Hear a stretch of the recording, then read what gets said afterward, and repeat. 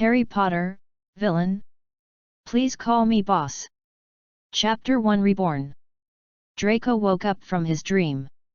He subconsciously looked around, but found something unusual. How could he come back here? Draco subconsciously touched his neck. He remembered that he had committed suicide with his wand, but why was he back at this time? Looking at his body, he is probably only in his teens. Before he could figure it out, a little bear suddenly appeared in front of him.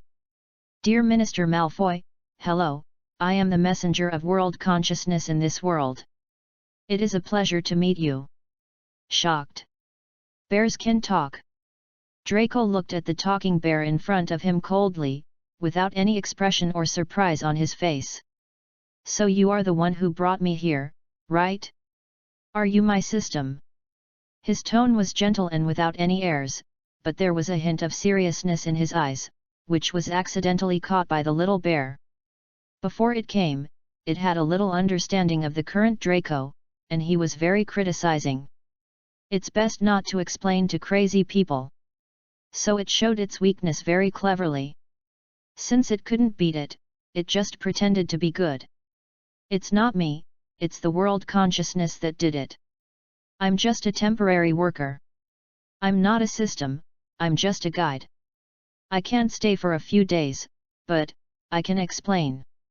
The little bear stammered a few words.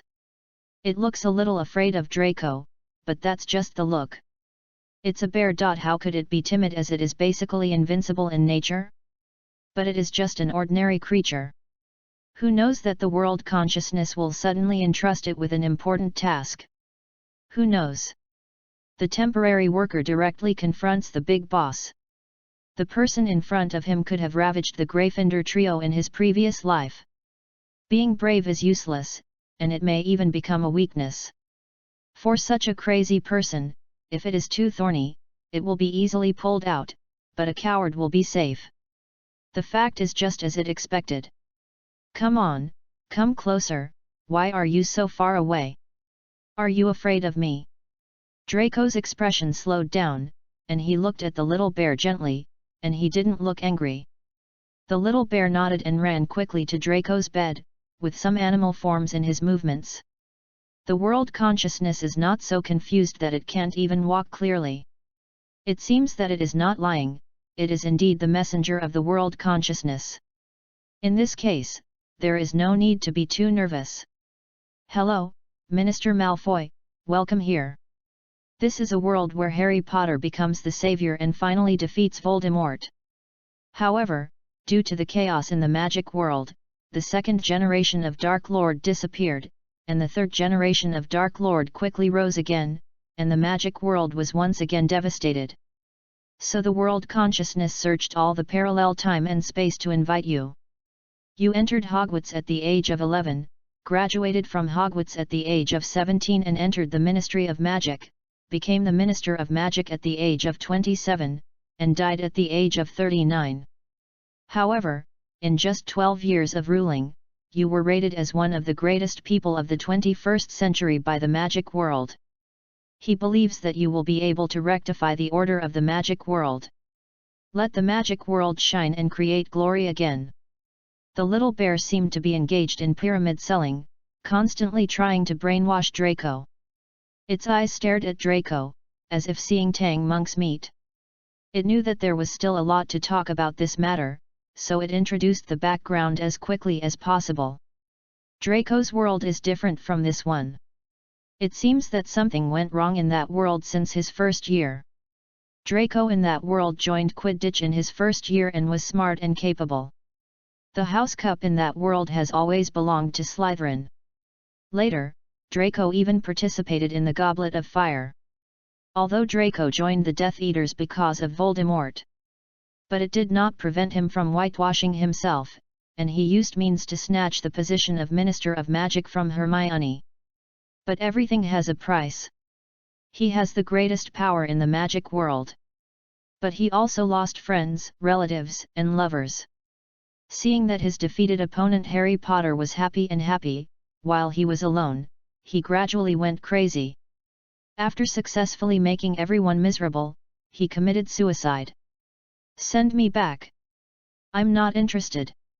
As a person who has been the Minister of Magic for more than 10 years, how could he easily believe in the instigation of others?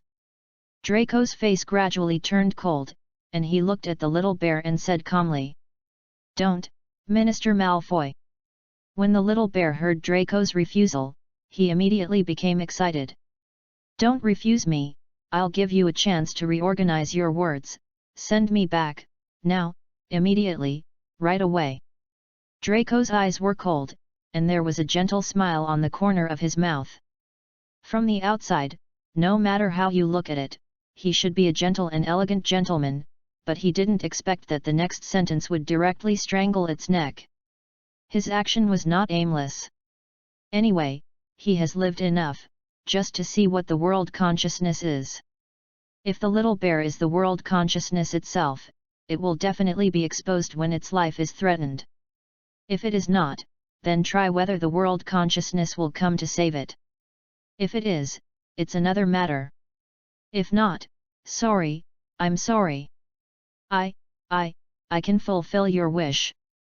The little bear struggled desperately, and its claws kept twisting Draco's hand that was pinching its neck. Its brain was working quickly. The result was obvious that it was not, and the world consciousness did not come to save it. "Wish? I don't have a wish. My dear, there is more to this chapter. Please click on the next page to continue reading. It will be more exciting later." The thing that can drag itself from the parallel universe to here must be very powerful. Draco does have a wish that he wants to fulfill. But negotiations are like this. Whoever reveals his cards first will lose. What's more, he has the upper hand now. But the little bear knew that he was moved. He could clearly feel that the force of pinching his neck was reduced. Since he was moved, everything could be discussed. It was just a matter of paying a little price. He had brought the person here. What else was there to pay? The world consciousness said that it could help you in the parallel universe return to the time before your lover died, and guarantee that you can live safely and happily in that life. As long as you can complete the task. The little bear threw a very tempting bait to Draco. It knew the feelings between Draco and his lover in the previous life, and knew that he would definitely agree. But Draco looked away and looked at the water tank next to him. The little bear's heart skipped a beat. Oops, not enough chips. Draco admitted that this was indeed a very tempting bait. But it was not enough. When he was young, he was interested in raising goldfish and liked to put a small tank of goldfish next to his bedroom. Seeing that this little bear was playing tricks on him, he sneered. Having been a minister for 12 years, what has he not seen? He pulled the little bear and pushed it into the water. He was very careful, so nothing serious would happen. It was like giving it a bath. How much water could a small fish tank have? It was just that the little bear was too excited and put too much psychological pressure on himself, so he looked embarrassed. The little bear saw that the time was almost up, so he stopped struggling. Draco's gesture was nothing more than to increase the stakes. It was not that he couldn't afford it. It just couldn't be given too easily. That would easily increase his appetite. What kind of word game are you playing with me? The me in the parallel universe is not the me now, and he won't have the same thoughts as I do now. Why should I be his dowry? Draco looked at the embarrassed little bear in front of him with a smile. If you want, he can also be you. As long as your mission is successful, he will become one with you.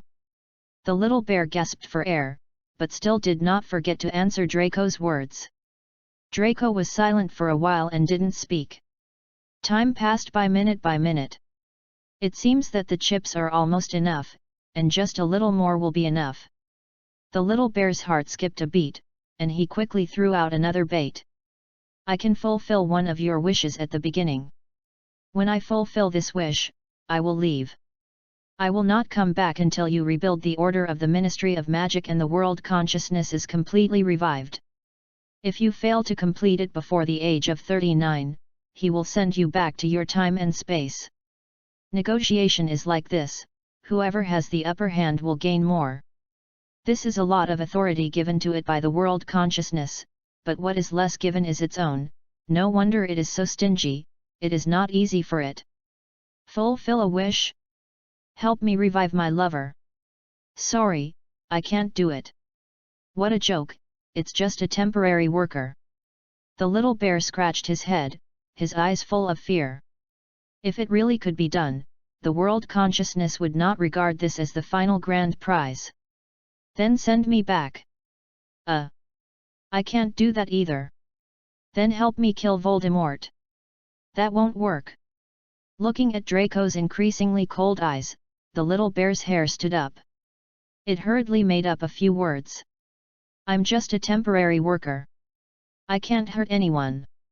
I don't have the ability to send you back for the time being, but I can help you do some small things. For example, if you are short of money, I can help you get some gold coins from Gringotts. If you don't like someone, I can help you play a prank. If it had the ability to joke, it would be the world consciousness. It would definitely not ask this madman to save the world. I'm too weak. I'm just a temporary worker. Only the world consciousness can help you with your wishes. He is still sleeping now. Appropriate misery can lower expectations and save Draco from asking for too much. You are really useless. Draco ignored his misery. He was not afraid of Voldemort. In the parallel world, he was already 39 years old and had outstanding talent. And he still had the Elder Wand in his hand. So even if he fought Voldemort one-on-one, it wouldn't be too scary. What's more, he knew the hiding places of Voldemort's other Horcruxes. As he thought about it, he began to recall the hiding places of Voldemort's Horcruxes. But the next second, he was stunned. What's going on? He remembered nothing except Riddle's notebook, the Horcrux. Chapter 2 Dobby. Why is my memory missing? Draco was sure that this matter must be related to this little bear. This is none of my business. Although I said I was sent by the world consciousness, the trajectory of the world's operation is not controlled by me. The world consciousness is now asleep, and no one can answer this question. I guess your memory was blurred when the world was running. At this time, the little bear could only blame it. It couldn't beat this madman now. Although Draco might not give up, he would not pull the hatred on himself. What if I don't complete this task? Draco was testing the bottom line of the little bear in front of him step by step. Who knew that the little bear would just start? Even if you don't complete this task, I can't send you back. You might as well think about the good times after the task is completed. I believe in your strength, you can do it. Is there a lover in this world? I don't know, I really don't know. It seems that there is no one. After getting the answer, Draco loosened his hand that had been pinching the little bear's neck. The little bear immediately fell from the air and bounced twice on the ground. It felt that the whole bear was liberated and shook off the water on its body without any scruples. Yet, Draco agreed. The little bear was also excited, and it stretched out its hand to hug Draco's legs. But it was stopped by a look from Draco. If my pants are dirty, I will eat bear paws tonight. Do you understand, little guy? Draco had a gentle smile on his face, and he didn't look angry at all. The little bear nodded obediently and retracted his claws. Can other people see you, little guy? No, only you can. If you are worried, you can ask me for help quickly. I will disappear completely after I help you. The little bear said with some expectation in his eyes. Draco did not respond, but took out a dry towel from the side and covered the little bear directly. It's so dirty. Oh, by the way, don't let others find out that there is anything wrong in the room. Otherwise. Draco did not continue to speak, but began to tidy up his clothes. Little guy, the human has been dealt with by it. Although the process is indeed a bit uncomfortable, you will be liberated after these few days. The next second, Draco's door was knocked. Little dragon, are you in there? It was his mother. Narcissa Malfoy's voice. Yes, Mom, I'll be there soon. The originally cold voice suddenly became well-behaved. Draco walked downstairs slowly. Malfoy Manor was still the same as before, and had not been changed a lot because of the Death Eaters. The mother was still the same as usual. Narcissa looked at Draco's frowning face, and immediately laughed and teased him. I just don't allow you to bring your broomstick to school, why are you angry? I didn't, Mom. Draco tried his best to maintain his previous habits. Although he was facing his parents, he couldn't show any flaws. You will go to Hogwarts in a few days. We will go with you to buy some things for school tomorrow. You should pack the things you need to take with you in the next few days. Narcissa saw that Draco was still frowning, but ignored him and talked about school. Don't bring too many things. If you are missing something, write back and I will ask your father to send it to you. Draco nodded. Maybe he hasn't adapted to his current role yet, his smile is always a little stiff. You are still unhappy? Every little wizard has to go to school. Mom will send you some snacks every day. Dad is also a director of Hogwarts. You can often see him. Don't be unhappy. I will ask Dobby to help you pack it. Dobby in Narcissa's words instantly attracted Draco's attention. What a fresh name, I haven't heard it for a long time. Since Dobby left, the most commonly used elf in Malfoy Manor has become Star. When did Dobby turn to Harry Potter? From now on? Or in the 2nd grade? Draco nodded vigorously. It was rare for Narcissa to see Draco so cooperative, so she didn't say anything more. The family had a quiet meal. Lucius was very busy. He was not only a politician but also a businessman, but he often took time to accompany Draco. Tomorrow he would go with Draco to buy things for school. So today he had to finish everything he had to do. He quickly finished his meal and said hello to Narcissa, and then went to work again.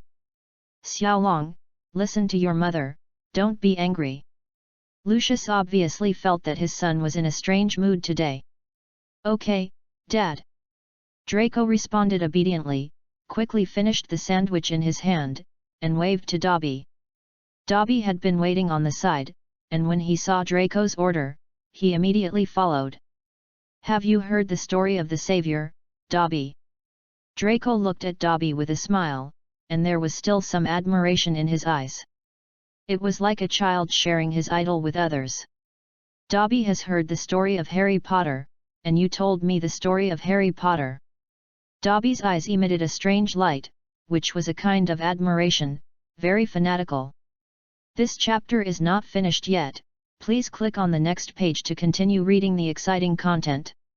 I heard that Harry Potter will also go to Hogwarts this year, and I don't know what kind of person Harry Potter will be. Draco seemed to be complaining casually. Who knew that Dobby immediately took over? Harry Potter is the savior, he must be a very good person. After Dobby finished speaking, he seemed to feel that something was wrong. He looked at Draco carefully, and saw that Draco had no reaction, but he stopped talking. It seems that from now on, he has been biased towards Harry Potter. Why? Because of the unfair treatment of house elves? Draco knew it, but it also involved his interests, so Draco chose to turn a blind eye and had no intention of changing. He could understand Dobby's betrayal, but he couldn't accept it. Dobby, help me pack my toys. I have to stay in Hogwarts for so long, I can't be without my toys. Draco still maintained a gentle smile and looked at Dobby. Dobby heard the master's order, nodded immediately, rushed to the pile of toys, and began to pack up the toys. After all, he walked too fast and didn't see Draco's face slowly lowering and his eyes becoming more and more complicated. Minister Malfoy, what's wrong with you? Is there something wrong with that elf? The little bear felt the air pressure around him, which was dropping madly, and spoke with a strong desire to survive. Draco looked in Dobby's direction and was silent. After a long time, he said a word expressionlessly. A traitor is a traitor. No matter where he is, he can never be tamed. Draco is very vindictive. He knows that Dobby may be of great use, but he doesn't want to do that. He doesn't lack such a pawn. Since Dobby attacked his father in his previous life, Draco has never thought of letting him go. It. He will use its life for greater value. Draco is a person who would rather betray the world than let the world betray him. After Draco finished speaking, he looked in the direction of the little bear again, as if warning it. The little bear was so scared by his look that it almost jumped up. Don't worry, I'm very obedient. Draco's lips curled slightly, and his signature gentle mask was once again hung on his face. Really? He didn't wait for the little bear to respond and walked directly into his room. Chapter 3 Philosopher's Stone. The little bear didn't know what the big guy in front of him wanted to do. It didn't matter as long as he didn't do anything to it. But he still followed him in happily, following behind him, and didn't see any special movements from him for a whole morning. I thought the day would pass like this, but who knew that something went wrong in the middle of the night? It was already late at night, and according to the original habit, Narcissa and Lucius had already gone to bed. Even Dobby the house elf had gone to bed. But Draco woke up. He got out of bed quietly and looked at the sleeping bear with disdain. After thinking for a moment, he walked forward, grabbed the bear's ears and lifted it up. The bear, who was still sleeping, suddenly felt his body hanging in the air. He thought something had happened and woke up the next second. "My lord, it's so late, what's the matter with you?" To be honest, it was shocked when it saw Draco. After all, what happened today left a very deep impression on it. It didn't think that this smiling man with a gentle face like jade would be a good person. It was afraid that if it didn't react in time, it would be pushed into the water again. It was not the world consciousness, it was just a little bear with spiritual intelligence. After its body died, it was really dead. The world consciousness was already asleep, and no one would rescue it. It was smart to act good when necessary. It didn't know how to call Draco, so it found a name that would not go wrong. If this could make him frown, then it would change the name. "Can you go somewhere with me? I hope you won't be angry if I disturb you so late," Draco said gently, although his tone was gentle, but his attack was not light at all. "Of course not," the little bear said hurriedly. Draco smiled slightly, put the sensible little bear on the ground, and walked towards the basement without looking back. The Malfoy Manor was very large, and Draco turned around and didn't know where he was. In front of him was a bronze-shaped door with a big round lock on it. From a distance, it looked like a large safe. He turned the big lock on the door to the left, then to the right, and finally dripped a drop of blood, and the door was opened. Looking around, there were all kinds of treasures. The Malfoy family is indeed a family with a 1,000-year history, and there are so many treasures that it seems that there is no end. I thought the castle of Malfoy Manor was decorated magnificently enough. But I didn't expect that the truly magnificent things were hidden in the safe. Draco didn't go to the magnificent treasures, but went to a pile of messy things. Those things were placed in order, but they looked grey and like rags. He picked out a lot of things, and those materials had not been touched for a long time, and all the materials were dirty. Draco frowned at the dust on the materials. But he didn't stop, and turned to another place. The little bear couldn't keep up with Draco's speed, and kept running behind him, until Draco stopped and panted. "My lord, what are you doing? What are you doing with these rags?" Draco glanced at the little bear unhappily, and his hands didn't stop, constantly decomposing and fusing various materials. "Alchemy, do you know alchemy?" The liquid in Draco's hand was constantly compressed, and slowly the shape of a gem could be seen. "Of course I know, but you took so much effort just to refine a gem? Judging from your wealth, it doesn't seem like you can't afford a gem." The little bear was a little confused. It tried to speak more tactfully and tried to avoid the topic of whether the Malfoy family was poor. "Gem? Draco said this word in a sizing tone, and suddenly found it a little funny, and smiled slightly. Please don't insult it like this. Maybe you know another name for it. You can call it the Philosopher's Stone. Philosopher's Stone? Draco's words shocked the little bear. How could it not know the famous Philosopher's Stone? Can you refine the Philosopher's Stone? It spoke subconsciously, questioning as soon as it opened its mouth. But it also quickly realized that its true nature was exposed, and immediately lowered its head and shut up. The Philosopher's Stone is Nicholas Flamel's most famous work. No one else can make it except him. Even if he were asked to make the Philosopher's Stone again, he probably wouldn't be able to make it. Let alone Draco, who could make the Philosopher's Stone with just some materials. How could this be possible? If it was really that easy to make, how could the Philosopher's Stone be made? The status of the Golden Realm would not be so high, and Voldemort would not have to work so hard on the Horcruxes. Draco looked at the surprised expression of the little bear and still found it funny. How could he possibly refine the Philosopher's Stone? It's so easy to fool. He is really a temporary worker. Of course this is not the Philosopher's Stone. Even if Nicholas Flamel refines it again, he may not be able to refine the Philosopher's Stone, let alone me. This is just a replica of the Philosopher's Stone. Do you see if it looks exactly like the Philosopher's Stone?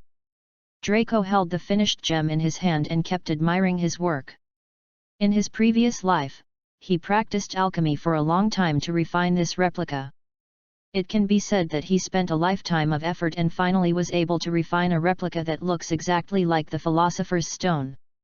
This chapter is not over yet, please click on the next page to continue reading. The little bear was aroused by his curiosity again. It climbed onto the table nimbly and carefully examined the gem in Draco's hand. From the appearance, it is exactly the same as the Philosopher's Stone, but the most famous thing about the Philosopher's Stone is that it can turn stones into gold and make people immortal. But if it only looks the same, it can only be regarded as a low-quality imitation. What's the use? The little bear tried to express his doubts in a tactful way. Of course I know. Draco said and cast another wandless spell. A golden light flashed, and the originally dull gem seemed to have a charm in an instant. Draco took the gem and quietly scraped off some particles on the gem, and put the particles on a piece of paper. The next second, the paper changed instantly. Originally, it was an ordinary white paper, and the next second it turned into a paper made of gold. It worked. Isn't it done? It's a pity that this low-quality trick can only fool laymen. This spell can't last long. It will fail in a year at most. It needs to add something else. Draco said to himself, and the next second, another wandless spell was cast by him. This is a very powerful confusion charm, which can confuse people's senses and turn the original imitation that was only 60% similar to the original into 90%. Draco can be sure that no one will find the flaw unless Dumbledore personally examines it carefully. But Draco can also be sure that Dumbledore can't examine it carefully at all. There is a demon in his heart. Too much contact will become a temptation for him. There is already a Dark Lord named Voldemort in the world, and there can't be another Dark Lord named Dumbledore. As Minister Malfoy, who was outstanding in his previous life, he also has a strong talent in confusion charm. But this is an 11-year-old body after all. His physical fitness can't support his large-scale use of spells. 2 spells have hollowed out his body, causing him to sit on the ground with a plop. Even the imitation in his hand can't be held steadily, and it falls directly to the ground. My lord, are you okay? The little bear is a little scared. This is the person he persuaded with great difficulty. He won't die the next day. I'm fine. Take this imitation and go to Diagon Alley with me tomorrow to exchange it for the real one. This is the wish I want you to help me realize. Chapter 4, Diagon Alley. Are you serious? Why do you want to do this? The little bear couldn't guess what Draco wanted to do, but was frightened by his crazy idea. The first thing a decent person would do after rebirth is to steal the Philosopher's Stone. What does he want to do with the Philosopher's Stone? Does he want to go to the Dark Lord as a token of his loyalty? Draco heard the little bear's doubts, narrowed his eyes slightly, and looked at the little bear with cold eyes. The little bear suddenly felt as if he was entangled by a snake, cold and terrifying. Of course it's to give Dumbledore, Voldemort, and Gryffindor a surprise. What? Can't you do it? Of course, but I must know the specific address of the Philosopher's Stone. Well, clean up the mess here. Draco responded calmly, and ordered the little bear as if he had ordered Dobby. He leaned against the wall next to him and climbed up, slowly walking towards his room. The little bear stared at him unwillingly from behind. This is obviously the world consciousness, how could it be used as a servant? But thinking that he would be liberated soon, he didn't say anything more, quickly cleaned up the scene, and followed him again. The great god who was still praying silently in his heart, "Don't do anything tonight." But Draco really couldn't do anything. The 2 advanced spells just now had already made his body unable to support. It's true that he knows many spells. It's true that he knows advanced spells, but the hardware is poor. The body is too weak, no matter how many skills he has, he can't use them. He can only go back to his room and sleep quietly, waiting for his parents to call him the next day. Narcissa and Lucius are very concerned about Draco's schooling, and they brought Draco to Diagon Alley very early. Hogwarts is about to start school, and many students have chosen to come to Diagon Alley to buy some necessary items for school in the past few days. So there are a lot of people in Diagon Alley. Looking at Narcissa and Lucius who are always by his side, Little Bear frowned. What's going on? Draco hasn't given him the imitation Philosopher's Stone yet, and he hasn't told him where to exchange it. No, did they agree to come to Diagon Alley to steal the Philosopher's Stone? If Narcissa and Lucius followed them, they might not be able to achieve their goal. The little bear followed them, his eyes rolling. Draco, who was originally in high spirits, suddenly frowned. "Mom, there are so many people here. I want to buy a new wizard robe."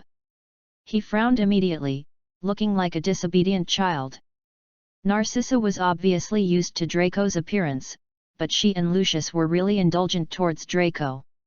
Hearing Draco's complaint, they immediately came up with a solution. "Let's do this, Xiaolong. You go to Madame Malkin's robe shop to buy the Hogwarts school uniform and the wizard robe you want. Your father and I will help you buy special books and customized wands. After you buy your wizard robe, stay in Madame Malkin's robe shop, don't run around, and wait for Mom and Dad to come back." In Narcissa's eyes, Draco is still an 11-year-old kid who is naughty and mischievous. So some things need to be explained specifically. She didn't know that the soul in her son's body had turned into a 39-year-old Draco. Draco frowned and nodded reluctantly. It seemed that he reluctantly agreed to this matter for his mother's face. Narcissa and Lucius obviously knew Draco's character, and they were relieved when they saw him nod. With the majesty of the Malfoy family in the magic world, no one dared to touch the heir of the Malfoy family easily. She and Lucius looked at each other, put Draco at the door of Madame Malkin's robe shop, and the two left separately. Lucius was responsible for buying books for Draco, while Narcissa was responsible for taking the wand that had been customized at Ollivander's shop. Draco still had an aggrieved expression on his face, looking back every few steps as his parents slowly walked away. Until he could no longer see the two of them, he returned to a calm look. The aggrieved expression on his face disappeared in an instant, replaced by a gentle mask. He did not choose to enter Madame Malkin's shop, but found an empty space to put on an invisibility cloak. This invisibility cloak was not one of the Deathly Hallows, but just an ordinary commodity. "My lord, are we going to exchange for the Philosopher's Stone now?" The little bear could not see where Draco was, and the whole bear was a little panicked. Before it could worry for 2 seconds, it felt a tingling pain in its ears the next second, and the whole bear was picked up by Draco. "Yes, from now on, keep quiet. When we get to the place, I will give you the Philosopher's Stone." After Draco finished speaking, there was a long silence. He had to solve this matter quickly. Relying on his understanding of the efficiency of his parents and his understanding of the power of the Malfoy family, they would not be out for too long. Once the two came back and found that their baby son was not in Madame Malkin's robe store, everything would become very bad. It was because the two were his parents that it was easier to find flaws, and he needed to be more careful. This chapter is not over yet, please click on the next page to continue reading. Draco walked quickly towards Gringotts, being very careful along the way. Pay attention to the people coming and going around, and also pay attention to the dead branches and leaves under his feet, trying not to make any noise. The door of Gringotts was open, and people came and went to withdraw money and deposit money. The business here was very good. Draco paused at the door for a while. He looked at the people coming and going inside, and didn't know what he was thinking. "My lord, is it in here?" the little bear said cautiously. Although it knew that others could not hear what it said, it was still very careful. "My lord, I need to know which safe is the Philosopher's Stone." It poked Draco's hand carefully. "Not yet." When Draco answered, the conversation between Harry, Hagrid, and the goblin came from the side. "Look, I have a letter from Headmaster Dumbledore. The letter is about the contents of Safe No. 713. Hagrid handed the letter in his hand to the Goblin of Gringotts. The goblin looked at the two carefully, then looked at the letter, and nodded after confirming the authenticity of the letter. "What is in Safe No. 713? Harry asked curiously. The little bear could feel that Draco's attention was attracted by this conversation. "Is there anything wrong with Safe number 713? The little bear's head was still turning, but the next second Draco grabbed his ear. "Sorcerer's Stone, is it here?" the little bear asked curiously. Draco did not answer, but handed the stone to it, as if he agreed with the little bear's question. The next second, Draco felt that the furry little bear in his hand disappeared, and the imitation he made disappeared with it. The little bear did not delay for too long. In less than a minute, it came back again, holding the same gem in its hand. Chapter 5 The Disobedient Wand. Although they looked the same, Draco could clearly feel the difference. Although there was no way to identify the magic wand in his hand, the authenticity of the magic stone, but he was sure that this was definitely not the imitation he made. Because there was no trace of the confusion charm he set in this magic stone. And the little bear that accompanied Draco for a day also disappeared at this moment. Draco held the hard-won magic stone tightly in his hand, silently watching Harry and Hagrid enter the underground vault of Gringotts. With some incomprehensible expressions in his eyes, he whispered, "The game is about to begin, Harry Potter, please enjoy your life now."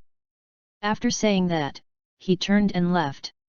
He needed to quickly return to Madame Malkin's robe store.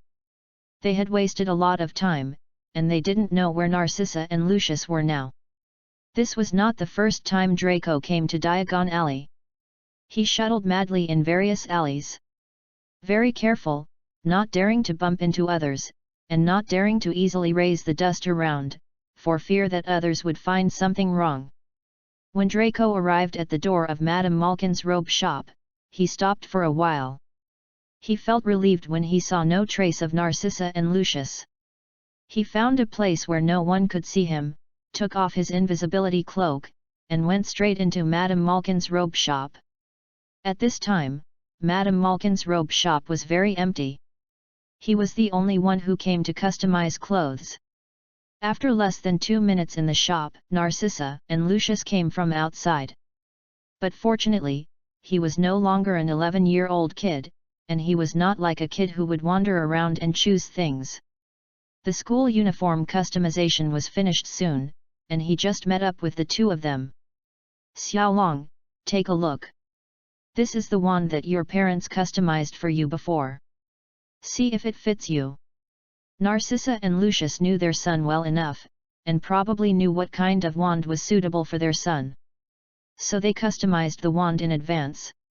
The Malfoy family has always had the habit of customizing wands in advance. They didn't know that the person in front of them had already changed his mind and his character had changed. Draco looked at the familiar wand in front of him, which he had used for many years in his previous life, and was somewhat silent. The old partner in the previous life, Hawthornwood plus the tail hair of the unicorn. Will they walk side by side again in this life? Okay, Mom. Draco took his wand without hesitation and wanted to do an experiment in an open space, but as soon as he got it, he felt the resistance of the wand. Unicorns have always been the cleanest animals, they accept pure souls, but Draco, who is 39 years old, is no longer a clear boy. He has been the Minister of Magic for so many years, and his hands are no longer clean. His hands were already covered with blood, and it was no longer suitable to hold the original wand. He tried to cast a simple spell. The next second, the wand began to be out of control, and the simple fluorescent flash became somewhat powerful. Draco's body was still a little young, and he couldn't withstand the recoil of the wand, so the wand slipped out of his hand. This surprised Narcissa and Lucius. Although the wand was custom-made in advance, it was also in line with Draco's personality, so it was impossible for him to make such an obvious mistake. And the Malfoy family has always had a way of judging people. Their heirs have always had custom-made wands, and they have never made such a mistake. However, considering that something was wrong with Draco recently, they looked at Draco in confusion. Could it be? What kind of broken wand is this? It doesn't obey at all. Mom, have you been deceived? Draco obviously felt that the atmosphere around him was not right, so he simply blamed others. As long as I can get rid of the blame quickly, it won't be my fault. He looked like a spoiled young master, and directly blamed the wand. It seemed that all this was the wand's fault, and he had nothing to do with it. Mom, I don't care. I must change a new one. It doesn't work at all. I'm going to Hogwarts soon. I can't have such a disobedient wand, right? The couple, who were still a little confused, looked at each other. They were sure that this was their son. Was their perception of their son so biased? But they did do a small test before the customization. How could his temperament change so drastically in a short time? Did he encounter any setbacks? Or did they take the wrong customized wand? Countless questions were circling in their minds. Draco saw their emotions. Before they spoke, Draco used his tantrum again to interrupt their thoughts. Dad, I want to change a new wand. I said I wanted to take a flying broom to Hogwarts before, but you didn't allow me to do so. Why don't you even allow me to change a wand now? Humph. Draco started to act like a spoiled child, grabbing Lucius's sleeve and not letting go, as if he would stay here if Lucius said a word of refusal. Lucius was also nagging at him and had to agree. The couple has always been the most pampering to their children. Okay, let's go to Ollivander's to exchange a new wand now. After the exchange, we will go home and let Mom make you your favorite pineapple pie. Lucius seemed to be convinced by him and spoke kindly. But there was a trap in his words. Pineapple pie, what a joke. This chapter is not over yet, please click on the next page to continue reading. Draco just let go. She let go of the hand that was grabbing Lucius' sleeve. What pineapple pie? I don't like pineapple pie. It's obviously you who likes pineapple pie, but you insist on saying that I like it. I obviously like apple pie, Mom, don't listen to him, I want apple pie. Draco said in a slightly complaining tone. As if he was really angry, he walked in front without looking at the eyebrows and lawsuits of the two people behind him. He just became a 39-year-old Draco, which does not mean that he is not Draco. Lucius looked at Draco walking in front and sighed slightly. He was relieved in his heart. Although he was very confident in the prestige of the Malfoy family, he also thought that it was impossible for someone to impersonate his son. But in order to ensure the safety of his son, he still had to do some simple tests. Now it seems that Draco may have been stimulated by not allowing him to bring a flying broom into Hogwarts some time ago. As for the wand, maybe it was really a mistake. After confirming what they thought in their hearts, they no longer hesitated and followed Draco. Okay, Mom will make you apple pie when we get back. Narcissa coaxed Draco, and finally he calmed down and smiled again. He took the things he had just bought and returned to Ollivander's shop. There were not many people in the Ollivander's shop at that time, and the whole shop was empty. Oh, hello, Mr. Malfoy, Mrs. Malfoy, and Little Master Malfoy, is there any problem with the wand? Chapter 6 New Wand. Mr. Ollivander looked at the family of three in confusion. It shouldn't be, the Malfoy family has always liked to customize wands in advance, and they have never made mistakes. Yes, Mr. Ollivander, there are indeed some problems with Draco's wand. Lucius said and signaled Draco with his eyes. Draco obviously understood and waved his wand casually. The shop, which was originally neatly arranged, became messy in an instant. Obviously, this wand was not suitable for him. Ollivander himself was also surprised when he saw this. Well, young Master Malfoy, it seems that your characteristics are much more complicated than they seem, but it's not a big problem. Let me look for it. Maybe there will be other wands that suit you. Ollivander frowned slightly, but soon relaxed his brows and looked at Draco and spoke gently, just like an old gentleman next door. As he said, he turned and climbed the ladder behind him, walked to the top, and took out a wand. Maybe this will suit you. This is hawthorn wood with phoenix feathers. It has powerful magical properties. Ollivander said, and handed the wand to Draco. Draco immediately took the wand, which looked very familiar. In his previous life, his lover used the wand of hawthorn wood and phoenix feathers. Perhaps there is no lover in this time and space, and this wand may be sealed forever. He knew that he was not suitable for this wand. Draco looked at Mr. Ollivander, examined the wand carefully again, and waved his hand. The shop that was originally restored by Ollivander was messed up again. Draco could still feel the resistance of this wand to himself. Although the acceptance was better than that of stealing other people's wands in his previous life, it was definitely not the same feeling of fit when he first used the hawthorn wand when he was a child. He could feel the rejection of this wand. Although he really wanted to keep this wand as a souvenir, he chose to give up after hesitating for a moment.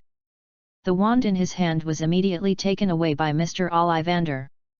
Oh, it seems that this wand is not suitable for you. Why not try this one? Ollivander said, and took out another wand. The body of this wand is elm, like your father, and its core is made of unicorn tail hair. This one may be suitable for you. Ollivander chose the wand for a certain purpose. He still recognized the accuracy of the Malfoy family's wand selection. After all, the Malfoy family chose the wands they wanted at one time when they came to choose wands several times before. Even if there was a mistake this time, it would not be too big, so every wand he handed to Draco would retain its original characteristics. But it was obvious that he made a mistake. The wand was in Draco's hand and became disobedient again. Oh, what a picky little guest, but it doesn't matter. I have thousands of wands here, and there will always be one that suits you. He said and began to search everywhere and kept using wands on Draco, one by one. In the end, even Draco was a little annoyed. Try this one. This one is a picky wand. I made it when I was young. I didn't expect that it has not been sold for so many years. Its body is made of cedar wood and the heart is made of phoenix feathers. It is very suitable for sensitive and powerful little wizards. Ollivander mentioned this wand and sighed a little. He handed it to Draco. Draco felt it was right as soon as he got it. This is the feeling. He waved the wand casually, and it was no longer a mess of full power spectrum, but a trace of fire like fireworks could be seen. Even Narcissa and Lucius were a little surprised when they saw this result. Usually the wand is chosen. The characteristics of the tribe's wands are very consistent with the characteristics of their masters. Cedar wood plus phoenix feathers, these two combinations don't match Draco at all. His son looks like a spoiled young master, and he doesn't look like a scheming man. This is it, sir, how much is it? Draco said to Ollivander with a smile, a gentle smile on his face, like a mask, which has been firmly imprinted on his face. He also knew that if his temperament changed too quickly, it would definitely arouse the suspicion of Narcissa and Lucius, so he had to let them slowly adapt to the change of his personality. Just give me 7 gold galleons. Draco glanced in the direction of Lucius, and Lucius paid immediately. They walked out of Ollivander's store without stopping. Xiao Long. Is there anything else you need to buy? Tomorrow, you and Crabbe and Goyle, the 3 of you will go to Hogwarts together, and ask them for help if there is anything. Lucius told Draco some precautions very calmly. Crabbe and Goyle? Can I let Theodore and Pansy come with me? Crabbe and Goyle are obedient, but they are not smart. Draco said, with a hint of disdain in his eyes. This was the first step for him to slowly adapt them. First, he had to make them accept that he was a little scheming and not simple young master. Is Theodore the kid from the Knot family? He looks very silent and doesn't play with you much. Lucius thought about who Theodore was. This chapter is not over yet, please click on the next page to continue reading. In fact, most of the children of their pure-blood families knew each other. But the development status of each pure-blood is different. For example, the Malfoy family is still in its heyday, while the Knot family has already gone downhill. There are many young wizards of the same age in their generation, and they often get together to play. Theodore has always been a loner and he is very silent. He doesn't complain about half-bloods and muggles with Draco and others, and he is immersed in his own world. Either he reads alone, or he drags Daphne Greengrass to read together. He is very smart. He understands what I mean better than others. He is more suitable to be a helper than Crabbe and Goyle. Crabbe and Goyle are only suitable to be thugs. Draco directly revealed Lucius's intention to let Crabbe and Goyle be Draco's followers. Crabbe and Goyle are not very old, but they are big and strong. Lucius asked them to be playmates for Draco, on the one hand to make Draco happier, and on the other hand to let them protect Draco. But Lucius never said such an idea to Draco before. He just wanted Draco to be happy and live a simple life. There was no need to calculate this and that at a young age. And now, he had to get to know his child again. Maybe he was not as simple as he imagined, but the reason why he was so simple was because he was his family. In front of his own people, he did not have so many defenses. Chapter 7, Hogwarts Express. Okay, if you like, I will talk to Mr. Knot. Lucius agreed very readily. Draco saw that half of his goal had been achieved, and he didn't want to entangle any more, so he simply found an excuse to leave here. As far as he knew, the Philosopher's Stone had arrived at Hogwarts before Harry Potter arrived at Hogwarts. It seemed that something went wrong in Gringotts. It's better not to stay in Diagon Alley for a long time to avoid getting into trouble.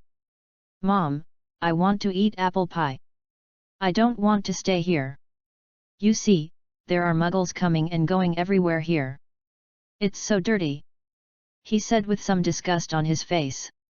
It's a few days before the official start of school, and almost all the little wizards come to Diagon Alley to choose suitable items. There are not many wizards in the magic world, so there are not many little wizards of the right age. More little wizards come from the Muggle world. The young wizards who entered school were only 11 years old, so they still needed to be accompanied by adults when buying items. This was also the time when Diagon Alley had the most muggles every year. Okay, Mom will go back and make it for you. If you want to eat snacks in the future, send an owl to send a message back. Mom will send the snacks to your godfather. You can go to your godfather to eat snacks after class. You can also tell your godfather if you have any questions. Narcissa explained patiently. This was the first time that the little cub had been away from her for so long and so far away from her, so she was still a little worried and kept reminding him. If it were the old Draco, he might have known that he would be impatient, but the current Draco still listened patiently. He looked at Narcissa with bright eyes, looking well behaved. The family left with laughter and chatter. Time passed quickly. Soon it was the day to go to school. Draco returned to his old self and pestered Lucius and Narcissa, asking them to send him to school. But they had just left for less than 2 seconds before his expression changed. Draco probably didn't expect that pretending to be a child would be so tiring. The Hogwarts Express was still the same, with an ancient atmosphere and doors that would make a creaking sound when it started. The Malfoy surname had a high status in the wizarding world, and he was also the owner of Hogwarts. School director, so Draco has his own box, and doesn't have to go out and squeeze with other strangers. The discrimination of pure-blood families is engraved in their bones. They don't want to sit with strange mudbloods, so boxes are still common here. Draco came very early, and there was no one else in the Malfoy box. In fact, Crabbe and Goyle came earlier than him, but they just went to the train to find food and didn't come to the Malfoy box. So Draco was the only one left here. Draco found a seat and sat quietly. Before his butt was warm, he saw his friends from his previous life coming over. "Draco, good day, my mother made some snacks for me, do you want some snacks?" Pansy Parkinson ran in chirping, and she also led a little girl, who was from the green grass family, named Daphne. Theodore followed the two people without saying a word. "Good day, three of you." Draco smiled and nodded to the three people. The few people had grown up together and were very familiar with each other. They found a seat and sat down casually. As soon as they sat down, they heard Pansy next to them complaining. "Draco, you don't know, there are too many mudbloods on this train. It's really uncomfortable to sit on the same train with them. I don't know why Hogwarts chose to recruit these mudbloods. I hope those mudbloods won't go to Slytherin, otherwise I will definitely vomit to death." Pansy frowned and said harsh words. Daphne next to her also nodded in agreement. Theodore didn't react much and continued to read his book quietly in a corner. Under normal circumstances, Draco would also agree. But today it was surprisingly quiet. Draco just nodded and didn't agree with Pansy's words, but continued. "Snacks, are they delicious?" Pansy was immediately distracted by Draco and began to introduce her own snacks. The snacks were very fragrant, as if she could smell the snacks. Crabbe and Goyle also came to the Malfoy box. "Good day, Malfoy." They greeted Draco very skillfully. "Good day, both of you." Draco also greeted the two with a smile. But this action made Theodore feel something was wrong. He suddenly raised his head and looked in the direction of Draco, with some shock in his eyes. The next second, he quickly lowered his head. He didn't want Draco to find out what he was doing. Draco felt someone was watching him, and looked in the direction of Theodore. Seeing that Theodore still looked like a nerd and was reading his book, he retracted his gaze. Suddenly, Zabinai's lively voice came from a distance. "Hey, ladies and gentlemen, have you heard? Harry Potter has come to Hogwarts, on this train. He didn't seem to come to tell me good news, but to throw a bomb." This sentence directly shocked the little wizards who were originally talking about their own things to stand up. Who in the magic world didn't grow up listening to Harry Potter's deeds? They had never seen the legendary savior, and they had never thought that Harry Potter would be in the same class as them. This chapter is not over yet, please click on the next page to continue reading the exciting content. "Are you serious, Zabinai?" Parkinson said immediately, and the whole person seemed a little excited. Zabinai walked into the box with ease, found a seat and sat down, and nodded vigorously. "Does Malfoy want to go and see the legendary savior together?" He wanted to see it himself, but didn't want to go alone, so he urged Draco to go with him. After all, they all knew that Draco had 2 bodyguards. And Draco always liked to be lively, so he was most likely to go. The two ladies never liked to join in the fun, and Theodore didn't look like someone who liked to join in the fun. As for Crabbe and Goyle, Draco didn't move, and they didn't dare to mess around, and they didn't have the brains. Draco smiled slightly, but did not answer his question. Instead, he said to Zabanai, "Please close the door, Zabanai." The two ladies were just saying that the mudbloods polluted the air. Don't make them unhappy. Draco had something to say, but he didn't want others to hear it. He found an excuse and asked Zabanai to close the door. The two ladies next to him heard what Draco said and nodded quickly, as if they agreed with Draco's statement. Zabanai nodded, closed the door tightly, and sat back in his original position. "I am still interested in Harry Potter, but I have something else to do. You know that Sala Burke has also come to Hogwarts.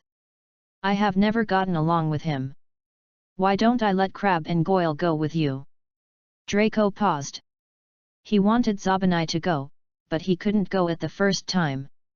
While finding an excuse for himself, he also added fuel to the fire. Draco continued. "I heard that the pure-blood traitor Weasley is also looking for Harry Potter. I don't know what he wants to do.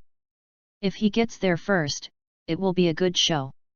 Chapter 8 Watching the Fun. What does the traitor Weasley want to do with Harry Potter? Zabanai frowned, and he obviously didn't understand. What to do? What can be done? Isn't it just to alienate Harry Potter and Slytherin? Maybe they want to keep Harry Potter away from Slytherin. After all, Gryffindor is a group of stupid lions. If even the savior is taken away by Slytherin, Gryffindor will be hopeless, right? Draco said with some regret on his face. He found it funny and laughed twice. These two things aroused Zabanai's competitive spirit. Even the Weasley idiot wants to beat us. Crabbe and Goyle, let's go meet Harry Potter first and see what this legendary savior is like. Zabanai agreed with Draco's suggestion, called Crabbe and Goyle, and walked out excitedly. Daphne next to him was still quite curious. She had never seen Harry Potter. What kind of person will Harry Potter be? Will he come to Slytherin?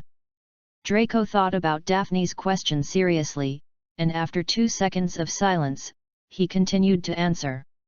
As long as he is the savior, as long as this is Hogwarts, as long as the headmaster is Dumbledore, he will not come to Slytherin.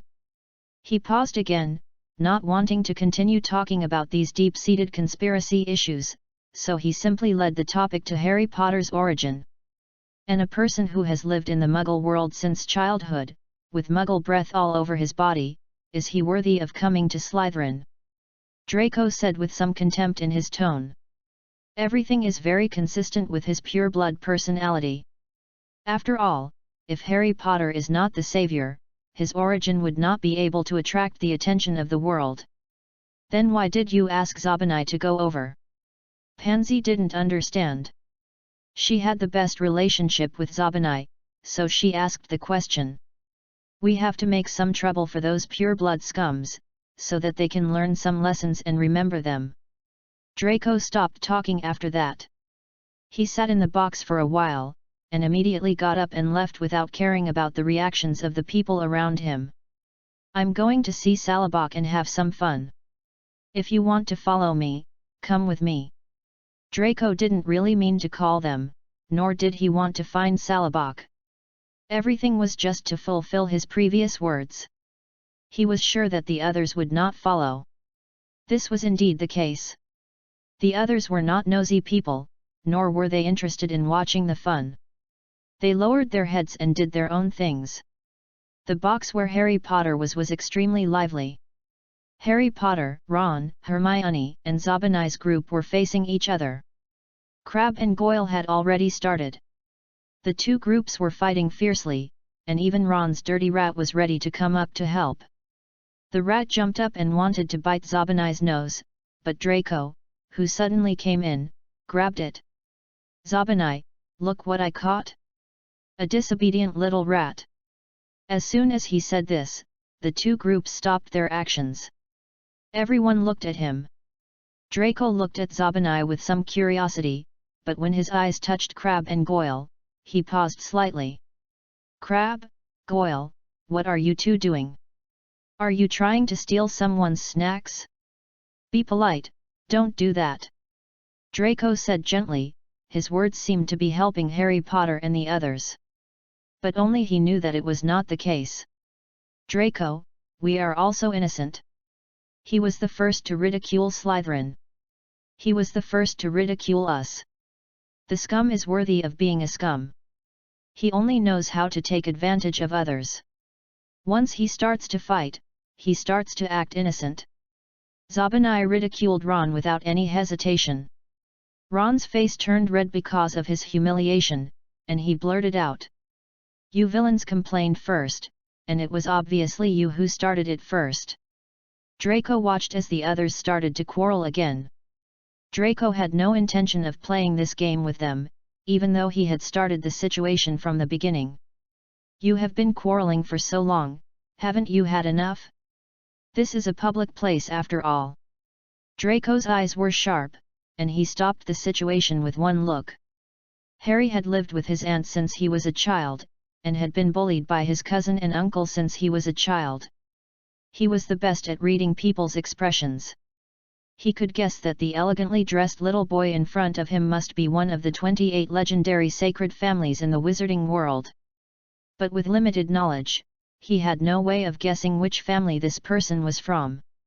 But judging from his proficiency with the 3 people who had just come in, he should be in the same group with them, and he had great power in this group, and he was probably the leader.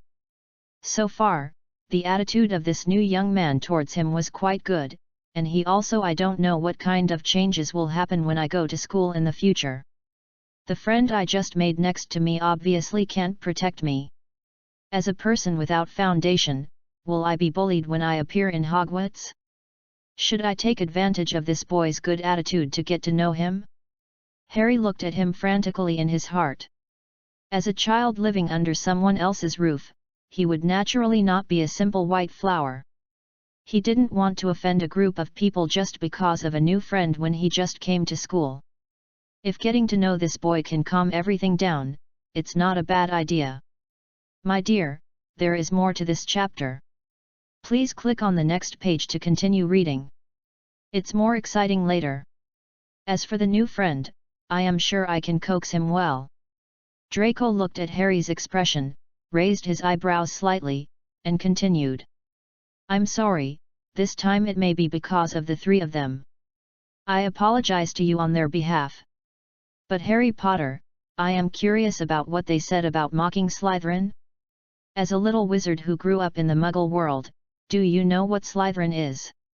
Sometimes it is more useful to retreat than to be aggressive. Draco did not hesitate to set a trap for several people. Harry glanced at Ron. As a little wizard from the Muggle world, he naturally didn't know what Slytherin was like, but he knew about Slytherin from Hagrid and the friends he just made, and that was not a good place. But he hadn't experienced it himself, so he didn't know whether it was true or not. 3 people make a tiger. He had retained some prejudice against Slytherin, which he knew, but he also had a little doubt. He was not as easy to fool as he imagined. Harry Potter looked at Ron Weasley, and was immediately captured by Draco. Didn't the little red-haired wizard next to you tell you? Hogwarts's sorting has always been based on the little wizard's personality. What is his purpose in instilling such a stereotype in you? What is his intention? Draco looked at Ron sharply, as if his sharp eyes were looking through him. Ron immediately became like a cat whose tail was stepped on, with thorns all over his body, and he directly refuted. What is your intention? I would like to ask you what your intention is? Slytherin is a gathering place for Death Eaters. When did I discredit it? I was just telling the truth. When Ron heard what Draco said, he looked at Draco with a fierce look in his eyes, but soon lowered his eyes and changed to his previous harmless look. Death Eaters gathering place. That's really interesting. Doesn't Gryffindor have Death Eaters? Doesn't Ravenclaw have Death Eaters? Chapter 9, Trap. You can't deny that most of the Death Eaters come from Slytherin. Ron was choked by him and immediately retorted. His red face looked a bit aggressive. Draco still looked gentle and polite. The picture looked a bit weird, as if Ron was bullying Draco. Doesn't this make Slytherin people smarter? Some idiots can't even learn proper magic, let alone some difficult black magic. No wonder they can't become dark wizards. There are thresholds to becoming a dark wizard. Draco glanced at Ron sarcastically, and then continued to say to Harry Potter. Potter, you are the savior. I think this is the first time you know this title. I need to remind you that many times, it is not that you are safe and sound, and no one will miss you. However, it is not necessarily a bad thing for someone to miss you. Draco stopped talking immediately. It was intentional. He deliberately wanted to plant a primer for the savior. He never thought that a savior who could live safely until Voldemort's defeat would be a naive person. But he could see that Harry Potter had a deep admiration for Dumbledore, so now he wanted to add a primer between them. Give his unbreakable trio some excitement. Do you know me too? My name is Harry Potter. May I ask who you are? Harry was still used to using that ignorant appearance to cover himself up. Everyone would guard against a person who looked shrewd and calculating, and would also guard against a smart person, but would not guard against a naive and innocent person. He could clearly see that everyone around him had their own thoughts, but he had no way of determining which side was truly beneficial to him, or which side was trying to use him. Rather than doing that, he might as well find out. Draco looked down at Harry's outstretched hand, not knowing what he was thinking, and smiled gently, but did not choose to shake hands with him, but instead handed the mouse in his hand to Harry's outstretched hand. Draco Malfoy. Draco said his name calmly, and just like in his previous life, his name once again made Ron laugh. You must be from the Weasley family, right? I used to think that the Weasley family was just a little poor, but I didn't expect that they were not well educated. Or maybe you have other purposes. Unlike the anger last time, Draco still looked at Ron gently, with a slight smile on his face, but his words were so cold that they directly angered Ron. You are uneducated. Do you know what you are talking about? What am I saying? Didn't you understand? Potter, maybe you should teach your friend some manners. Draco said, looking at Harry with some teasing on his face. He winked at Zabinai next to him and was about to leave the box, but he suddenly paused before leaving and turned back to look at Ron. By the way, Weasley, I remember that the pet in your hand seems to be left by your brother. I don't know what kind of mouse can live so long. It is really a scourge for thousands of years. Draco's words seemed to imply something. Who did he say was a scourge? Ron was so angry that he wanted to rush over and punch him, but unfortunately he was hugged tightly by Harry. Ron calmed down all of a sudden. Ron's focus now is not to teach Draco a lesson, but to make Harry feel better after being scolded by Draco. The two words calmed down the disturbed heartstrings. Harry, you don't know that his whole family are Death Eaters, the subordinates of the Dark Lord. You must not be fooled by him. When you go to the college and enter Gryffindor, you will know more detailed and clear facts. Don't be deceived by him. Draco had not walked far yet. He obviously heard what Ron said, and he didn't intend to care about it. After all, he didn't intend to tear his face with Dumbledore now. According to his opinion as a politician for many years, all this should be arranged by Dumbledore. Once the savior deviates from the track, it is very likely to cause many changes, and even change the context of things. Although he is not afraid of dealing with sudden changes, who likes trouble? Draco, are you leaving just like that? Aren't you going to teach that scum a lesson? Zabinai was obviously a little unconvinced. He was interrupted by Draco just as he started, and he hadn't really taught the pure-blood traitor a lesson. Today, Professor Snape is also on the Hogwarts Express. You don't want to leave a bad impression on the professor before school starts. I heard that Professor Snape is the Dean of Slytherin College. If you want to enter Slytherin, I advise you not to do this. Most wizards who believe in the pure blood theory have Slytherin as their ultimate goal, including the small group that Draco belongs to.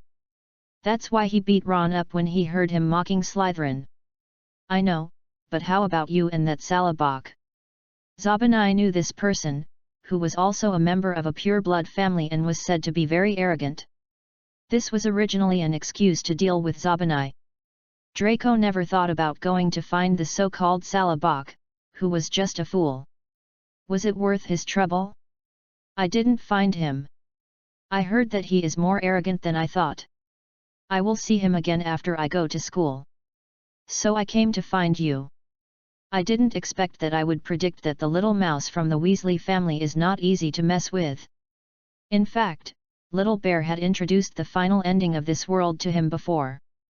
My dear, there is more to this chapter. Please click on the next page to continue reading. It will be more exciting later. Unlike the world he lives in, the Weasley family in the final ending of this world has become the most powerful family in the wizarding world. If you say that they are pure as paper, Draco will definitely not believe it. If there is no plan behind this, he doesn't believe that those idiots of Weasley can fly to the sky. Sure enough, it was true when I saw it today. Ron Weasley is not as simple and straightforward as Little Bear said. But it's interesting this way. It's just a pure blood scum, it's not worth your attention. But that Harry Potter seems to have been won over by them. Do you want to cause them some trouble? Although Zabinai said he didn't care about Ron, he cared about Harry Potter. After all the children in the magic world grew up listening to the legend of Harry Potter.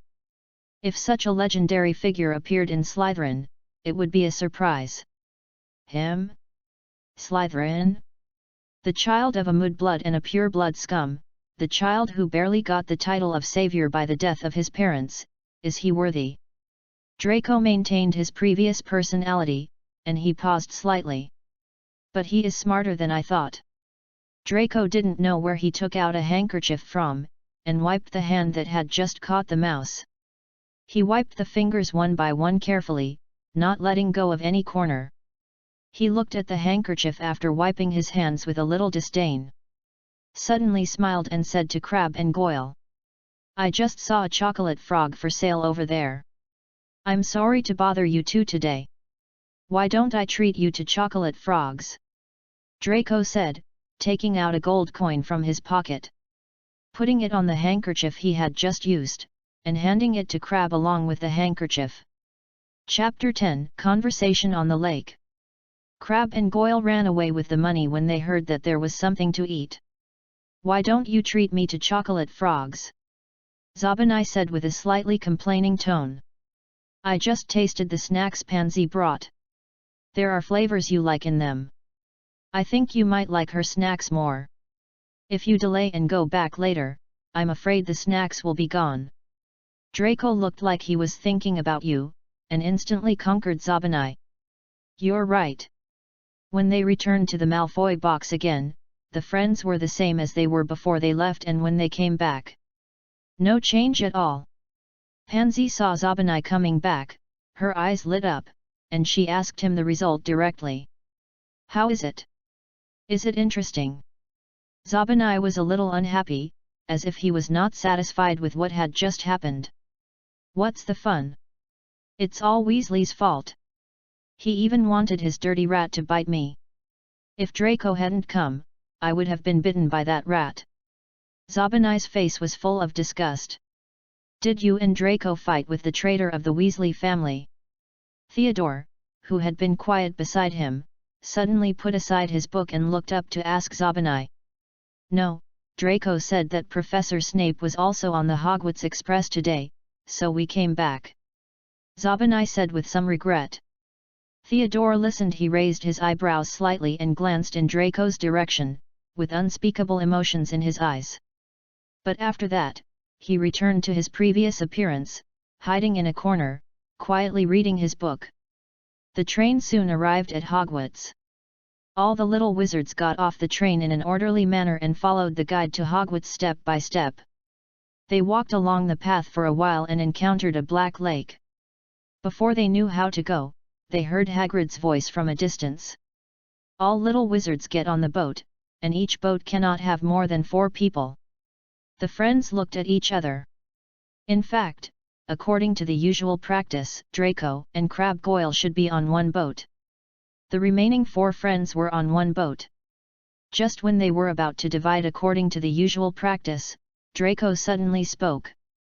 "Theodore, can you come with me? I haven't seen you for a long time, and I always feel a little strange." Draco looked at the 4 people walking in front gently, and then added, "Ladies, do you have any opinions?" Pansy and Daphne shrugged. "Why don't you ask me if I have any opinions?" Zabanai said immediately, with some teasing in his tone, and no anger. "I know you don't have any." After Draco finished speaking, he looked at Theodore again, as if asking for his opinion. Theodore moved slightly, but still quickly walked towards Draco. They didn't delay any longer and quickly got on the boat. "Theodore, is there something wrong with me today? Why do I find you looking at me all the time?" Draco said to Theodore as soon as he got on the boat. His tone was very gentle, like a calm lake, without a single ripple, but it inexplicably made people feel a sense of oppression, like the calm before the storm. "No, I just think you have become more fond of laughing recently." Theodore didn't understand whether his words were a test or had other meanings, or whether they were literal. He could only give a correct answer. Draco didn't know whether he believed it or not. He smiled slightly and looked down at the direction of the lake. "Why do they say that a boat can only carry 4 people at most?" He looked at Theodore as if he was suddenly curious. "Maybe it's easy to capsize with too many people. Because of the weight? But look at Crabbe and Goyle, each of them is heavier than 2 people. If they capsize from here, will there be any monsters below?" Draco's voice was very calm, but Theodore's back went cold. Is he threatening? Or maybe he was overthinking. "I don't know, I don't think so. I've never heard of any little wizard getting into trouble here in all these years." "That's right. If the little wizard got into trouble before school started, Hogwarts wouldn't have to open." Draco seemed to be convinced by him. Not long after, the boat docked. They walked along the road and saw a castle. A witch stood in front of the castle, waiting for the new students with a serious look. Everything went on in an orderly manner. They went through the necessary procedures for freshmen and waited obediently at the door of the auditorium to be called. Hannah Abbott, Hufflepuff, Hermione Granger, Gryffindor, Ron Weasley, Gryffindor. As their names were called one by one, many young wizards were assigned to their colleges, and soon it was Draco's turn. Draco Malfoy. Draco walked forward without hesitation. He had no doubt about his college. If he could be assigned to other colleges, he would have wasted all these years. Sure enough, the Sorting Hat didn't even touch his head, and directly called out Slytherin's name. "My dear, there is more to this chapter. Please click on the next page to continue reading. It's more exciting later." Draco didn't hesitate either, and walked directly to the long table of Slytherin and sat in the front seat of the first-year wizards. Slytherins value order and discipline, and their positions usually have some rules. Sitting in the front position means that he wants to be the leader of this class. Of course, this position is not fixed, and the most capable one will take it. Senior students in the college are also happy to see this. After all, young wizards will not grow without competition. Soon, Professor McGonagall called Harry Potter's name again. "Harry Potter." After Harry put on the Sorting Hat, he was silent for a long time. He didn't know whether to go to Gryffindor or Slytherin. People in Gryffindor are more friendly, and people in Slytherin have a slightly worse attitude. The Sorting Hat suggested that he go to Slytherin. Draco's words did plant a trigger for him, making him begin to doubt whether the people around him have other purposes. But Draco's words reminded him that if he wanted to know their purpose, he really had to go to the Tiger Mountain even though he knew there was a tiger in the mountain. He wanted to make some risky decisions. After a moment of silence, the Sorting Hat finally announced the final decision. Gryffindor. Draco and his friends exchanged glances, and they knew what was going on. Zabani was still a little indignant. He looked at Ron Weasley with some resentment in his eyes. There were not too many first-year wizards, and soon everyone had taken their seats. Chapter 11 Provocation. Principal Dumbledore kept speaking on the stage, and he seemed to be deliberately guiding and emphasizing some key points. Of course, this deliberateness was only what Draco felt. But he didn't care what Dumbledore said now, because he felt a burning gaze that was always looking at him. Draco looked at that gaze, and it turned out to be Salabok. There was some fire in his eyes, as if he wanted to challenge himself. No, maybe he wanted to compete for the position under him. Draco raised his eyebrows slightly at Sala and showed a provocative smile. Sala didn't look like a very cunning person. His joy and anger were all shown on his face, and he was immediately angered by Draco. If he hadn't been concerned about the presence of so many people, he would probably not be able to suppress his anger. When Draco turned around, he saw Theodore looking at him again, so he nodded slightly. "This drink is good, Draco, do you want to try it?" Theodore handed over a drink, as if he was answering why he was looking at Draco just now. Draco nodded and accepted it happily. Draco had some plans in mind, so he stopped looking at other people and ate quietly. The food at Hogwarts was still very good.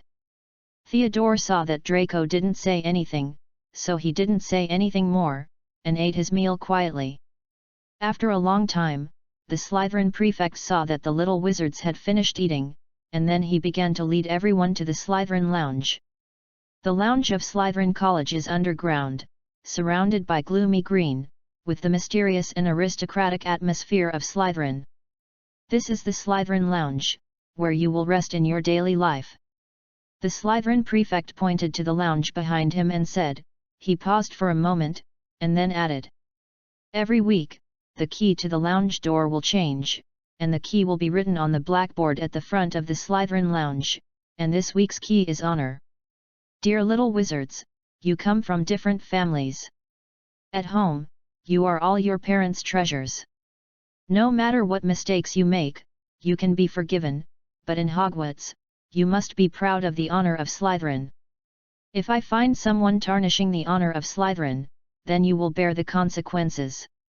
The prefect glanced sharply at the little wizards below. The little wizards felt a little uncomfortable under his gaze, and their eyes glanced around. Draco lowered his head, with a slight smile on his lips. In fact, the prefects of this term are not tough. But this prefect is pretty good.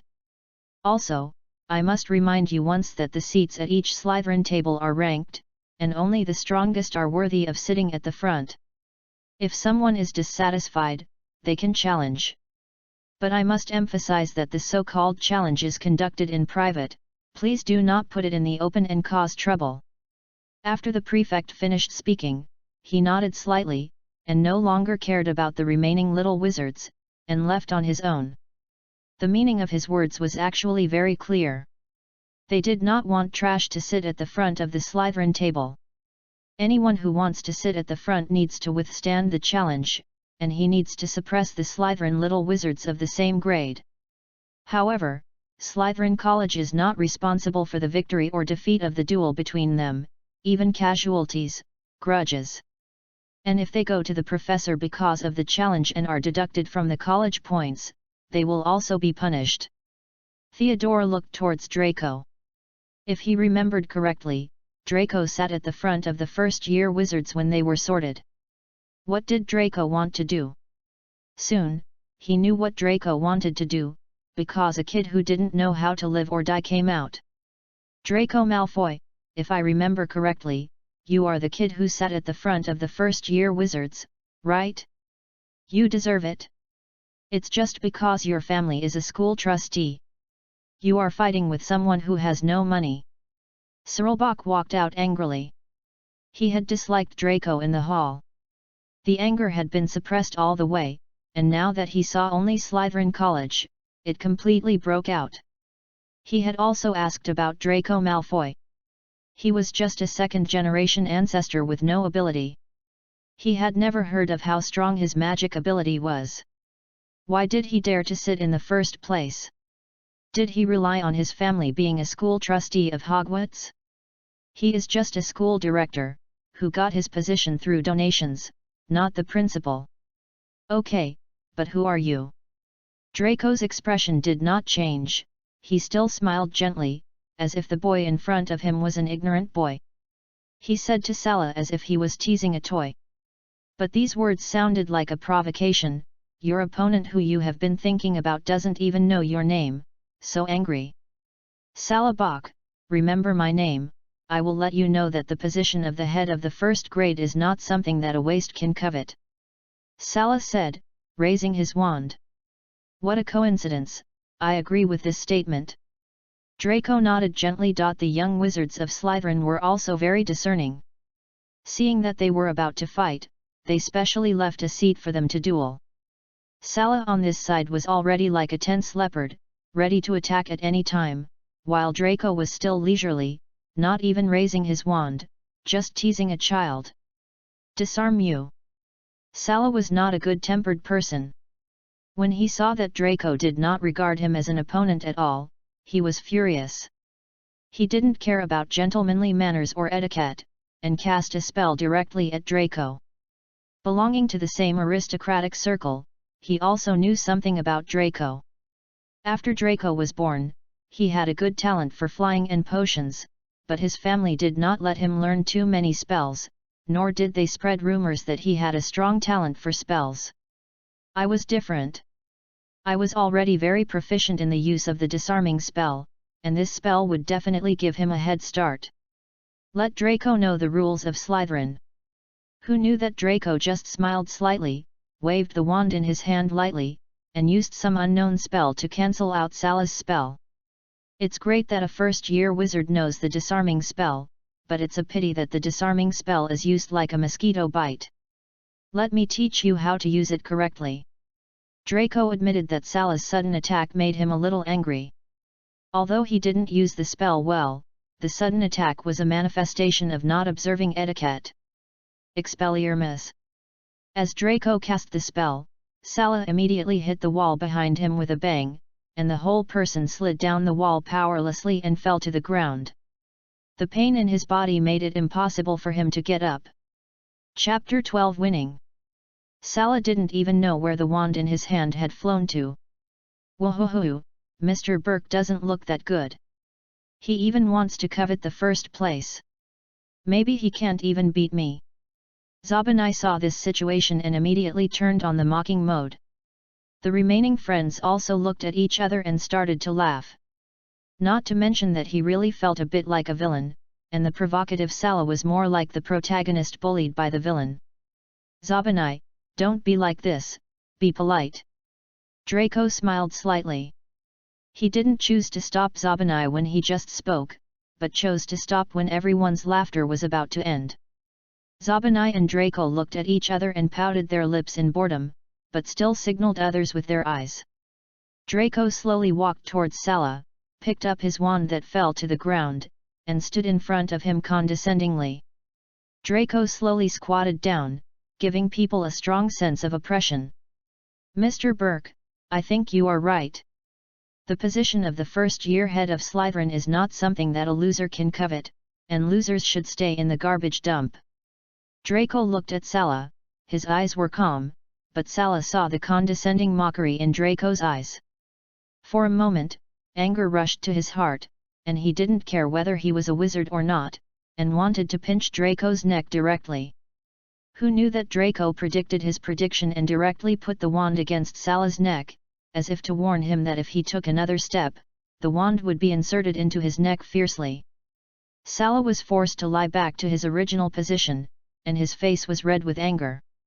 Mr. Burke may need to go back and rest early. Look at the spell used. It is really eye-opening. Don't say you coveted the position of the first-year head of Slytherin College when you go out, otherwise people from other colleges will really laugh their heads off when they hear it. Draco said in a voice that only two people could hear. After that, he looked at the helpless and furious look of the person in front of him with great joy. Although all this was calculated by him, he deliberately provoked Sala from the beginning. He had inquired about Sala's character from the beginning. It was for this moment, to completely defeat him, and after this battle, establish majesty in Slytherin, so as to completely control the first-year students of Slytherin. The pattern of the magic world cannot be changed overnight. He must take it step by step. Slytherin College is just his first step. After Draco finished speaking, he didn't entangle any more. He stood up and walked towards the crowd again, but suddenly Sala's voice came from behind again. The strong sense of oppression from Draco in front of him forced him to not speak, but as soon as Draco left, he started talking again. You were just lucky this time. I will definitely win next time. Just wait. He seemed to think he was the hero in an Oriental fantasy story, 30 years in the East, 30 years in the West. Draco also found it a little funny. He is both bad and playful. Okay, I'll wait. But the next second, Draco took Sala's wand and stabbed it straight in the direction of Sala. The wand was like a dart, brushing against Sala's cheek and stuck in the floor. Oh, sorry, I forgot to give your wand back to you. Sala was directly scared by him.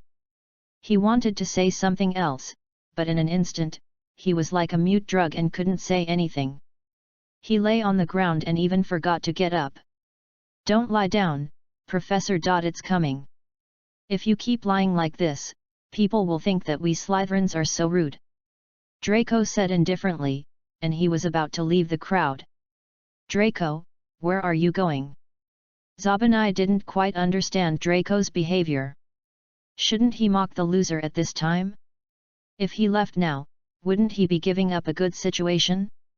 But in Draco's opinion, it was not a good move to take advantage of the victory and beat the fallen dog. Doing things too much will only leave a harsh impression on people. He wants to create a future for the wizarding world, not build a Nazi empire. Reputation is very important to him. And he just picked up the wand of Sala, and his hands were stained with dust, which made him feel very uncomfortable. Bathroom, my hands are stained with dust. If a professor comes to announce some new matters, please let me know later. Sorry for bothering you. Draco said gently, politely like a gentleman. He knew that some things had to be solved immediately, and the longer they were delayed, the worse it would be. Isn't this just an opportunity to solve this problem? Now everyone is busy getting familiar with the environment, and no one will notice the difference. Zabanai nodded and agreed to Draco's request. Draco didn't hesitate any longer and walked towards the bathroom. The little wizards at this point were still getting familiar with the campus. There was no one in the bathroom. Just when Draco was washing his hands, a spell suddenly came from behind. The spell was not powerful, it should have been cast by a first-year wizard. Draco just waved his wand and blocked the spell. Theodore, not, my friend. It's not a good habit to attack from behind. You have been observing me for a long time today, just for this sneak attack from behind? It's really sad. Draco turned around and looked at the door. There was no one there. Theodore did not follow him in, but he was sure that the person who had just made the move was Theodore. Theodore called out his name when he saw Draco, and walked into the bathroom without hesitation. Little wizards should not play with wands casually. They haven't learned the spells clearly yet, and it's easy to hurt themselves. Even if they don't hurt themselves, it's not a good habit to hurt flowers and plants. Draco said as he slowly moved towards Theodore, getting closer and closer to the two people, almost standing face to face. You are not Draco, who are you? The Malfoy family will be furious if they know you are impersonating Draco. I advise you to return Draco as soon as possible. Theodore said very calmly, his eyes looking straight at Draco. He seemed to be very confident, but Draco knew he was not, and he was shaking all over. Draco smiled slightly when he heard Theodore's doubt, but the next second he grabbed Theodore's neck and lifted him up. Unfortunately, my friend, you guessed wrong, I am Draco.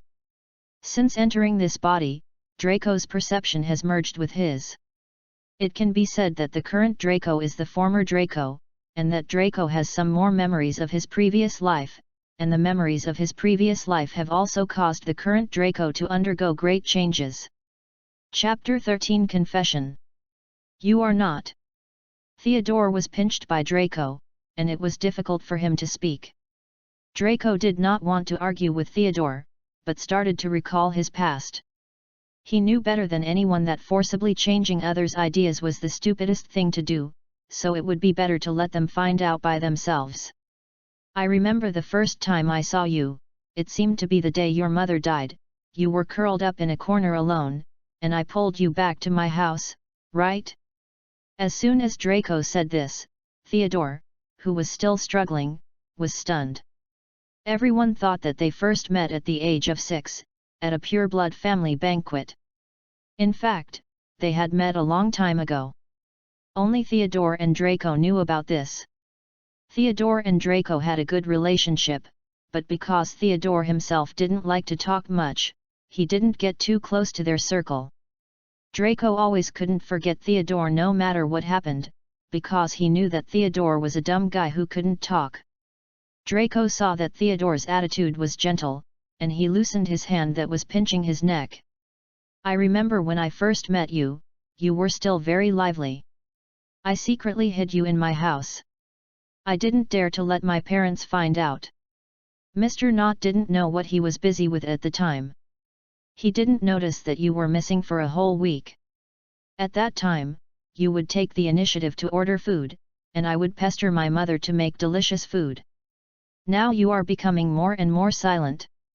But I was right about one thing, you are still as sharp as before. Draco's attitude was gentle, not like the man who had just strangled Theodore. Theodore stood in a mess, breathing heavily. He looked at Draco with some doubts. Only the two of them knew about this matter, no one else knew it, and they had never told anyone else. Theodore was sure that the man in front of him was Draco, but how could someone change so much in a short time? Was it an act before? It doesn't look like it. Then why? Do you want to kill me? I need you to tell me why. Theodore didn't understand Draco's actions at all. I didn't. I was just afraid that you would call other people. If you attract other people, things will not end well. This matter is very big.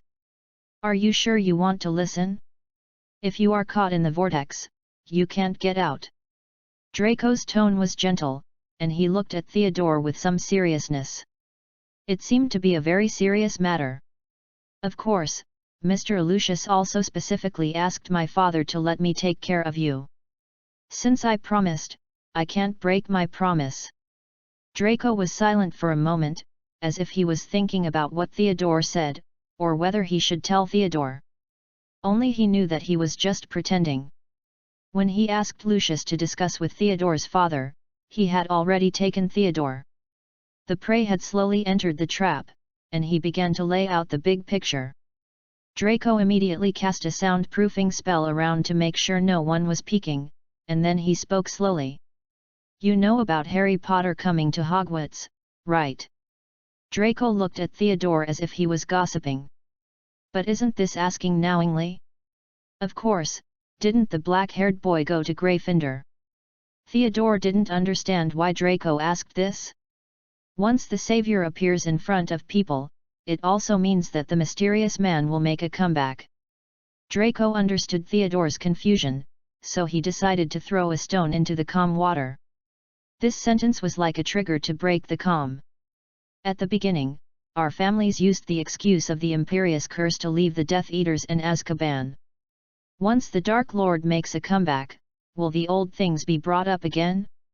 What will happen to us? Draco said, leaning against the wall beside him as if he collapsed.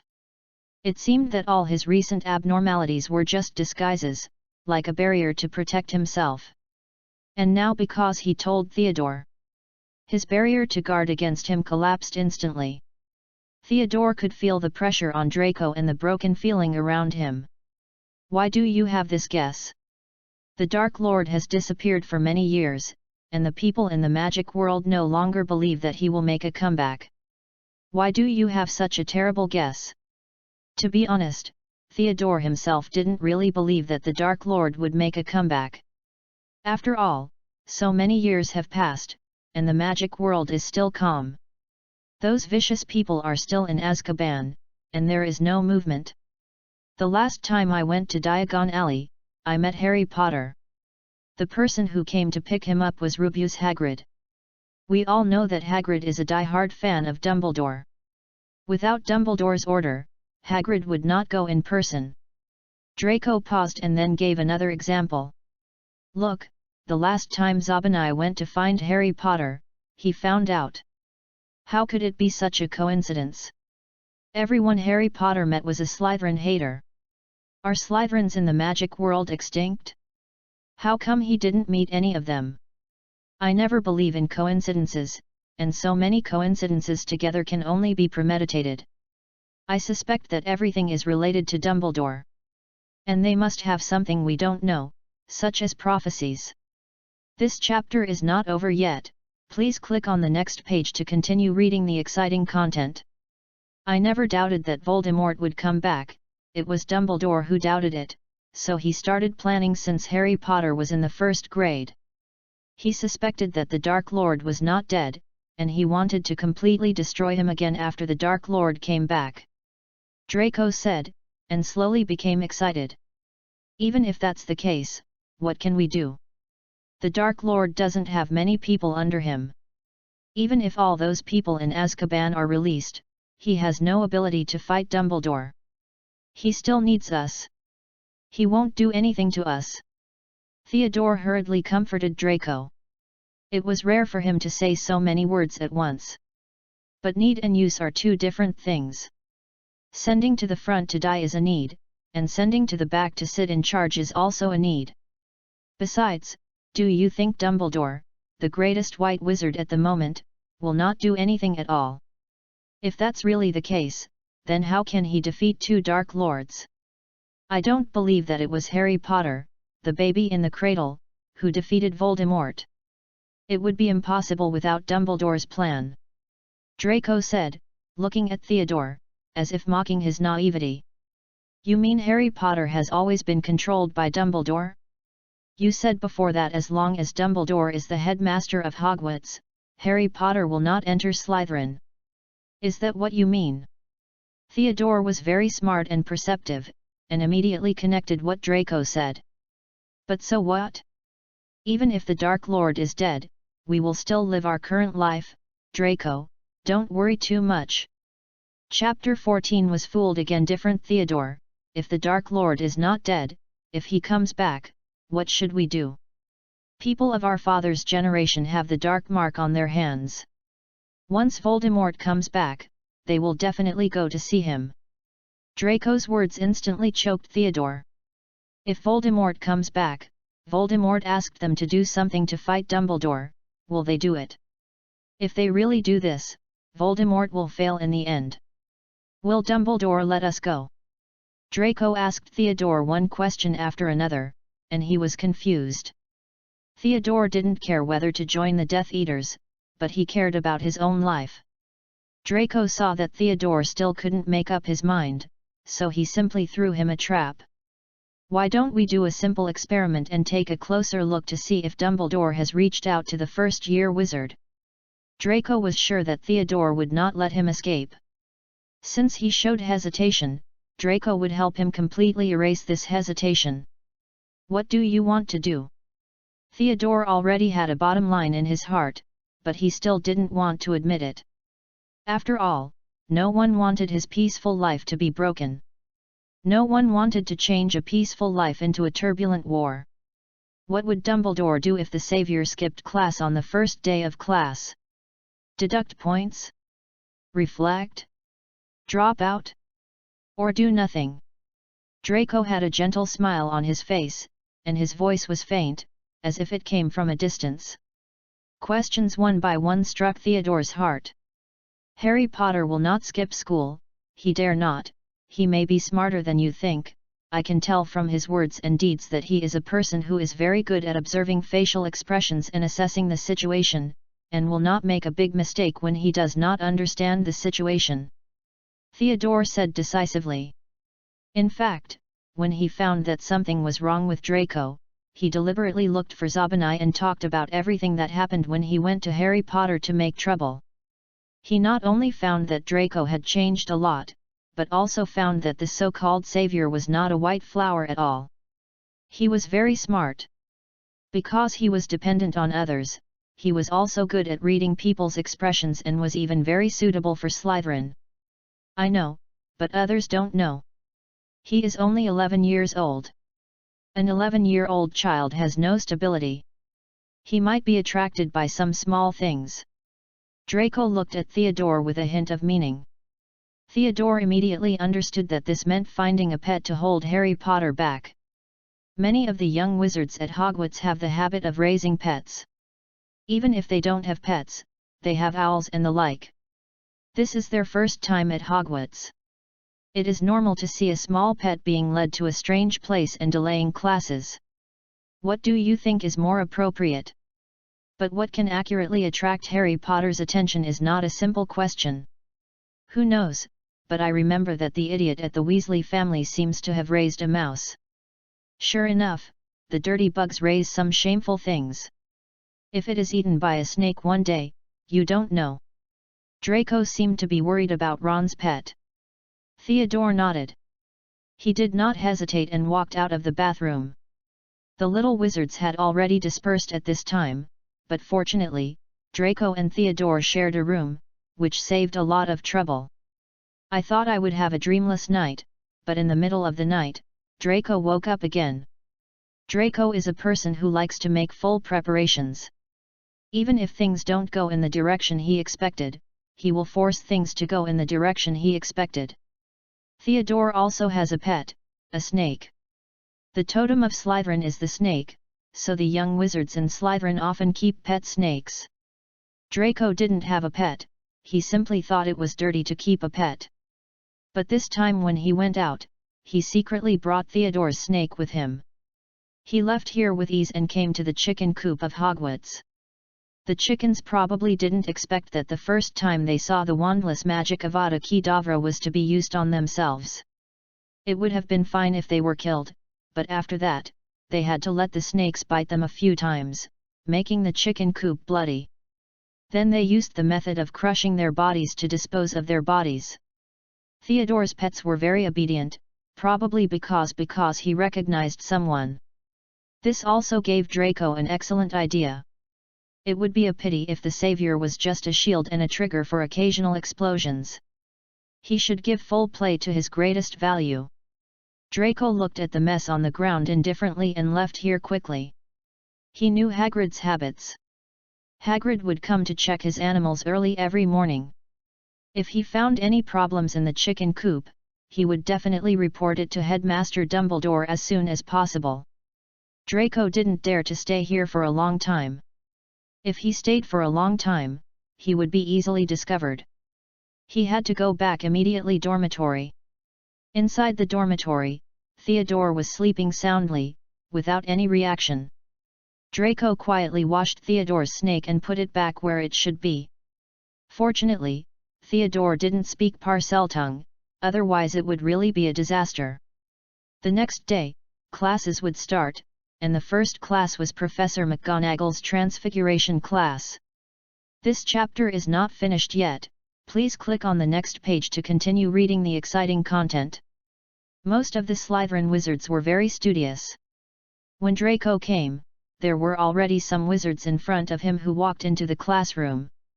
When they saw Draco coming, almost everyone thought he was going to sit in the front seat. All stood up and made way for Draco. This is probably the treatment of the chief. Draco nodded gently to the Slytherin wizards around him to express his gratitude, and did not disappoint their expectations and sat in the front. And Theodore also chose to sit next to Draco because of what happened yesterday. He exchanged glances with Draco and confirmed the arrangements for yesterday. Theodore got up very early this morning for this matter, but he did not let his pet snake do it. He found a snake from somewhere and let it complete the task.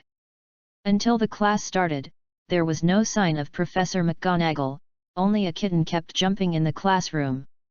Professor McGonagall seemed to have noticed that Harry Potter and others had not come for a long time, and was thinking about waiting for a while. Draco obviously also noticed Professor McGonagall's hesitation, and he winked at the people behind him. The crowd in the classroom gradually became restless. First, a Slytherin college student dropped a pen, and then the restlessness slowly spread to the entire classroom. The Gryffindors couldn't sit still any longer. "Be quiet, everyone. Is this Diagon Alley?" The first-year Slytherin would not be Draco's ultimate goal, so he didn't mind performing in front of everyone. Chapter 15 Late.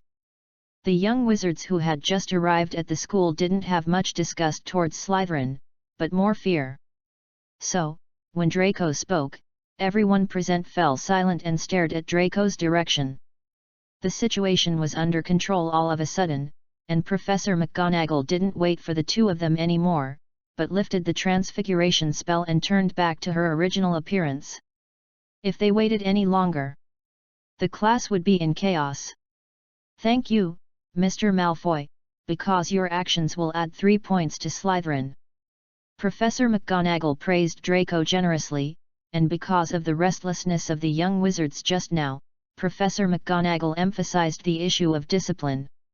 Professor McGonagall is a very serious person in class, and her class discipline is also strict. Then today's class began. She first made some simple introductions, such as turning the desks and chairs around into various animals, or other objects, to mobilize the emotions of the little wizards. She also gave each person a match and asked them to try to turn the match into a needle. Draco still remembered this class. He did not complete the task in this class in his previous life. This spell was very difficult for a young wizard who had just learned it, but it was relatively simple for him now. Since you want to get everyone's attention, you must run ahead of everyone in everything. Draco cast the transfiguration spell on the match without hesitation. The next second, the match immediately turned into a needle with exquisite patterns. Professor McGonagall obviously had never seen a little wizard who could learn the transfiguration spell so quickly. She seemed a little surprised. "Oh, smart little wizard, you will add 3 points to Slytherin." Draco's success speed also made Professor McGonagall curious about this year's little wizards. Are the qualifications of this year's little wizards so good that they can learn it right away? Facts proved that she was wrong. After half a class, no little wizard could succeed. Only Granger's matches had changed slightly. Harry and Ron, whom Professor McGonagall had been thinking about, came back. They looked a little embarrassed. They were covered with dust from nowhere. They hid behind Hagrid in a mess, with their heads down, not daring to look up. "Professor McGonagall, excuse me." Hagrid's sudden appearance interrupted the class. All the little wizards were already annoyed by the transfiguration spell. Seeing Leza coming, they all looked in their direction. Professor McGonagall also looked over with sharp eyes. Obviously, she didn't expect that there would be a little wizard who dared to be late for so long in her class on the first day of the first class. "I found 2 lost little wizards in the castle. They said they were coming to your class, so I sent them here." Hagrid gave Harry a good luck look and went back to his business. Yesterday, all the chickens in Hogwarts disappeared. He didn't know what happened. He had to check it carefully. Originally, he was thinking about going to see his old friends, but he didn't expect to encounter such a thing, so he came to the Hogwarts castle again. Who knew that they would meet Harry and Ron? "Mr. Potter, Mr. Weasley, I think you should get to know other new friends well, or hang a clock on your forehead so that you can remember the time and place firmly." Professor McGonagall's tone was very stern. But considering that it was their first time and they didn't know the rules of their class, they just taught them a simple lesson and asked them to hand in a 2 or 3 line review in the next class. No other severe punishment or expulsion was made. Just go into the class as usual. Draco and Theodore looked at each other, and there was some understanding in their eyes. No, it was Theodore who confirmed what he thought in his heart. And Draco helped Theodore confirm what he thought in his heart. However, today's incident still made Theodore's mood change. He was stunned and stopped practicing the transfiguration spell. No one knew what he was thinking. He was not right, even Zabanai behind him found out. Zabanai tapped his own desk gently, attracting Draco's attention. "What's wrong?" Draco made a mouth shape. Draco was not so bold as to gossip in Professor McGonagall's class. "What's wrong with Theodore?" Zabanai pointed at Theodore and also made a mouth shape. Draco didn't say anything, but winked at Zabanai, asking him to look in the direction of Harry Potter. In an instant, he also understood. He was late for the first class on the first day, but was only given a light and insignificant punishment. Professor McGonagall had emphasized discipline, but Harry Potter made a mistake but was not punished, which really made people feel uncomfortable. Zabanai had also decided to do something after class, and thought that no one would participate, but he didn't expect that even Theodore would stand on the same front with him this time. Zabanai wanted to say something else, but saw Draco handing him a note. He looked down, and then tore the note into pieces the next second. This class passed quickly, and all the little wizards were learning the transfiguration spell, but basically there was no change. Only Granger barely succeeded. Granger was a very strong-willed child. Although she was born in a Muggle family, she still hoped that she could be the best among the little wizards. She looked at Draco with war in her eyes, as if she wanted to surpass him as a goal. This chapter is not over yet, please click on the next page to continue reading the exciting content. Draco was too lazy to pay attention, he was busy adding more to Harry Potter. Sure enough, after class, Harry Potter was treated uniquely. On the way back, there would always be little wizards who accidentally bumped his shoulder and left a harsh word in his ear. He is indeed the savior of the magic world. Even Professor McGonagall favors him. Aha, are you jealous? He is the savior. He has the capital to skip classes. The savior who came back from the Muggle world really doesn't know the rules. Harry felt a little wronged. In fact, he got up very early. He and Ron got up very early. At first, they got lost on the stairs. After finally finding the right way, Ron's pet was taken away by a snake. He wanted to talk to the snake and let it stop, but the snake ran farther and farther. Harry also knew that he would be late this time, so he was a little reluctant to go. But Ron was worried about his pet and dragged Harry over.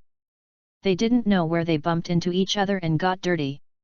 Later, they met Hagrid, who took them back to the classroom. The people who came to mock him were from Gryffindor and Slytherin. The students of Gryffindor were more casual, but the students of Slytherin were different. It seemed as if someone had taught them, their words and actions were similar. Harry Potter observed the actions of those who mocked him, and soon locked the person behind them. Blaise Zabanai. It was the person who had a conflict with him last time. He had actually guessed this a long time ago, he only had a grudge with Zabanai, but he had a doubt. Did the unfathomable Draco Malfoy have a hand in this? Harry didn't know, but he felt that he had to take some action. Chapter 16 Potions Class. Harry wanted to do something, and even wanted to ask Draco out for a private talk. But he couldn't find a chance at all. Ron was pestering him, too tightly. Although there were two people who were late this time, everyone's firepower was attracted to him alone. Ron was invisible beautifully, and I think Ron was a little uneasy. That's why he pestered Harry more and made up for the rift between them. On the one hand, there were too many people around Draco. Circles of Slytherin students surrounded Draco like they were surrounding their king. Draco was also very good-tempered and even chatted with them. Completely different from some young masters who were arrogant, Draco was almost approachable. If he had been in the officialdom, he would know that this was a standard politician. No matter how much he wanted to stab the other party in the back, he must be gentle, down-to-earth, and impartial in public. Harry didn't find an opportunity, and the potions class was in the afternoon. If it was any other class, he wouldn't be so attentive, but he noticed that the professor of potions had been observing him when he entered school. He looked at himself strangely. I don't know what kind of emotion it was, but he was a person who knew how to read eyes since he was a child, and he could feel some disgust in his eyes. He was late for Professor McGonagall's class in the morning, and it would be a disaster if he was late for Professor Snape's potions class in the afternoon. So he came to the potions class early in the afternoon. Draco still sat in the front seat. If he could, he really didn't want to come to class. It was like a student taking the college entrance examination, taking first-year classes every day. The course was not difficult for him at all, but he would get bored after taking it for a long time. But he had to do it. His magic value was too low, and it could only support him for 2-3 spells, so he must conserve his energy, hide and develop slowly, and never let others find the flaws. Professor Snape is very punctual. He did not turn into a cat like Professor McGonagall, but ran straight to the podium. His robe was very elegant, and the whole person was dressed in black clothes, like a big bat. Potions is a magical course. I don't want any idiot to be late or leave early in my class, or wave his useless wand. Professor Snape said, looking sharply in Harry's direction. He seemed to be dissatisfied with Harry Potter and emphasized discipline as soon as he came in. I heard that a celebrity came to our school this year, and this celebrity dared to be late for the first class, and was found out and brought back. Potter knew without thinking that Professor Snape was pointing at him, but he was indeed wrong in this matter, so he simply lowered his head. Mr. Potter, is there anything else you want to say? Professor Snape's sense of oppression made Harry speechless. Next is the 3 questions of death. Although Harry said that he was studying very seriously, but he had to do all kinds of housework at his aunt's house and didn't have much time to remember all the contents of the book. He could only take a brief look at the books of each subject and had only a general impression, so when Professor Snape asked the 3 questions of death, he really didn't know. He could feel Professor Snape's malice towards him. But this also forced him to know more about the ultimate purpose of those people. The environment he grew up in told him that there is no good or bad in this world without reason. Reality destined him to stay in Hogwarts for 7 years, so he had to deal with everything around him. Harry cast his eyes on Draco, who didn't look at him at all. He lowered his head and didn't know where to look. Only his platinum head was still shining. Professor, Miss Granger will answer these questions. Maybe you can ask her. Harry tried to divert Professor Snape's attention. But he soon found that it was useless. Fame doesn't mean everything, right? Mr. Potter, put your hands down, silly girl. Professor Snape did not give up mocking Harry, but because of Harry's reminder, he also noticed Granger next to him. He went on to say something, and Harry knew that he could not refute him anymore, so he simply lowered his head and pretended to be a quail. He probably didn't expect that he would be criticized even in this situation. What are you standing there for? Why don't you take out a pen and write down these contents? Professor Snape's words kept ringing in Harry's ears, and Harry knew that no matter what he did, it was wrong. He just hoped that this class would pass quickly.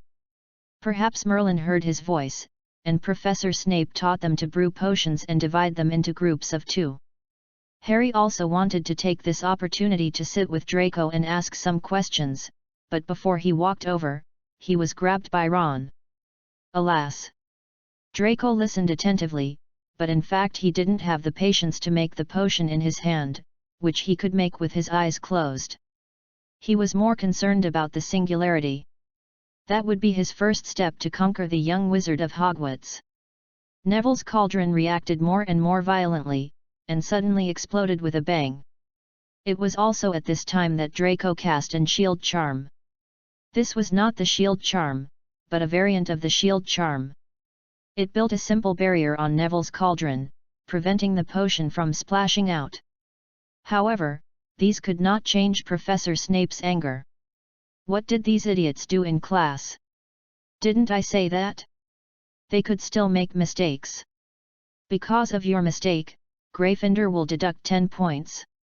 Thank you for Mr. Malfoy's help, and add 10 points to Slytherin. Professor Snape said the punishment, but his eyes looked towards Draco with a complicated look. Yes, he was Draco Malfoy's godfather, and he knew best what his godson was like. He always felt that Draco had changed. Draco nodded and happily accepted the attention from all around. He could feel that the eyes of all the little wizards around him were focused on him. And his first step was completely taken. Everything went on as usual. In order to consolidate his title, Draco was the first to make the potion, and once again added points to Slytherin. It was not easy for others to catch up with him as he was already a top-level boss entering the novice village. The potion class was over. The busy day of the little wizards was over. Draco left the classroom surrounded by Slytherin people. As he walked, he suddenly turned his head and looked in the direction of Harry Potter. Chapter 17, Fooling Harry. Draco felt that Harry Potter had been paying attention to him, but when he looked at Harry, Harry lowered his head and did not look at Draco. What's wrong, Draco? Zabinai looked at Draco. He didn't understand why Draco suddenly turned back. It's okay. I just suddenly remembered that I seemed to have forgotten something in the classroom. You go back first. I may have to go to see Professor Snape in the evening. Since he has been paying attention to me, I will give him a chance. The prey has been hooked, and the hunter has reached the last moment. It is even more important to protect you. Have to be patient. Do you want me to go with you? Theodore understood Draco's meaning a little because of the previous conversation with Draco. He wanted to control the Savior, and wanted to control the Savior imperceptibly. This should be his first step. No, I will take care of this matter. Draco smiled slightly, thanked Theodore for his kindness, and then walked away from the crowd and walked in a remote direction. This is the opportunity he gave Harry Potter. If Harry Potter is still a smart man and is willing to seize this opportunity, then everything can still be discussed. Sure enough, Draco was pulled into a small alley by the collar before he took 2 steps. The action was very secretive, but the way he used made Draco very unhappy. Draco punched Harry in the chest with his backhand. Harry was not prepared and was hit by him. The whole person leaned against the wall weakly. Harry Potter, how could it be you? Sorry, I thought it was some bad guy who attacked subconsciously. Didn't you get hurt?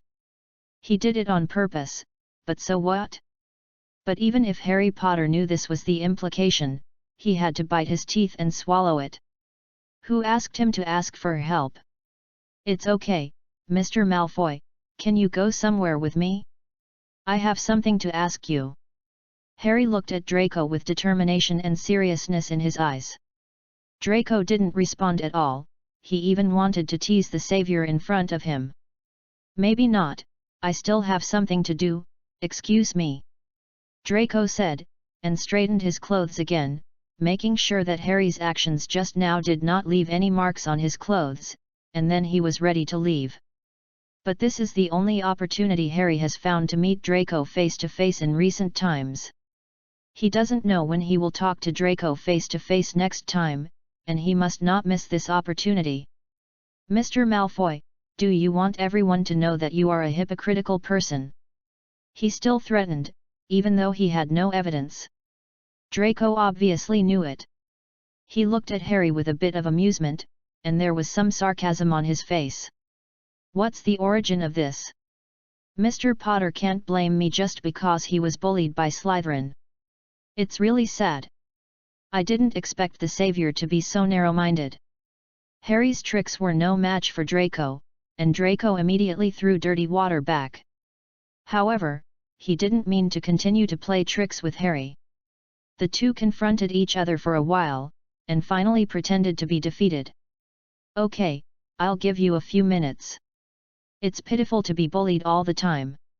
I hope Mr. Potter won't let me down. Draco said slowly, and while speaking, he also signaled Harry Potter to lead the way with his eyes. From the brief contact, it can be seen that Harry is a very cautious person, so since he is ready to talk to Draco alone, he must have found a suitable place for the conversation.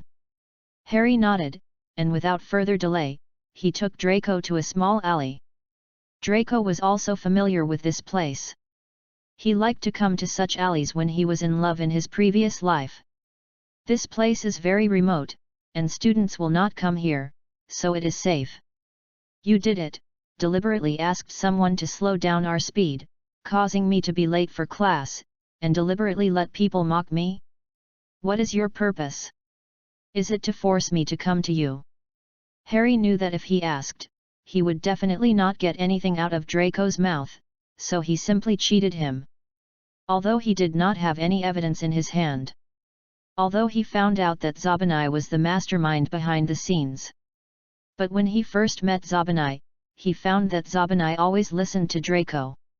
If Draco really behaved so friendly, he would stop what he found Zabanai did.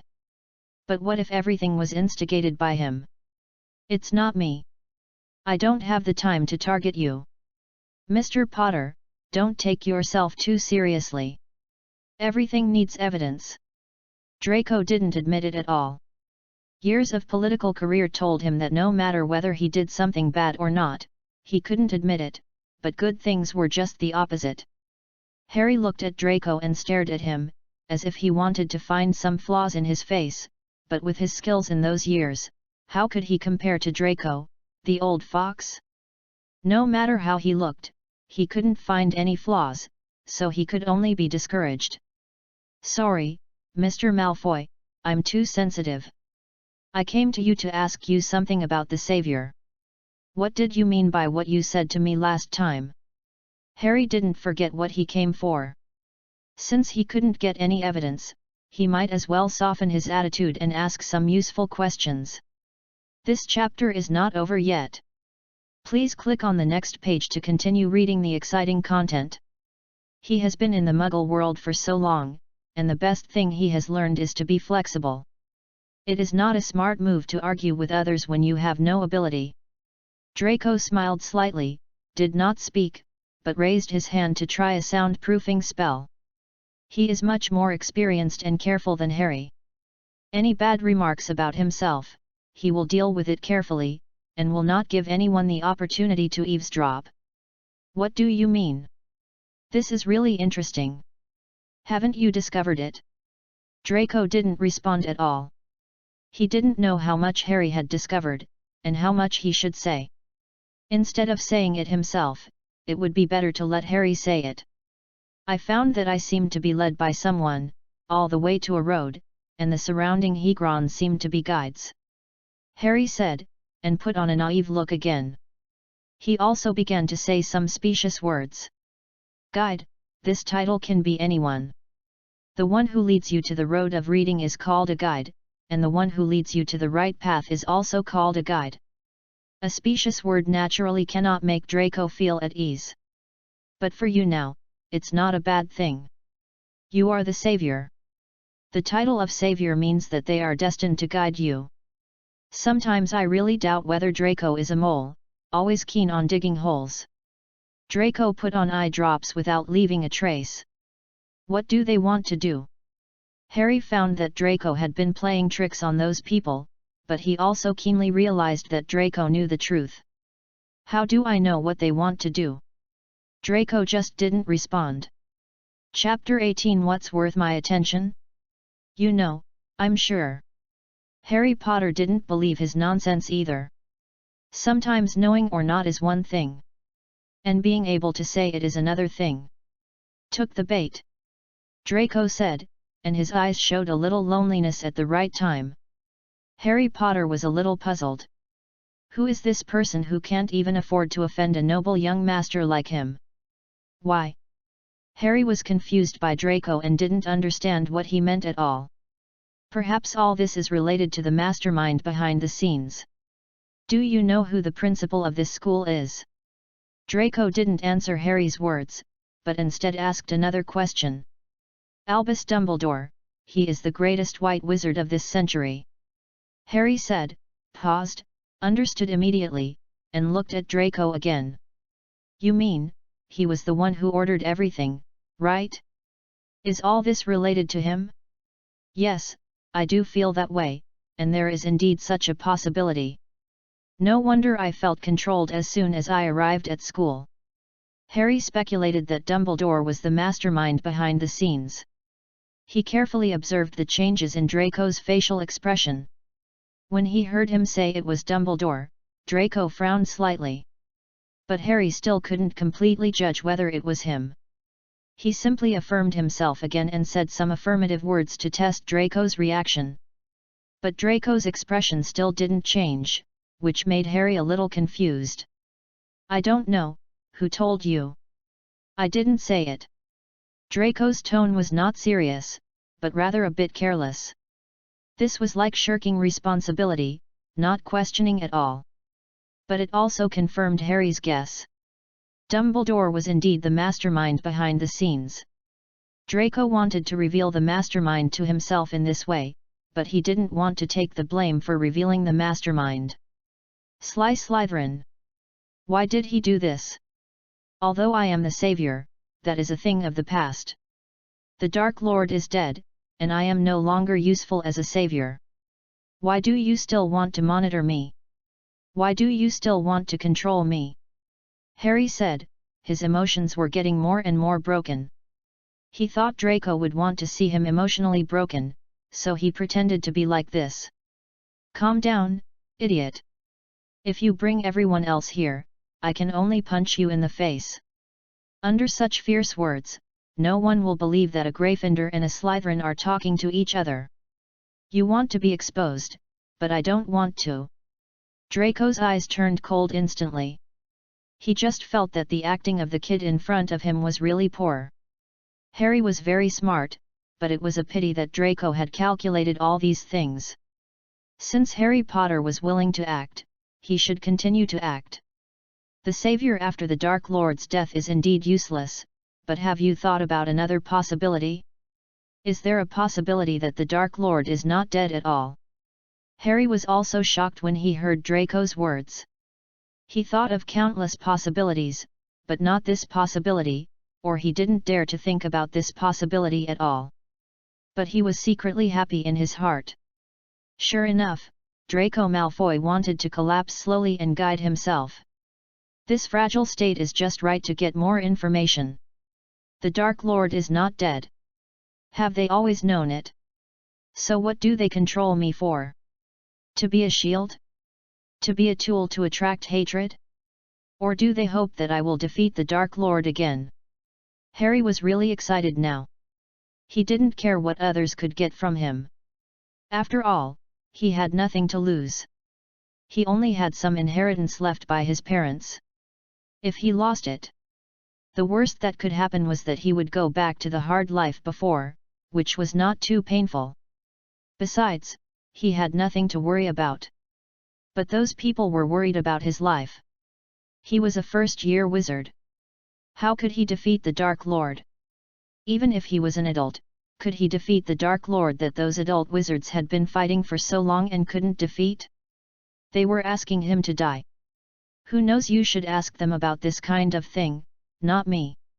I'm just an 11-year-old little wizard. Do you think they will tell me? I'm a pure blood. Even if the Dark Lord wants to kill someone, it won't be my turn. Why should I bother? Draco was very satisfied with Harry Potter's reaction now. His ultimate goal is to re-establish the order of the magic world. Just killing Voldemort alone can't achieve the goal of turning the magic world upside down. Many things are broken before they are established. If a place is injured and sick, and you want to solve it completely, the two best ways are, one is to strangle it completely when it just shows signs. The other is to encourage it to continue to expand, and then dig it all out in one fell swoop. The magic world now belongs to the latter. Simple means can no longer break the order maintained by the magic world for so many years. The magic world needs a chaos that shocks the world, and Voldemort alone is obviously not enough. So Draco not only needs to control the Death Eaters, he also needs to control the Order of the Phoenix. What should I do? Harry didn't know whether Draco was good or bad, but if he wanted to get out of the controlled situation, Draco might be a good person to help him break through the situation. This chapter is not over yet, please click on the next page to continue reading the exciting content. Do you want me to help you? Why? Do you have anything worth my help? Harry Potter, I am not a helpful Hufflepuff. Without benefits, no Slytherin will be willing to help you. Draco seemed to suddenly reveal his business nature, with a gleam in his eyes. Just like a standard Slytherin, nothing can move him except benefits. I have money, I have a lot of money, I can use money to exchange with you. Harry couldn't think of anything that could impress Draco, but he still had money. His parents left him a large sum of money. If he really needed to use money to buy his life, he would give up the money without hesitation. This was the highest price he could offer, but Draco almost rolled his eyes in his heart. That idiot Potter didn't even look at his last name. Would Malfoy be short of money? Who cares about his little money? I wonder if you are wrong, Potter? You may have forgotten my last name? The Malfoy family is a famous wealthy family. Do you think I will be short of money? Draco said, looking at Harry with disdain. He felt that he seemed to need to remind Harry Potter, otherwise he would not be able to think of it even if he racked his brains. What do you have that is worth my attention, Potter? In terms of property, the Malfoy family's assets are unimaginable, which is not comparable to your parents' accumulation. In terms of ability, my magic ability is outstanding. You have nothing to guide me. Do you want to teach me some survival skills in the Muggle world? Draco said contemptuously. Draco was also sighing in his heart. If Harry Potter couldn't understand this, then goodbye. There is no need to entangle with idiots. Chapter 19 Parseltongue. After Draco finished speaking, Harry was also a little discouraged. This was indeed the case. He was an orphan living under the roof of others and didn't have much to show for himself. He had lived in the Muggle world since he was a child. In terms of magic ability, he couldn't compare with Draco Malfoy, who was the first to finish every class. In terms of family background, he couldn't compare. His head turned quickly, and suddenly he thought of something that Draco might not have. I can communicate with snakes, can you? Yes, Harry discovered that he could communicate with snakes when he was young, but his Muggle family could not do so. He originally thought that it was a unique ability of wizards. But when the snake took away Ron's mouse in the first class, Harry found that not all wizards could communicate with snakes. This may be a special ability. Harry's words seemed to completely shock Draco. Draco's originally smug expression froze, and he looked shocked. Oh, I got it. I was waiting for you to say this. This sentence also completely relieved Draco. He was really afraid that Harry Potter would not think of this, so he was madly emphasizing ability and skills. If he really couldn't think of it, would he have to say it indirectly? If he really did that, with Harry Potter's keen senses, he would probably have doubts. You can speak Parseltongue? Really? Can you teach me? Draco's words were full of doubts, and he obviously didn't believe Harry Potter's words. Of course, the premise is that you can help me. Harry saw Draco's shock, and he felt confident. He understood that this was the bargaining chip for his deal with Draco. You overestimate me. How can I beat the most famous white wizard of this century? But I can give you a little hint. Draco relented, but not completely. His personality made him not like to make promises to people. You say. But it's a good thing to be able to relent. Now the Dark Lord has not been born, but the Dark Lord is only a matter of time. No matter what they think of you, their fundamental purpose is to let you block the Dark Lord for a period of time, and it is unlikely with your current strength. They will definitely create opportunities for you. Don't be so anxious. If there is any benefit, just take it. In any case, only with strength can you resist. Draco carefully comforted Harry, and then continued. I suggest you build a good relationship with the Weasleys. As far as I know, the Weasleys are all loyal to Dumbledore. Mrs. Weasley's 2 brothers even died because of Dumbledore's Order of the Phoenix. What is Dumbledore's specific plan? I, an outsider, naturally don't know, but it doesn't mean that the Weasleys don't know. Draco has not accumulated a certain amount of strength yet, so he can only do a little damage and grasp the psychology of others. He has no real intention to tear his face with other forces. He needs to lie dormant slowly, so he fools Harry to continue to lurk, not to disrupt Dumbledore's arrangement, and not to let him pay attention to other people too early. The Weasleys? Who else is in the Weasleys besides Ron Weasley? Harry lowered his head, his mind spinning rapidly. He is now an orphan without a father or mother, and his aunt and uncle at home are not very kind to him. If he needs to build a good relationship with Ron Weasley, he can reveal his family's situation when necessary, pretend to be pitiful, and let Ron Weasley take him home. But if that's all, it's probably not enough. If other people in his family object, it will be troublesome. There are 7 children in his family: Bill, Charlie, Percy, Fred, George, Ron, and a little sister Ginny. Mrs. Weasley has no job, and Mr. Weasley works in the Ministry of Magic to handle some Muggle affairs. Draco briefly introduced the situation of the Weasley family, and then said nothing, just quietly watching Harry Potter thinking. Harry Potter's mind was also a mess, and his head was spinning wildly. Although he is an orphan without a father or mother and power, it doesn't mean that others can calculate him. There is a little girl in the Weasley family. How old is she? 1 year younger than you. Draco paused as he spoke. He remembered that Harry Potter's wife in the previous life was Ginny Weasley. Immediately understood Harry's plan. Girls' admiration is always difficult to control. I heard that the Weasley family particularly likes this little girl.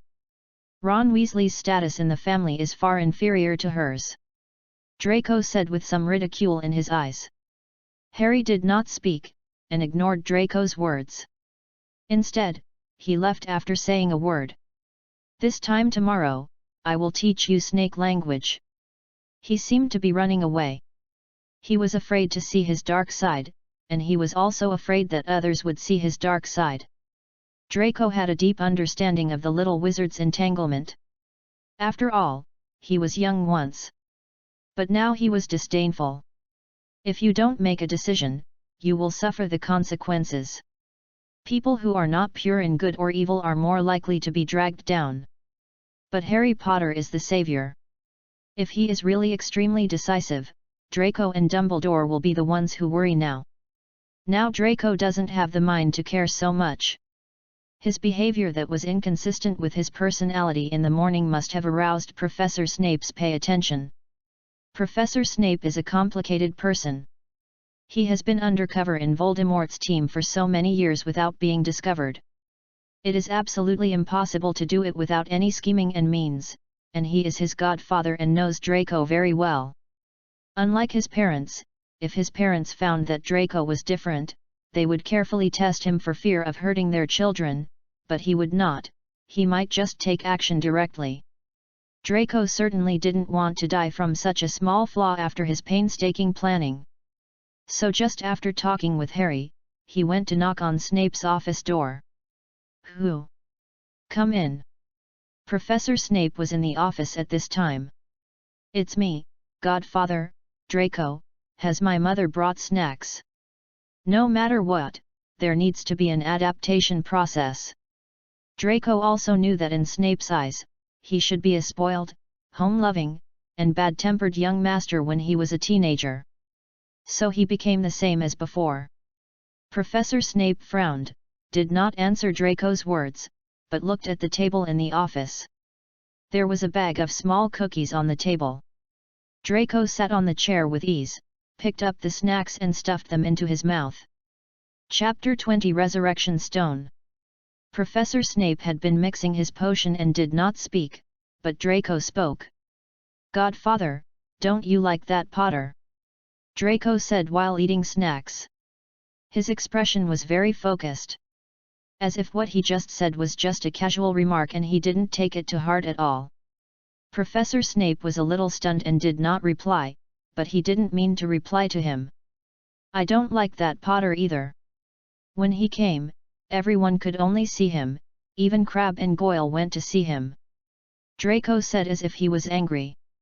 "He can easily attract everyone's attention. I don't like him." Although this was a child's angry words, it explained why he was nosy in dealing with Neville's cauldron in class today. Professor Snape also quickly understood that Draco did this to attract everyone's attention. But he still didn't move and was still making his potion. It seemed that Draco's words could not affect him. Draco lowered his head and drank a sip of milk, but in his heart he was thinking about how to add some spice to Professor Snape. As if he was sighing, he continued. "Harry Potter is also very pitiful. He has lived in the Muggle world since he was a child, and he has no parents to protect him. He said that he was late today because Weasley's pet was lost, and he was late because he was dragged to find the pet. When he came back, he was laughed at by everyone." Draco saw that Professor Snape still had no reaction. It seemed that it was not exciting enough, and then he continued. "He just came to me and wanted me to help him deal with these things. It's really pitiful.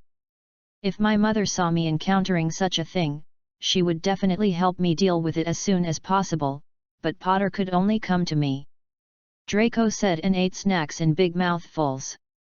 It seemed that only snacks in the world could attract his attention. Draco could feel that Professor Snape's action of preparing the potion just now had paused slightly. The bottle of potion that was about to be completed seemed to be of poor quality. Professor Snape is a contemporary potion master, and the potions that come out of his hands are usually top grade. It is estimated that this bottle is good enough to have a first-class one. It seems that the Muggle-born still has such a great influence on him. Just a little indirect reminder has caused such a big commotion. Fortunately, Professor Snape thought he was a child and did not hide too much, otherwise he would have been driven out by him long ago. Since Professor Snape cares so much about the Muggle-born, don't blame him for using the Muggle-born as a raft. He also asked us if this is not the magic world. Why can't we help the dead to revive? Godfather, do you think the question he asked me is ridiculous? People can't be resurrected after death, isn't it known to everyone? Draco sneered as he spoke, and seemed to suddenly think of something, stunned for a moment, and then continued. It doesn't seem right. I was reading a book some time ago and came across the legendary Deathly Hallows. The book said that the resurrection stone can bring the dead back to life. Is that true? Godfather, have you seen the resurrection stone? Draco's topic had gone off the track. He not only messed up his own topic, but also messed up Professor Snape's mood, making his mind a mess. Resurrection stone? Resurrection from the dead? The two words kept circling around Professor Snape's head, circling in his mind. Godfather, this apple-flavored snack made by my mother is so delicious. Do you want to try it? Draco was still chattering, as if the topic he just talked about was just derived from sympathy for Potter. Next time, let my mother make more of other flavors. I don't think you, Godfather, like apple-flavored snacks.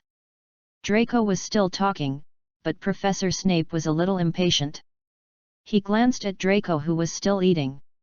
Have you finished eating? Go back after you finish eating. His words were as calm as usual. Snape has always been this kind of person, and Draco couldn't find any flaws in his behavior and words. Okay, Godfather. Draco cleaned up the cookies on the table, and Narcissa brought 3 bags of cookies.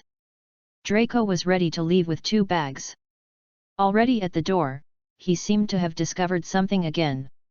He leaned on the door frame, poked his head, and looked at Professor Snape. Godfather, can I take the apple on the table? Professor Snape seemed to be still in his thoughts, and he was in a cold state. He came back to his senses when Draco called him. "Take it." He said only one word. Draco ran in happily, took an apple, and ran out happily again. He didn't stay there for long. He felt that he needed to give Professor Snape some time to digest it.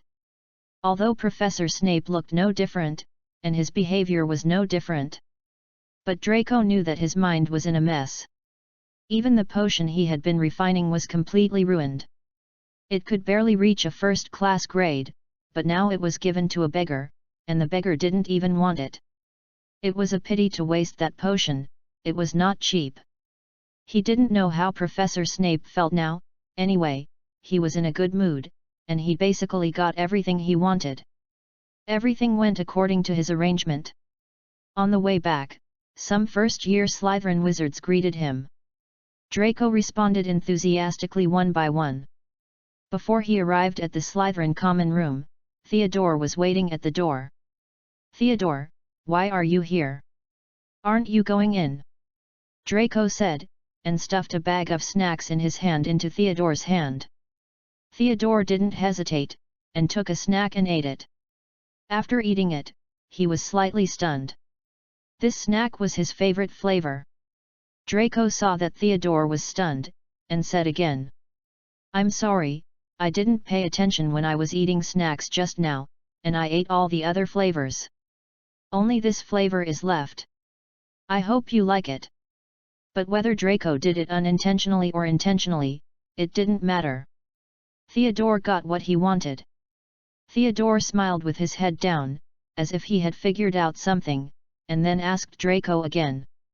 "Potter, just now what did he say to you?" What he meant by this was that he must stand on the same front with Draco. He wants me to warn Zabinai and help him solve his current predicament. In return, he will tell us what those people want him to do. Draco never mentioned that Harry Potter used Parseltongue to pay for his work. Chapter 21 Snacks. You agreed. Theodore could feel that Draco was in a good mood. Why not? I have done so much, isn't this the purpose? It's fine if Zabinai can't see it, but can't you see it? But I always feel that. Theodore paused as he spoke. He always felt that things were not like this. There seemed to be something wrong with what Draco said. However, if you can get what you want in the end, the process is not that important. Okay, Theodore, don't worry so much, just leave everything to me. The current situation is still favorable for us. As long as we can get first-hand information from the Savior, we can respond quickly. Have you told Uncle Lucius about it? Lucius is different from old Knot. He is still quite reliable. Telling Lucius may not be a bad thing. No, they are different from us. The Dark Lord is very good at legilimency. No one can guarantee that they can protect what is in their minds. We are different. The Dark Lord will not bother with us kids. Draco said, and suddenly seemed to remember something and said to Theodore. By the way, Theodore, can I borrow your pet for 2 days? Didn't you use this snake to lure Harry Potter before? He was going to let Harry Potter teach him Parseltongue, but if there was no professional person to talk to, Harry Potter's verbal teaching alone would probably not have any effect. What are you thinking about? How could I use my own pet? But don't you always think that keeping a pet is dirty? Why did you suddenly think of playing with my pet? Theodore didn't mind Draco's request. He never cared about everything around him, whether it was people or things. I think there's something wrong with Weasley's rat, but don't worry, I just used it to drive the rat away, and didn't mean to let it touch the rat. Draco was full of nonsense, and Theodore trusted Draco very much. He didn't feel anything wrong and nodded. Go get it yourself. Remember to wash it when you come back. I have something else to do. I'll leave first. Theodore agreed, but there was still an incomprehensible look on his face. There is always a process of adaptation, and Draco did not push too hard. He went into the Slytherin lounge again. His little gang is still here. Good evening, gentlemen and ladies. Draco greeted Zabanai, Pansy, and Daphne warmly. He stuffed the remaining bag of snacks into Zabanai's arms. "Thank you for today's work. It was very well done. I saved it for you. I don't know what flavor you like, so I saved it all. Try it. My mother's taste is quite good." How much water is in this sentence, only Draco knows. Narcissa knows that Draco has many friends, so in each snack for him, in addition to Draco's favorite green apple flavor, she will make more other flavors mixed together. Unlike Theodore's, Draco did not touch this one and gave it to Zabanai intact. Zabanai took it, took a piece in his hand, and stuffed the bag of snacks into Pansy's hand. "What's the matter? I don't like Harry Potter myself. Do you think I should let people mock him again? I think the Savior's psychological quality is not very good." He just mocked him and admitted his fault to Draco. He still thought that Harry Potter went to Draco to admit his fault. Well, although there is a little meaning. No need, at least he bowed his head. If he knew that it was useless to bow his head, it would provoke resistance. At that time, the Savior really didn't bow his head. Draco promised Harry that he would help him solve these problems. He couldn't promise and then let people continue to bully him. This was too dishonest. What's more, Harry was of great value to him. Zabanai looked at the others and smiled. "I'll listen to you." It must be said that they really listened to Draco in terms of how to make trouble. If they said they would not cause trouble for Harry Potter, they really would not cause trouble for Harry Potter, which made Harry Potter live a comfortable life for a while. At the same time the next day, Draco brought Theodore's pet to the place where they were last time. Harry had been waiting there long ago. "You're here quite early. Am I late?" Draco was gentle and polite to everyone now, even to Harry Potter, even though he knew he was not late. "No, I came early." After Harry finished speaking, he looked at Draco and was silent. "What's wrong?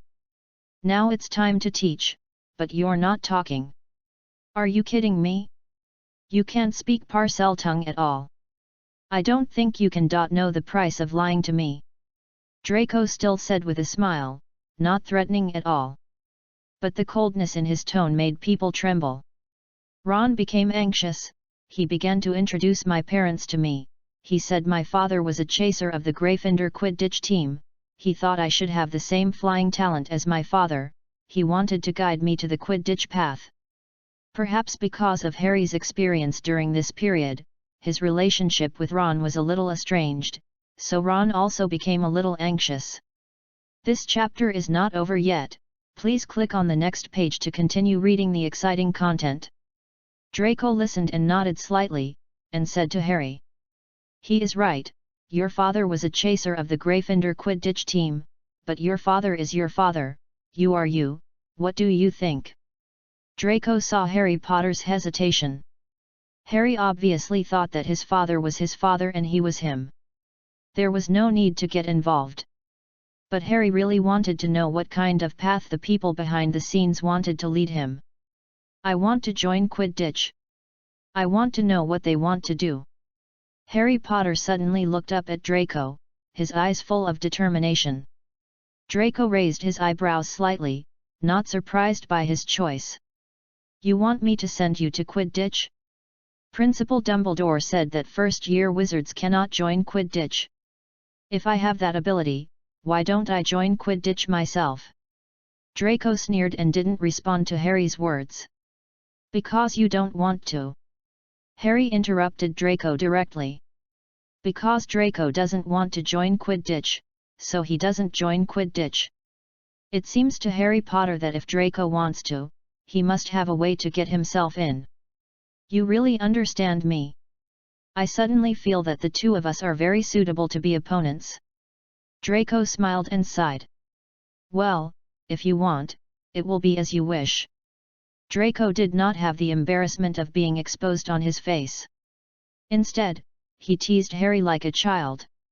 Harry did not expect Draco to agree so easily. He thought he would put forward some more conditions. He had even prepared the price. Suddenly, he heard Draco agreed and was stunned.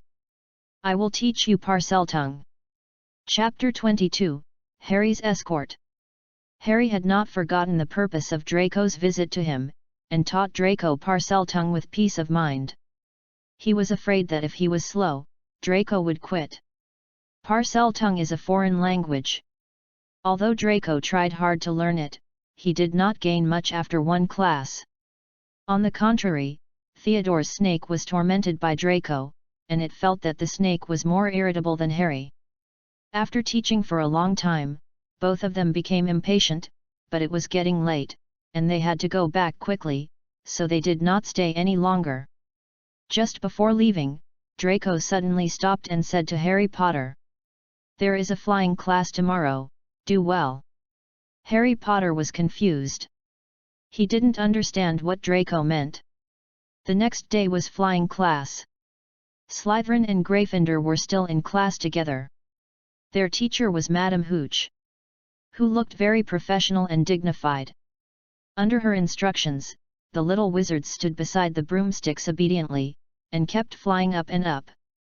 Just as Ron said, he had an excellent talent for flying. He held the broomstick firmly in his hand with just one sound. Harry's face was also a little surprised. Harry looked at Draco, trying to ask him if there was any special arrangement for this class. But Draco didn't even give him a glance, and was still staring at his broomstick. Now all the little wizards who picked up the broomsticks, please sit on the broomsticks and use magic to slowly float the broomsticks. Please don't float too high. Madame Hooch explained very patiently. Just float 10 feet at a time, slowly increase the height, don't rush. Madame Hooch explained carefully, fearing that the little wizards would make mistakes. There is something called Murphy's Law, what you fear will come true. As soon as she finished speaking, Neville rushed into the sky. Neville didn't know how to use a flying broom at all, and after rushing into the sky, he didn't know how to control it. The next second, he fell straight down from the sky and hit the ground with a bang. Oh, Merlin! Madame Hooch was so scared that she would not be a teacher if a little wizard had an accident in her class. Other little wizards were also scared when they saw this kind of scene for the first time. Some little wizards were even afraid of flying brooms. Madame Hooch hurried to take care of Neville's injuries. It seemed that Neville was seriously injured and he was crying. I will take Mr. Longbottom to the hospital later. If I see any little wizard playing with flying brooms and flying around in the sky when I come back, he will be severely punished. Madame Hooch warned that she could not guarantee that these little bastards in front of her would do anything more outrageous. She had to say it in advance.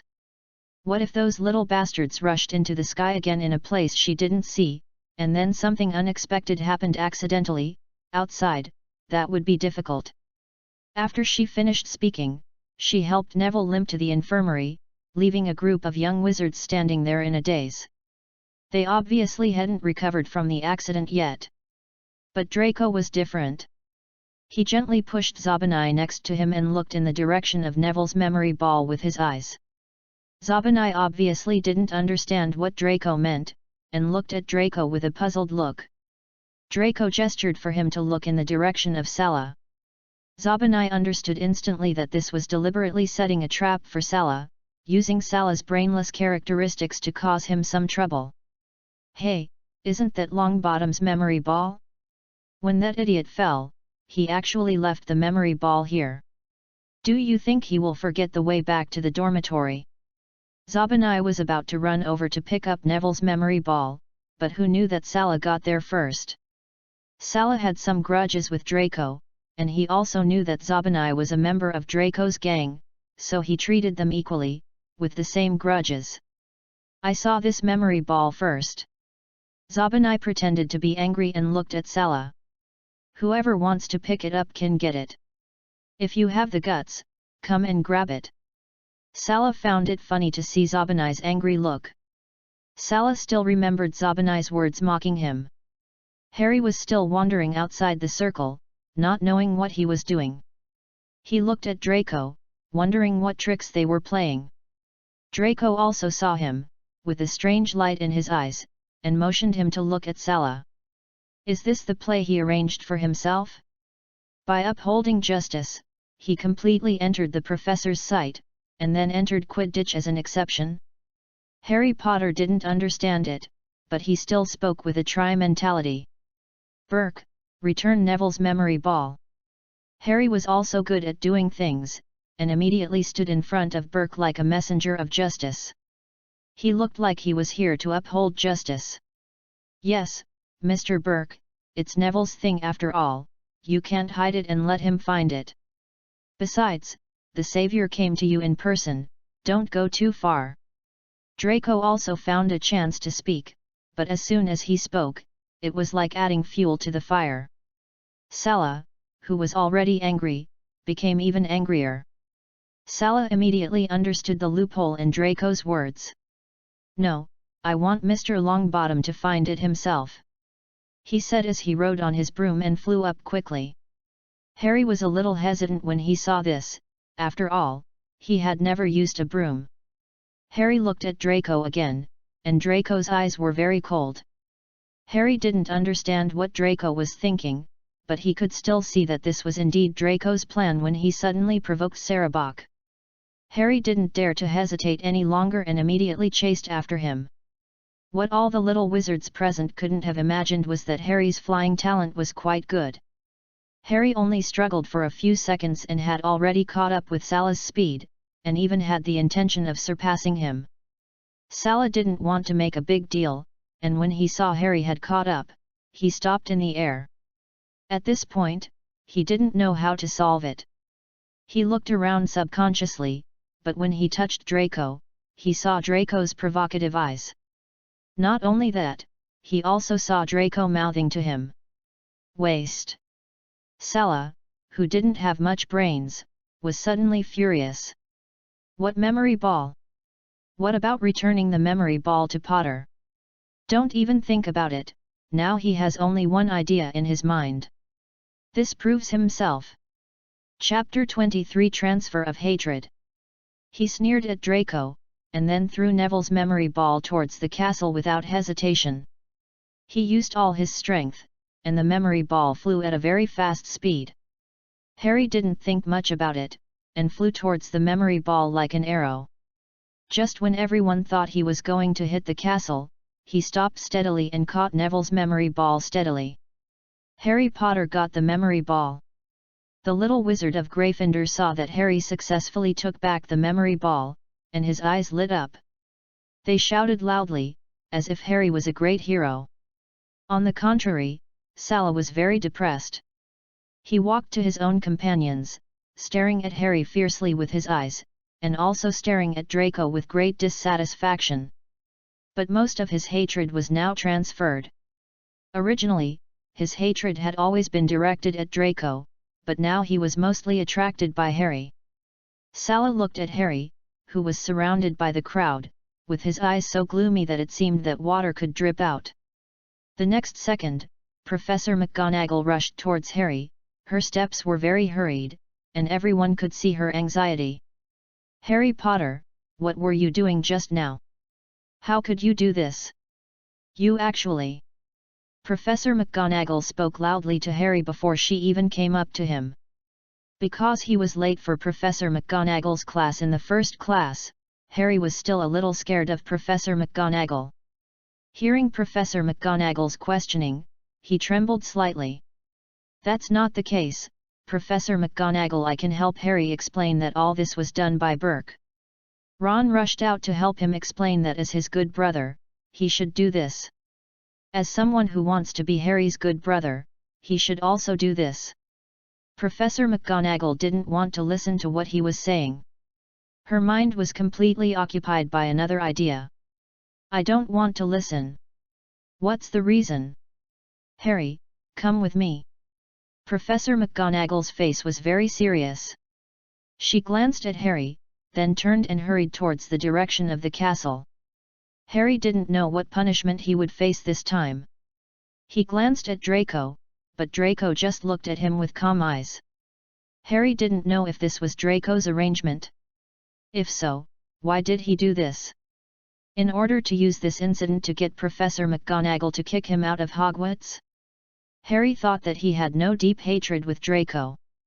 It was just that he accidentally grabbed his collar when talking to him last time, but he hid it back.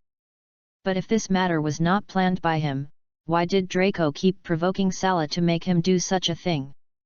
Now is not the time for Harry to think too much. He must keep up with Professor McGonagall's pace, because Professor McGonagall has gone a long way.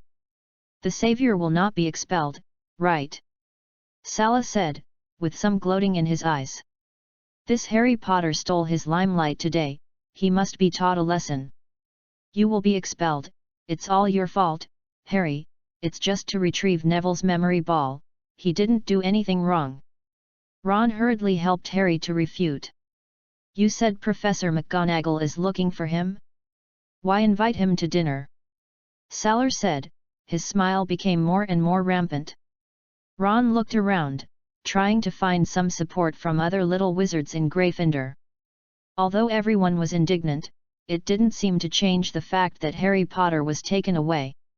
Everyone was noisy and couldn't calm down to continue training the flying broom, but fortunately, Madame Hooch didn't come back until the end of Get Out of Class. Everyone had to disperse. Draco, will Harry Potter be expelled? Zabanai asked with a frown. He wanted to know the result, and the friends around Draco also wanted to know the result. They asked Draco subconsciously because they thought Draco was the most likely person to guess the ending. They didn't know why they had this idea, but their subconscious mind did tell them so. How should I know?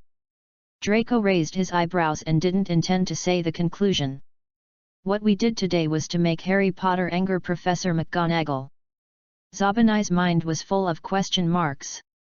Didn't they target Salabok today to make him make a mistake?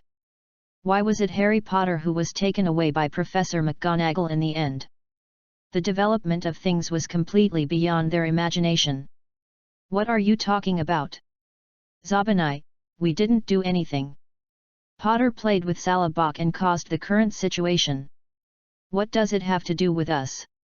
Draco looked at Zabanai with disdain, and then continued. We just don't like Salabok. Everything was done by Bok. It has nothing to do with us. Draco finished speaking. Zabanai also nodded.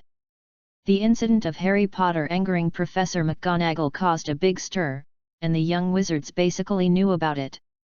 But in the end, there was no result. Gryffindor's points did not decrease, and Slytherin's points did not decrease. Everything was still calm. The calmness made people feel tired. Draco leaned on a big rock beside the Black Lake. The water of the Black Lake was so calm that it could not stir up a ripple. The lake was dead silent. Draco was alone, touching Mrs. Norris, while looking at the lake with unfocused eyes. Malfoy, you are here. Harry saw his leisurely look, and his whole body rushed up. If I'm not here, where should I be? Your question is interesting. Draco didn't look up at Harry Potter, but continued to lean against the stone and look at the lake. Harry was also angered by Draco's attitude. He walked directly to Draco, grabbed Draco's collar, and his face was full of anger. What are you doing today? Do you know that I almost crashed into the castle of Hogwarts? Is this your plan?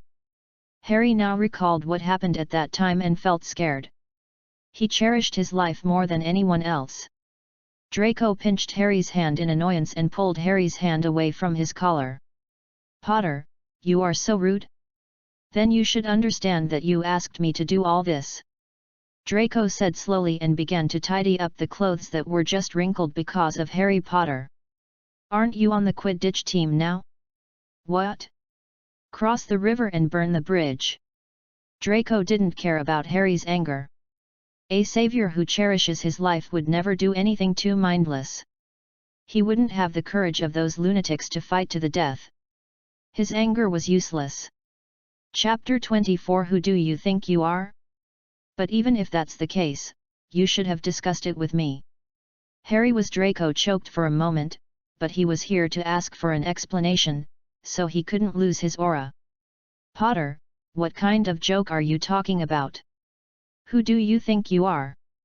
Are you ordering me? Draco said gently, but the next second he grabbed Harry's neck. You begged me, don't think I'm ungrateful just because I have a good temper. Harry struggled painfully, he was being pinched by Draco, and couldn't say a word. Draco didn't think of breaking up with him, and soon let go of his hand that was pinching his neck. He began to calmly explain the reasons. I can predict other people's reactions in advance, but I can't predict your speed in advance. Everything is just a matter of adapting to circumstances. If it doesn't work this time, there will be another time. Don't worry, I'm still waiting for you to teach me Parseltongue. I won't let anything happen to you. Besides, why do we have to discuss everything? Isn't everything fine now? You are standing here safely. If you don't want to enter Quidditch like this, you can quit. Draco disliked Harry for disrupting his peace. He rolled his eyes at Harry and sat back in his original seat. You are simply unreasonable. Harry looked at Draco, who was so angry that he almost jumped up and down. But Harry really couldn't do anything with Draco. He could only roll his eyes at Draco and return to Gryffindor. Draco didn't even bother to pretend to be a gentleman. He didn't even want to see Harry off. He just sat there and looked at the calm lake. This location is very remote and few people can find it, which allows Draco to enjoy a while of alone time. Draco. What are you doing here? Theodore originally wanted to borrow 2 books from the library, but he saw a little platinum head sitting in a remote corner from a distance. Compared to the books, he was more curious about why Draco was here. I'm thinking. Draco replied casually as if he was trying to evade Theodore's question. Thinking about what are you thinking about? Thinking about how to deal with Voldemort? Theodore seemed to have found a particularly accurate answer. I'm thinking about the meaning of all existence. It was like a child who suddenly started thinking about philosophy. Theodore also found it funny. I know time will tell everything, do your best and leave it to fate, and the final result will be like this anyway. Theodore smiled as he said this. He still thought that Draco became like this because he knew that Voldemort was going to make a comeback. He didn't want Draco to be immersed in bad emotions all the time. Is the cat in your hand, Mrs. Norris? How did you trick it from Mr. Filch? Don't you always dislike keeping pets? Is a squib cat fun? Theodore really didn't think Draco really liked Mrs. Norris. He just thought Draco was teasing Mr. Filch.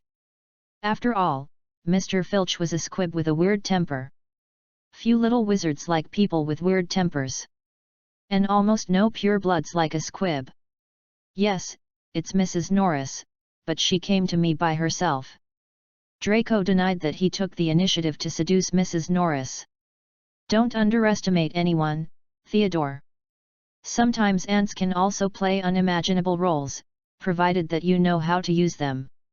Draco said, and touched Mrs. Norris's head twice again. This time, the hand was a bit heavy, and Mrs. Norris jumped away impatiently. Oh? What are you going to do? Use Mr. Filch? Did Draco just say that he wanted to use Mr. Filch? Theodore couldn't guess what Draco was thinking now. He felt that Draco's thoughts had become particularly complicated since the start of school. Draco didn't respond to Theodore's words, but asked about other things. I heard that the Savior has changed a lot during this period. It not only kept a distance from Weasley, but also from Granger. Draco simply turned the topic back to Harry Potter. He and Theodore had a common goal, so they were very concerned about Harry Potter's every move. Who is that Granger? Theodore was a person who isolated the world by himself. He never liked to pay too much attention to others. It's the Mudblood who has been with Harry Potter since the beginning of school. Draco also knew Theodore's character, so he simply reminded him. It seems that they have become more distant. The Savior seems to have a lot on his mind recently. Theodore looked at Draco with some inquiries in his eyes. As if he was asking if Dumbledore and the others had done something recently that caused the Savior to change so much. Is Granger's roommate called Parvati Patil? I heard that she is a loyal fan of Harry Potter. With such a fan, how can Granger stay away from Harry Potter? It seems that Granger is not popular in Gryffindor. Draco pretended not to see Theodore's eyes, but continued to talk about his own topic. Theodore was also very shocked. Draco was a pure blood. He paid so much attention to a mudblood. Did he want to challenge the rules of pure blood? Do you like that mudblood? This chapter is not finished yet, please click on the next page. Continue reading the exciting content below. Theodore's words were really shocking, and Draco didn't expect him to say such shocking words. Do you think I want to die? If I like a mudblood, my father will break my legs. I pay attention to that mudblood just because she is useful. Draco didn't want to explain, but it's better to explain twice than to be misunderstood. What's the use of that mudblood? Draco is going to play a big one? Theodore didn't think about how to use this mudblood. Want to make a boomerang, or what? Just give the savior a small lesson.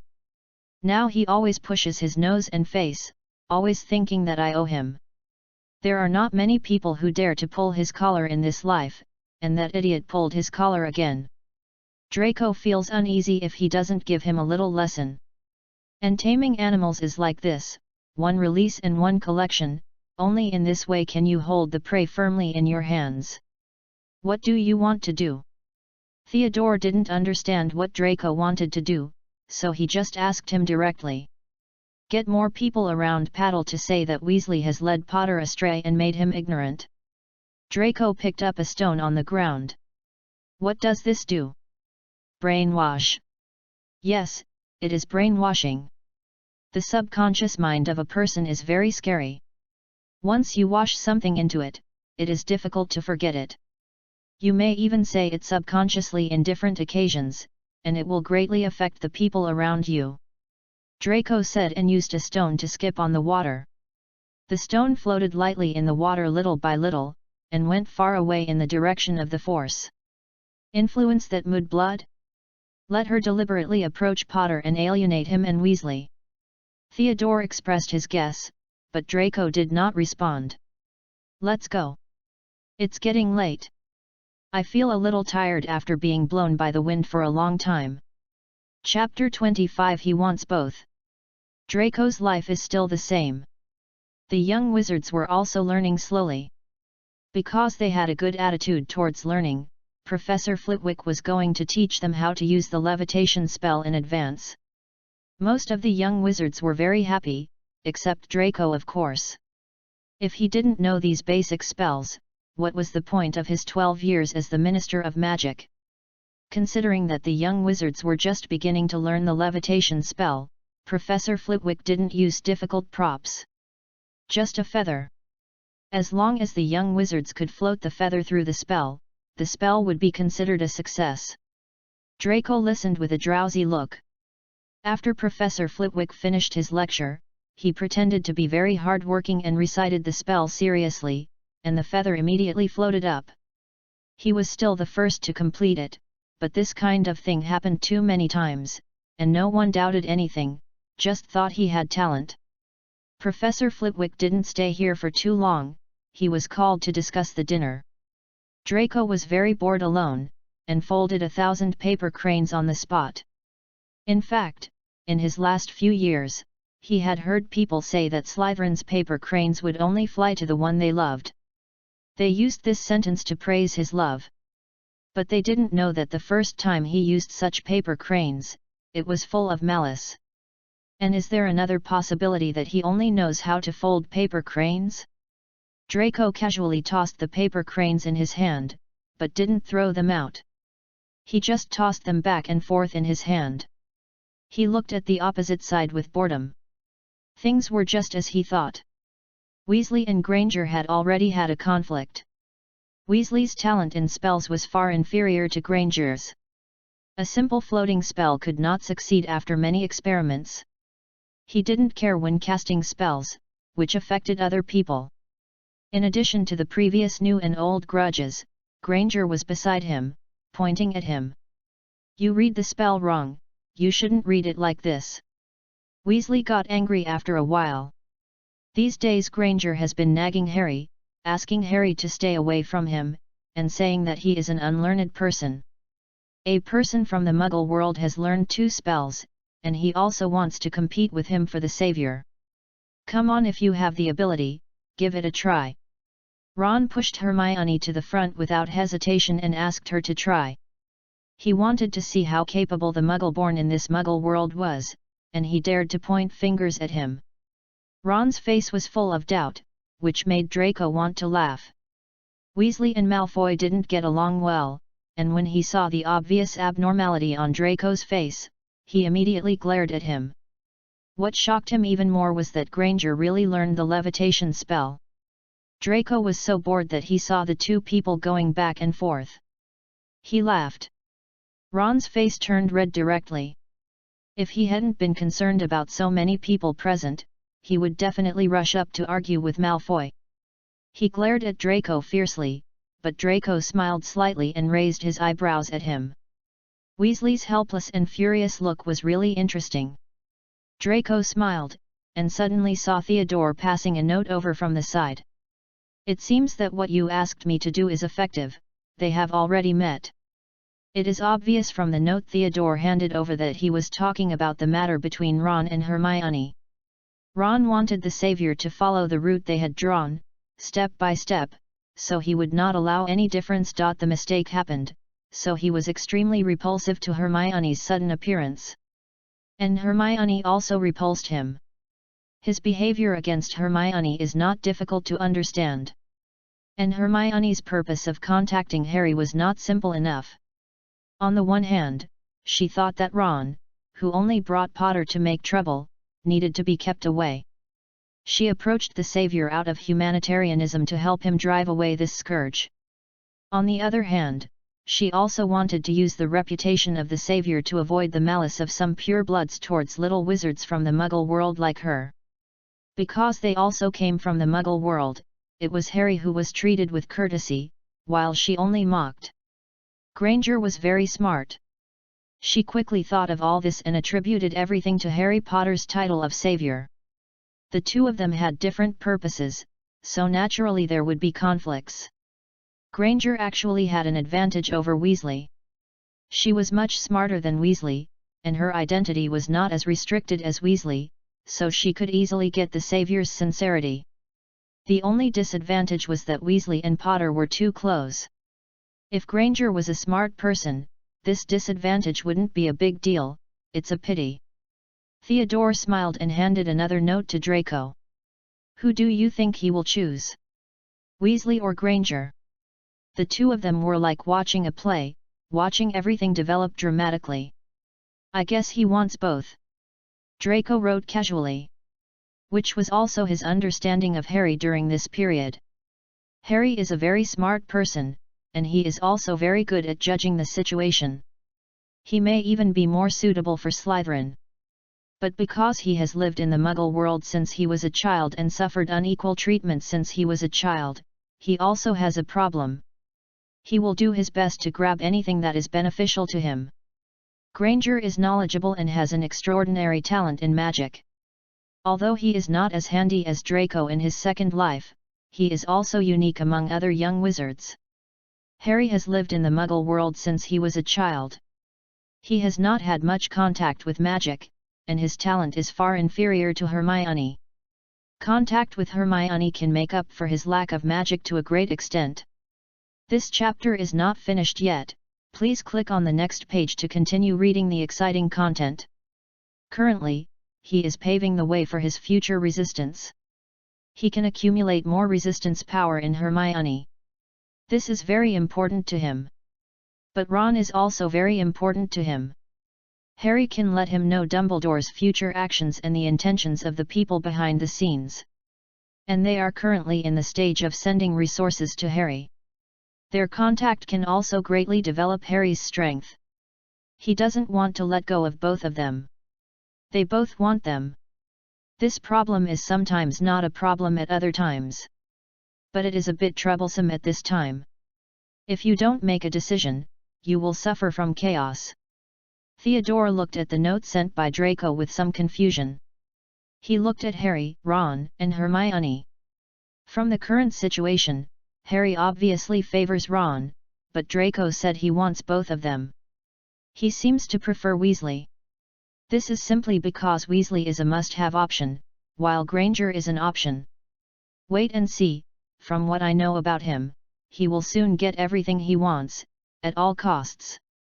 Potter must not act rashly now, let alone try to escape Weasley's control. Once he escapes, he will face unknown people and unknown things. It's better to be with Weasley, at least Weasley is not that smart. There are many smart little wizards in Hogwarts, one more and one less will not make a difference, but Hermione is the best solution among the little wizards that Harry can contact and learn from, but she is not a must-have option. At most, he can find another one, which is just a little more troublesome. However, other people are not as good as the best solution, and Potter will not give up easily. How about a bet? I guess Potter can't get two people. Theodore made a bet with Draco out of boredom. Draco frowned and looked at Theodore. This bet obviously had no value. Potter and Granger were obviously going in both directions. As long as Weasley was not smart, the possibility of success was quite high. Okay, if you lose, you can lend me your pet snake for a few more days. Chapter 26 Give the Dark Lord a Surprise. Theodore looked at the note Draco handed over and rolled his eyes. Since he liked playing with snakes so much, why didn't he raise one himself? The Malfoy family had the financial resources to raise one, so why did he have to play with his pet? Theodore looked at Draco in confusion, but the get out of class was over soon, and they didn't pass notes like spies anymore.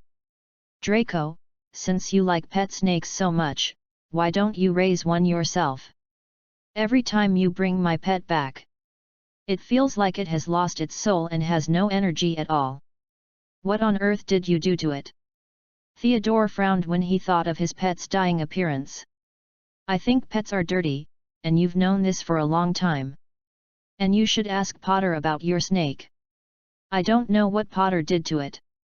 Draco started to pass the buck again, unwilling to respond to Theodore's words. Theodore finally understood that Draco treated him like a house elf who took care of pets. What are you doing, Draco? How dare you give my pet snake to Potter? He didn't like Harry Potter, and Draco knew what kind of deal they were making. Even his pet snake was used, and it was a big deal. Draco saw the confusion in Theodore's eyes, patted his head, and stopped Theodore from thinking.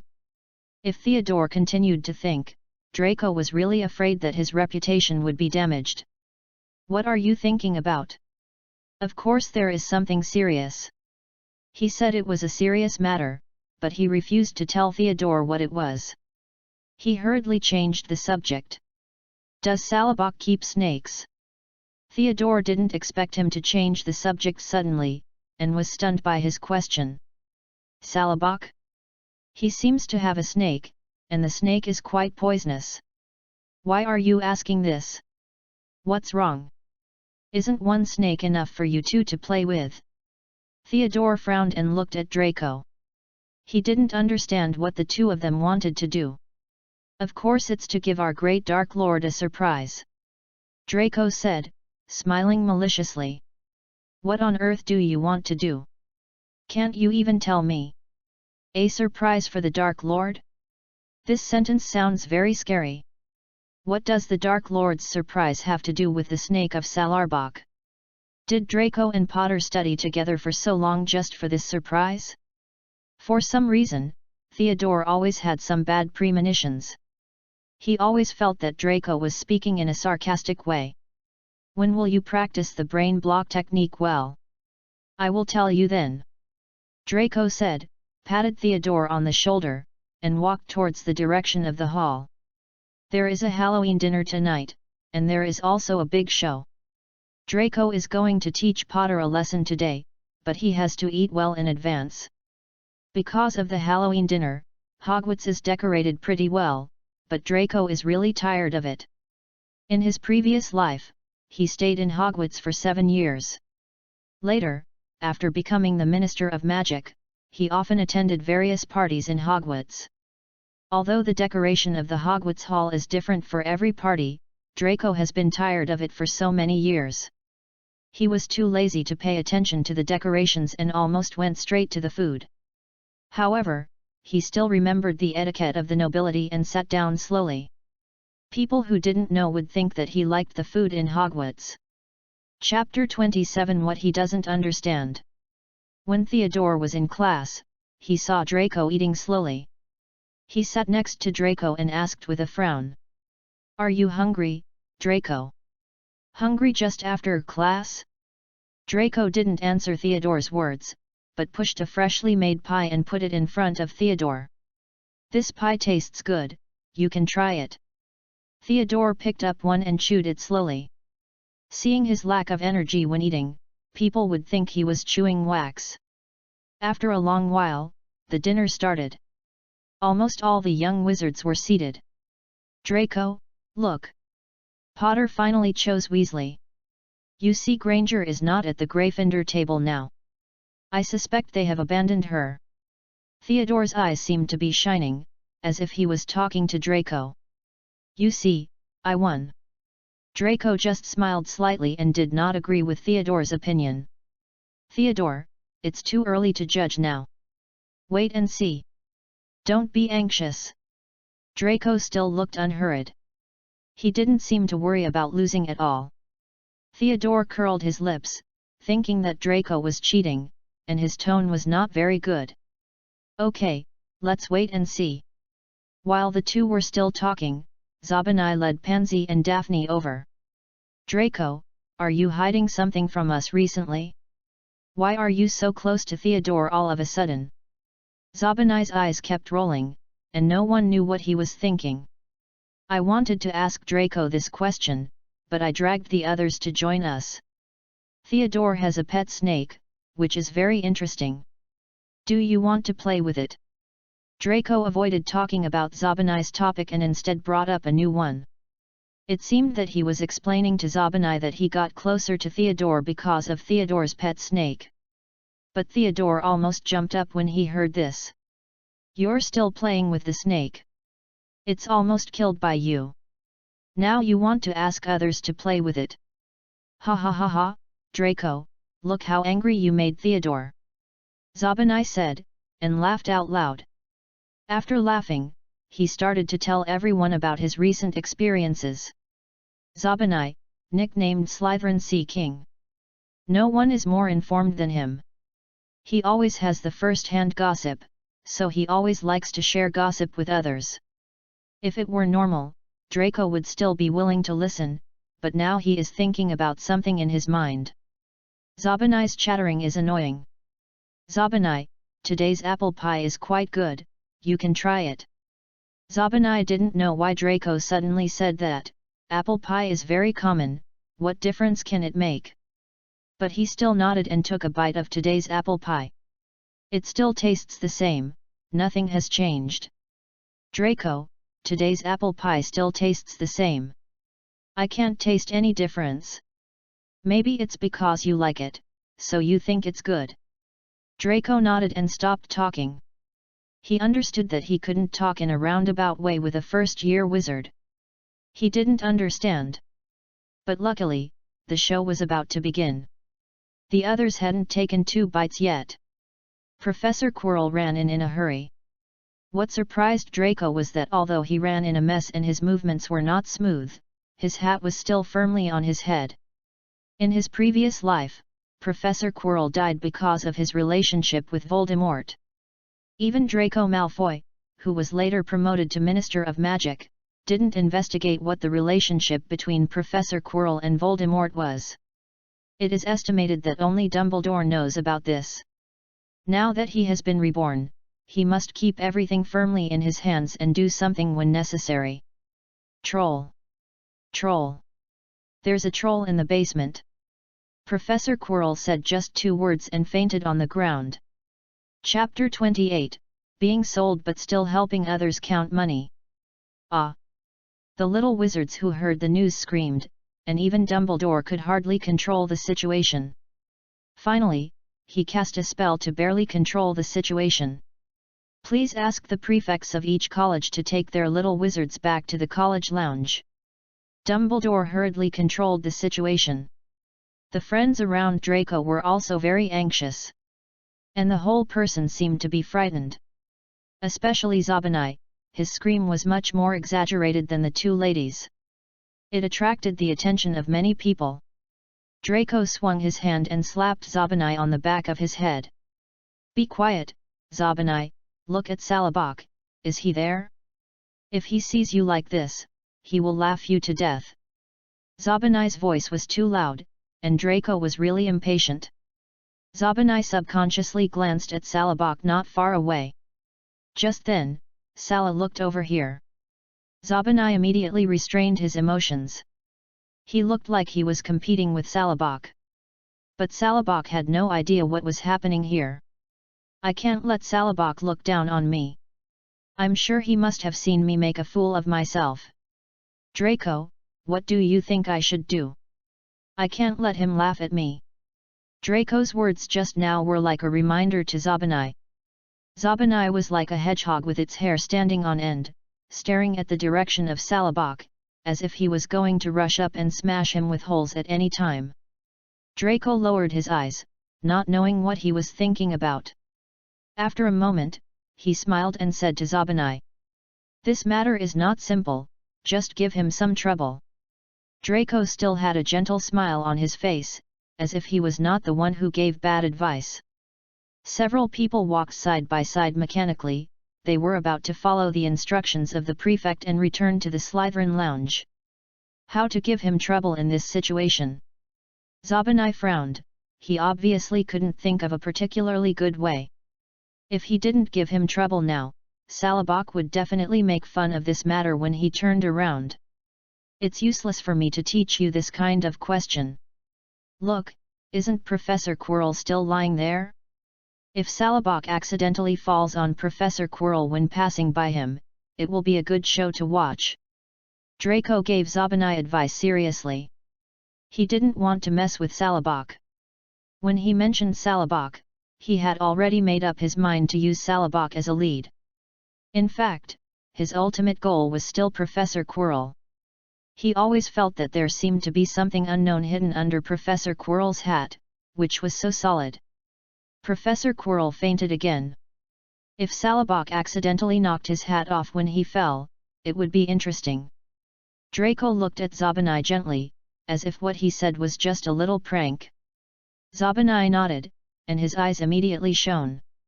He was no longer walking side by side with Draco and the others, but stepped forward in 3 or 2 steps and greeted the Slytherin students next to him who had a good relationship with him. Draco, won't Zabanai cause trouble for Slytherin by doing this? Pansy didn't have any special feelings about Salabok. Salabok didn't take the initiative to provoke him, but she was still afraid that Zabanai's behavior would have a bad influence on Slytherin. After all, they were first-year wizards. If they really deducted points from Slytherin, they would really be despised by all the Slytherin students. Don't worry, Pansy, it's just a little fight between kids. I can go over and take a look. Draco comforted Pansy in a gentle voice, and he quickened his pace. He had been thinking of finding an excuse to go and see what was going on with Professor Quirrell, and Pansy happened to give him such a way out.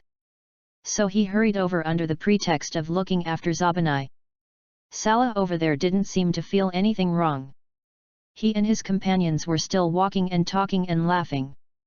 The two people should be complaining about the safety issues of Hogwarts. But he suddenly laughed when he mentioned something. This made Zabanai panic. He thought that Sala had seen his embarrassing look just now. Zabanai made up his mind. When Sala passed by Professor Quirrell, he gently bumped into the person next to him. The person next to him also bumped Sala into Professor Quirrell.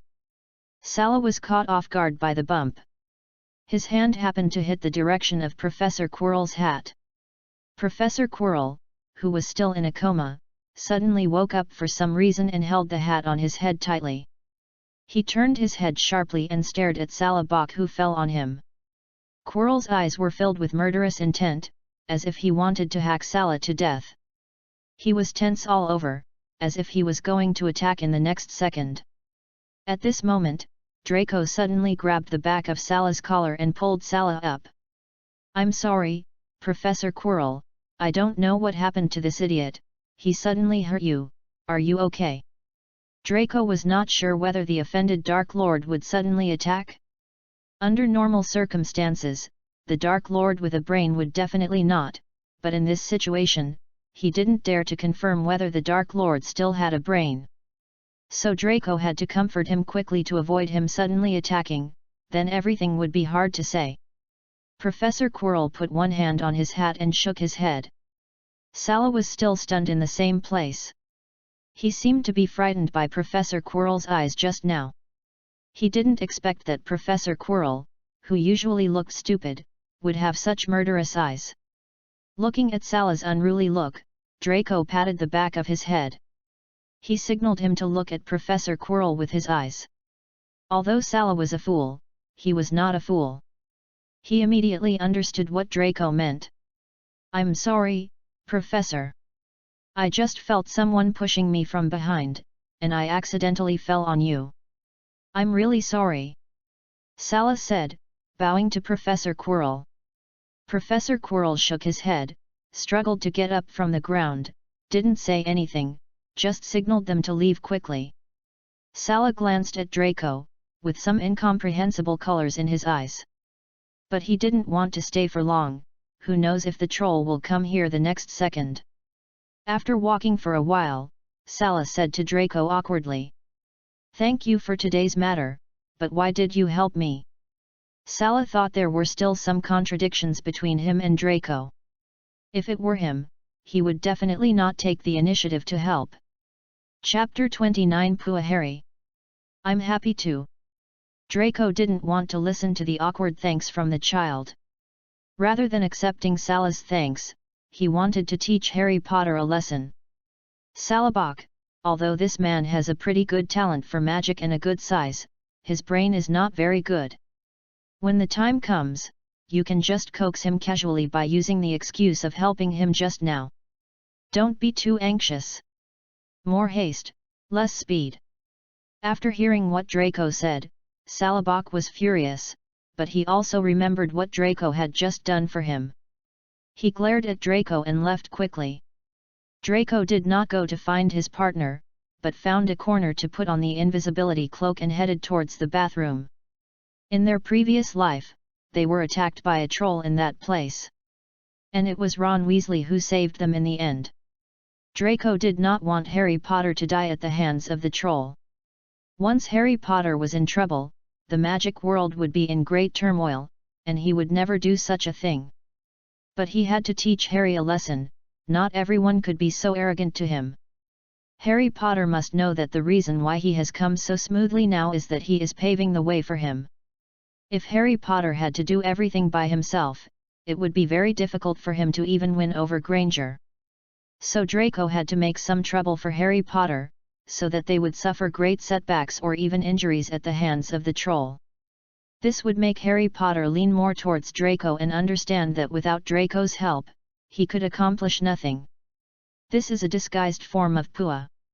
Even if Ron Weasley really defeated the troll with his unskilled levitation spell in the end, Harry Potter would only suspect that Weasley was hiding something, and his stupidity in front of Harry was all pretended. This would also alienate the two people, which was something that was worth doing. When Draco arrived there, the three of them had already clashed with the troll.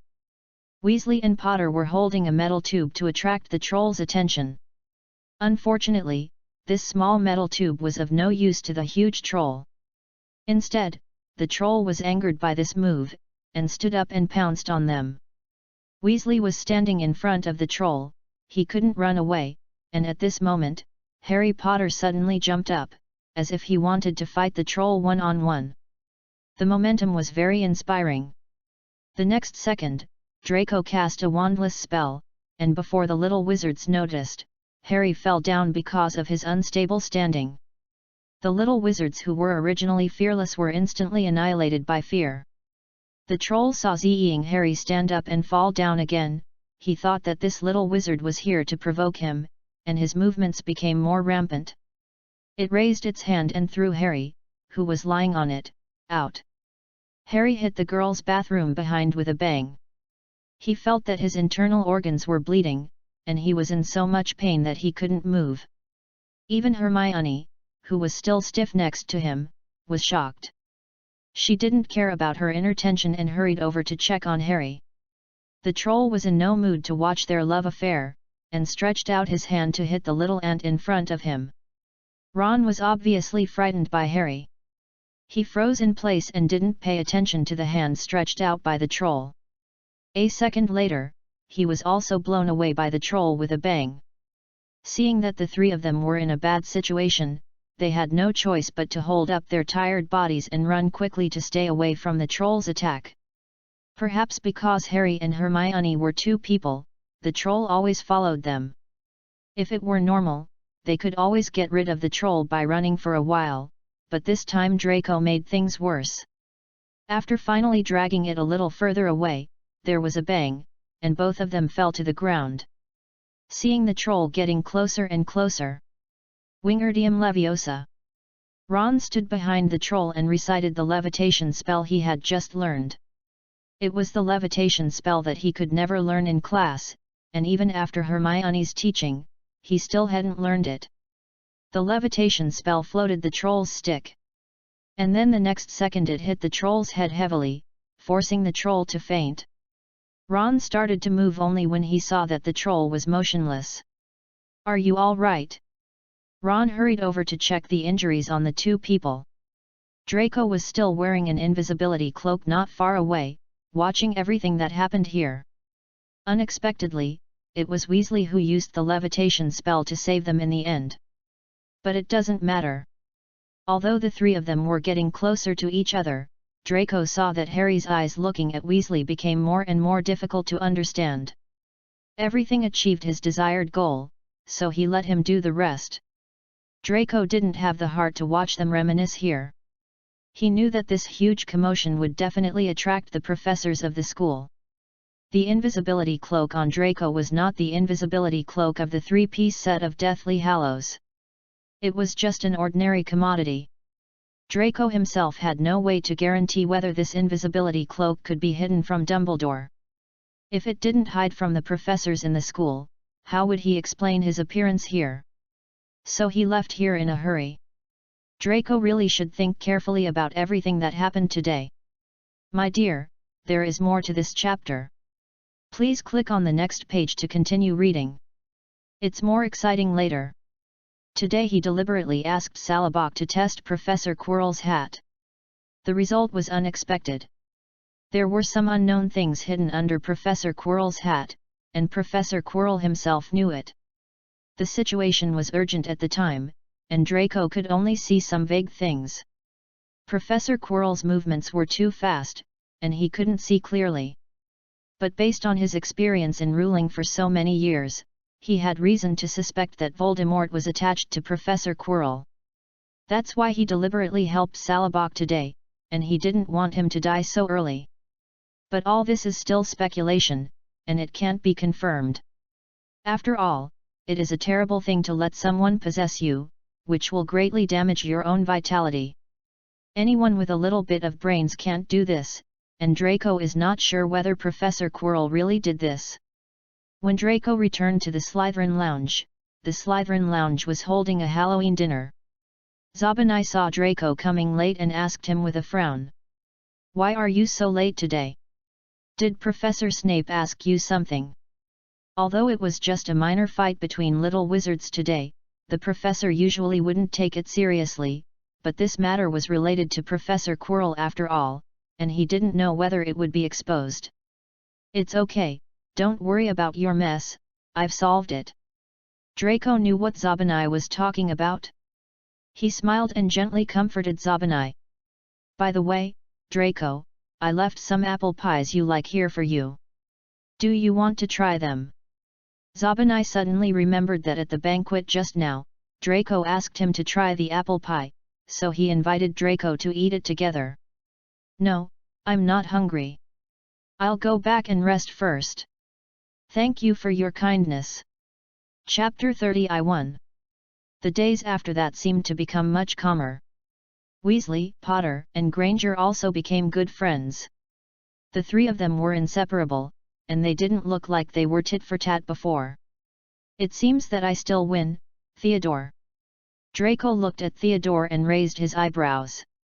It was like a childish revenge for what Theodore said before that he won. Theodore was silent for a while. He glanced at the Gryffindor trio.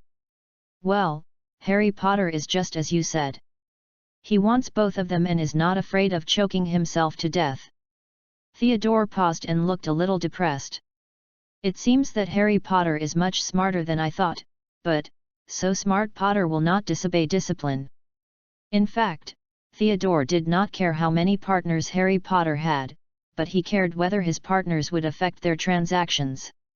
Draco lowered his head and smiled. During this period, Harry Potter's free time was spent on Quidditch training and teaching Draco parseeling. Draco could clearly feel that Harry Potter was a little more enthusiastic about him. Although it was not too obvious, it was a rare thing for someone as cautious as Harry Potter. The sudden enthusiasm meant that he had other purposes. Harry Potter also realized his own limitations and wanted to control Draco firmly. No, he can't run away. Draco's tone was very relaxed. He had never thought about the possibility that Harry Potter could escape his control. While the two of them were still chatting, a kitten came over. Draco, is this Mrs. Norris of Filch? It looks very familiar with you and is running straight for you. This was not the first time Theodore had seen Mrs. Norris near Draco. But he still didn't understand why Draco would get close to Mrs. Norris. Draco didn't like pets at all, and Theodore knew that very well.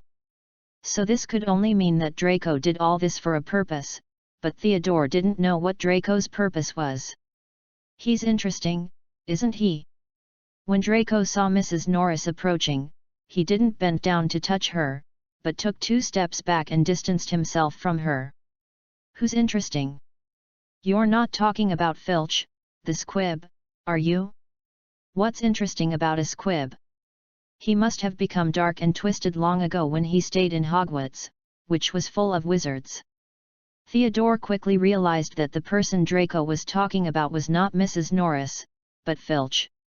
If Draco wanted to use a cat, he could find other people's pet cats everywhere in Hogwarts. There was only one reason why he was always special to Mrs. Norris, and that was for her owner, Mr. Filch. But Filch was obviously a squib. And he had a weird temperament. What role could a Hogwarts janitor play? Theodore, don't set your sights so high. Sometimes small people can have infinite role. The first knowledge Draco learned in society was not to underestimate anyone. What role can he play? Theodore was puzzled. Pure-blood education told him that squibs were useless things. It depends on what I can give him. Draco avoided the question. What would Filch want? Money and wealth, his cat, or magical abilities that he could never dream of? Theodore said, with some contempt in his eyes. Draco did not answer. He had some plans in mind, but they were still not very clear. We have to wait until the end to know. I don't know, these things should be asked by him. Draco said, beckoning Mrs. Norris. I will send it back to Mr. Filch, don't wait for me. You send it back in person. Theodore was a little confused. Draco was too enthusiastic about Filch, the squib. It was really wrong. Draco could understand Theodore's doubts, because purebloods were educated like this, they looked down on squibs. But he couldn't tell Theodore that his informant just told him that Professor Snape limped into the staff room with Mr. Filch. He wanted to go over and see what happened to Professor Snape. Is it related to the Dark Lord's matter at the end of this semester? This cat keeps pestering me, it's really annoying. Draco looked at Mrs. Norris with disdain, waved his hand, and led Mrs. Norris towards the staff lounge. Draco's informant was a Gryffindor. It was a Muggle from the Muggle world. Under normal circumstances, Draco would never come into contact with Muggles.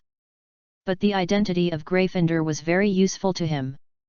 In fact, after the experience of the previous life, Draco was no longer a very pure-blood person.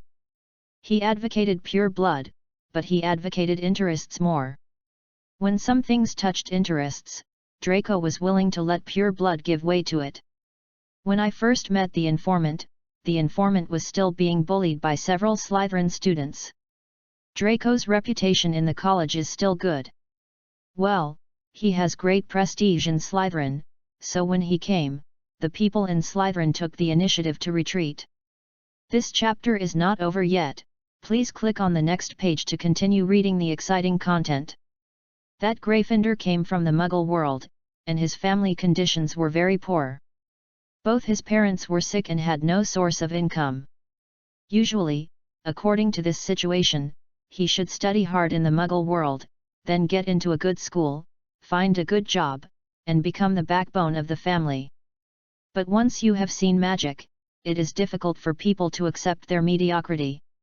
And there is a potion in the magic world that can delay death, although that potion is not something a person who receives the minimum living allowance at Hogwarts, can afford. He also wanted to learn potions, but he had no talent.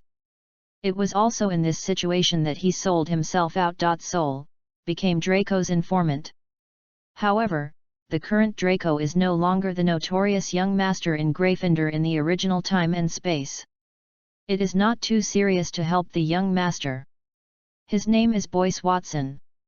A very good person, with the courage of Gryffindor to fight against everything, and he is also very smart and sensible. If it were not for Voldemort's matter, which made him die early, perhaps there would still be a place for him in the Ministry of Magic. Draco retracted his thoughts and walked towards the staff lounge.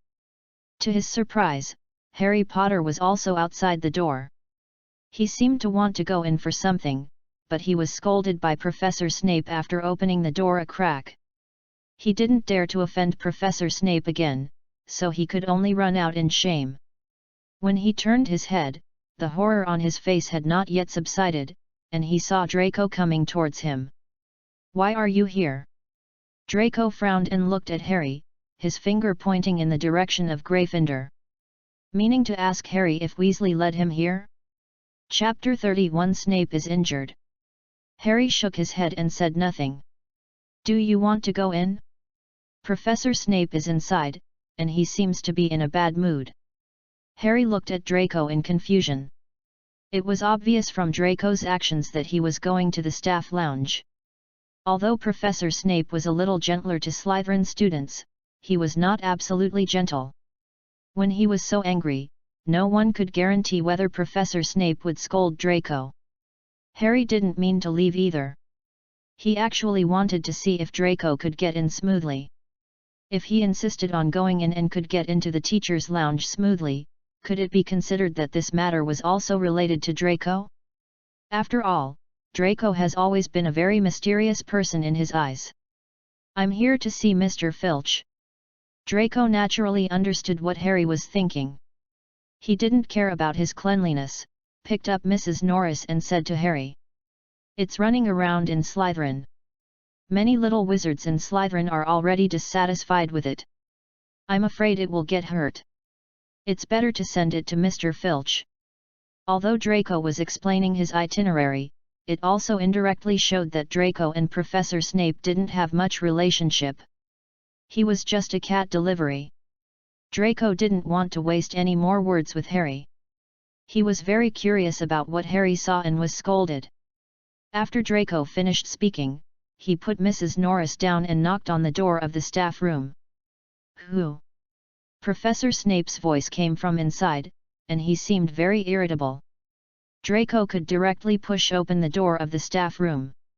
"It's me, Draco." As soon as he opened the door, he saw Professor Snape sitting beside him, with blood on his feet. It looked like he was caught by some ferocious beast. Mr. Filch's face was stinky, and he held a roll of bandages in his hand. "What are you doing here?" Although Professor Snape's tone towards Draco was gentler than towards Harry, he was also more vigilant. Draco was Professor Snape's godson, but he was also the son of Death Eaters Lucius and Narcissa. I sent Mrs. Norris here. She's cool in Slytherin. You know, little wizards. They don't like mischievous pets, and they don't like pets that are squibs. Draco didn't say it, but they didn't say it for the first time in Hogwarts. They also knew what was left unsaid. By the way, Mr. Filch, Mrs. Norris seems hungry. I don't know what she usually eats. I just fed her bread, but she didn't eat it. When Filch heard that it was his cat's business, he didn't care about Snape at all. He stuffed the gauze into Draco's arms and left with the cat. Professor Snape watched Filch leave without saying anything, but when he looked at Draco again, his eyes became complicated. Why are you looking at me like that, Godfather? Draco cast a cleansing spell on himself. Draco, I remember you didn't like pets. When did you like Filch's cat? Professor Snape looked at Draco with a sense of oppression. He really didn't know his godson. In Snape's impression, Draco was spoiled, pure-blooded, liked to show off, and had a misophobia. But from this period of time, he began to doubt his understanding of Draco. Zabinai was spoiled, Theodore was a pure-blooded, and Sala liked to show off. Now Draco doesn't even have misophobia? Then his previous understanding of Draco was all Draco pretending? In fact, it's no wonder Snape thought too much. Draco's performance during this period seemed to have been copying Riddle. Handsome, gentle, capable, and prestige among all the first-year wizards. And Draco was born in a pure-blood family, and his path was much smoother than Riddle's. There is already a Dark Lord in the world, and Snape doesn't want another one. Godfather, you think too much. I don't like it, never like it. Draco said with a childish look. Godfather, you don't know how dirty those pets are. If I hadn't seen the hateful Potter following you, I wouldn't will touch it. Poor Harry Potter was once again used as a shield by Draco. But there was no way around it, Professor Snape was too sharp. And he was the core figure of Dumbledore's faction, and Draco was still on the Death Eaters' side. The two were born to be in opposition, and Draco had to remain vigilant and use Potter to block the bullet when necessary. Godfather, what happened to your leg? It looks like it was scratched by an animal. You weren't injured by Hagrid, were you? I heard that he likes to hang out with those magical animals, and this must be related to Harry Potter. Harry Potter and Hagrid have the best relationship. Draco would not shy away from playing dumb. Of course he knew that this matter had nothing to do with Hagrid, but what he had to do now was to plan before taking action and dispel Professor Snape's suspicion first. Professor Snape heard what Draco said, took a deep look at Draco, and soon relaxed. No, this matter has nothing to do with Hagrid. Godfather, I think your injury is quite serious. How about I help you go to Madame Pomfrey to see you? Draco asked tentatively. This is not entirely out of concern for Professor Snape. He just wanted to see if Professor Snape could show his injury to others. In other words, would he dare to let everyone know that he was injured, and was injured by an unknown creature? No, I have my own medicine. Your mother just sent some snacks over. You can take them with you when you do your homework in the evening. Professor Snape obviously wanted to get rid of Draco. According to Draco's original personality, he would not last until the evening. As soon as he heard that his mother sent snacks, he would eat them eagerly. No need to do it in the evening, I can do it now. Draco said, as if he thought of something again. Looking at Snape with a guilty look. Godfather, can you do it alone? Of course. Professor Snape nodded. He didn't want Draco to ask more questions. Draco also maintained his own personality. After getting permission, he couldn't wait to leave. But just after he went out, his face changed in a corner where no one could see him. This injury is indeed not to be seen by others.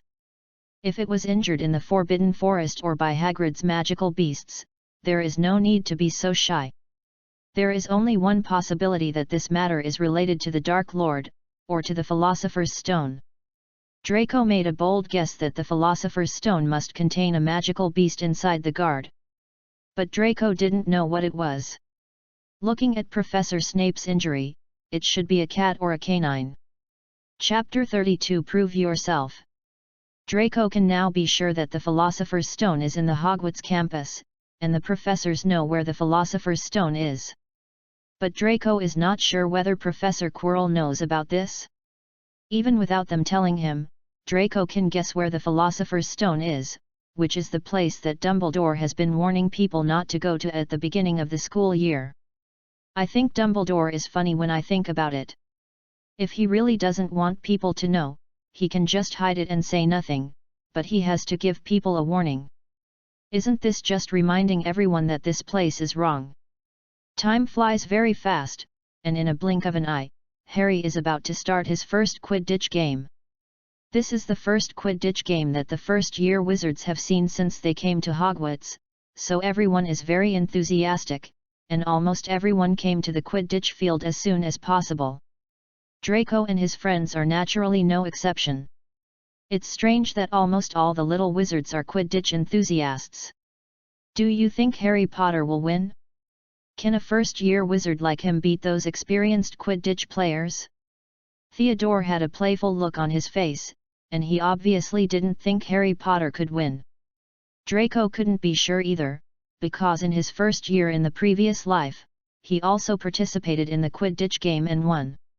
He had an estimate of Harry Potter's level, but strength often doesn't represent everything. Now many things are different from the trend of the previous life, and Draco is not sure how Harry's level will be compared to the previous life. I don't know, maybe he will win. Flint is good at strategy and inspiration, but he has an obvious shortcoming: his agility is too weak. Higgs has good speed and agility, but it's just good, not outstanding, and he doesn't have the courage of Gryffindor to die. Draco was a teammate with them in the previous life, and he was quite familiar with their characteristics. You have also done your homework, so what do you think of Harry Potter? Theodore didn't doubt it. After all, he knew that Draco wanted to control Harry Potter's heart. To control a person, you must first understand everything around him, and then slowly start to control him from the surroundings. Harry Potter has good talent and good speed. More importantly, he has a reason to win. Just like Harry Potter wanted to join Quidditch before, once he established his goal, he would do everything. You will die anyway, what if you fight hard to get a better result? Harry Potter has such a gambler mentality. Why does he have to win? He is just a first-year wizard. It doesn't matter if he loses. No one thinks that a first-year wizard must defeat other senior wizards. Theodore Draco was puzzled by his answer. He obviously didn't think Harry Potter had to win. After all, Slytherin had won for so many years in a row, and it was not easy to win Slytherin. It was too demanding to ask such a high standard for a first-year wizard. Dumbledore asked him to participate in Quidditch, and Harry Potter must prove his value in front of Dumbledore. Things without value should stay in the garbage dump, not to mention that there is more than one boy in the prophecy. Draco watched Harry Potter slowly come on the court, with some indifference in his eyes. You mean, even Dumbledore is not sure who the child in the prophecy is, right? Theodore didn't know that there were many things about the Savior. I don't know. If I were him, I would take all the children who meet the standards into my pocket, and train the one with outstanding talent. The rest would be good as cannon fodder or as backup. At the same time, Madam Hooch blew the whistle, and the Quidditch players on both sides took off.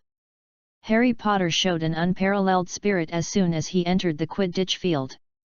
It also forced Flint to feel some oppression and use some strategies. Look, doesn't Harry Potter think so too? Draco smiled as he watched Harry Potter's actions just now. Dumbledore is the most famous white wizard of this century after all. How could he do such a thing? If he could sacrifice people at will, wouldn't he be no different from the Dark Lord? Theodore, what you said is interesting. People like Dumbledore may be more cruel than you think. They need to have the courage to sacrifice their small families for the sake of everyone. Sacrificing their small families is much more difficult than sacrificing everyone. Everything has two sides. The height of their great men is something we can't reach. Don't think too much. Draco thought he couldn't do it, and didn't want to explain to Theodore. If he didn't have other purposes, he wouldn't bother playing house with a group of children, nor would he bother hiding in front of a group of old foxes. Draco said, falling into his own thoughts. Draco, what happened to Harry Potter's flying broom? Theodore looked at Harry in shock. Harry couldn't even sit on the broom, and it was swaying in the air. If his hands were not strong, he would have fallen directly from the sky. It looks like someone cast a curse, but it doesn't look like a simple curse. If it was a curse, he couldn't hold on at all and would fall now, but if it wasn't a curse, it wouldn't have caused such an impact. Draco was also participating in the competition in his previous life, and he didn't know who caused this incident. He didn't know how this incident was resolved. He only knew that Harry swayed for a while and then stopped. Now he was watching from the audience, and he did have a different feeling, and he did find some doubts. Draco was still brainstorming, and suddenly he felt a burning gaze staring at him. After so many years in the Ministry of Magic, he had already developed a keen sense, and he immediately noticed someone looking at him. It turned out to be the informant Boyce he had bribed before. Boyce saw Draco looking over, and exchanged glances with Draco without hesitation, then looked in the direction of Harry Potter. It seemed that he was signaling something to Draco. Due to the distance, the two of them could not communicate directly, and could only communicate with their eyes. Potter? Broom? The Gryffindor trio. Draco immediately understood what Boyce meant, and his sight kept searching for Ron and Hermione. Ron was easy to find, but Hermione disappeared completely. She did not appear in the Gryffindor seat.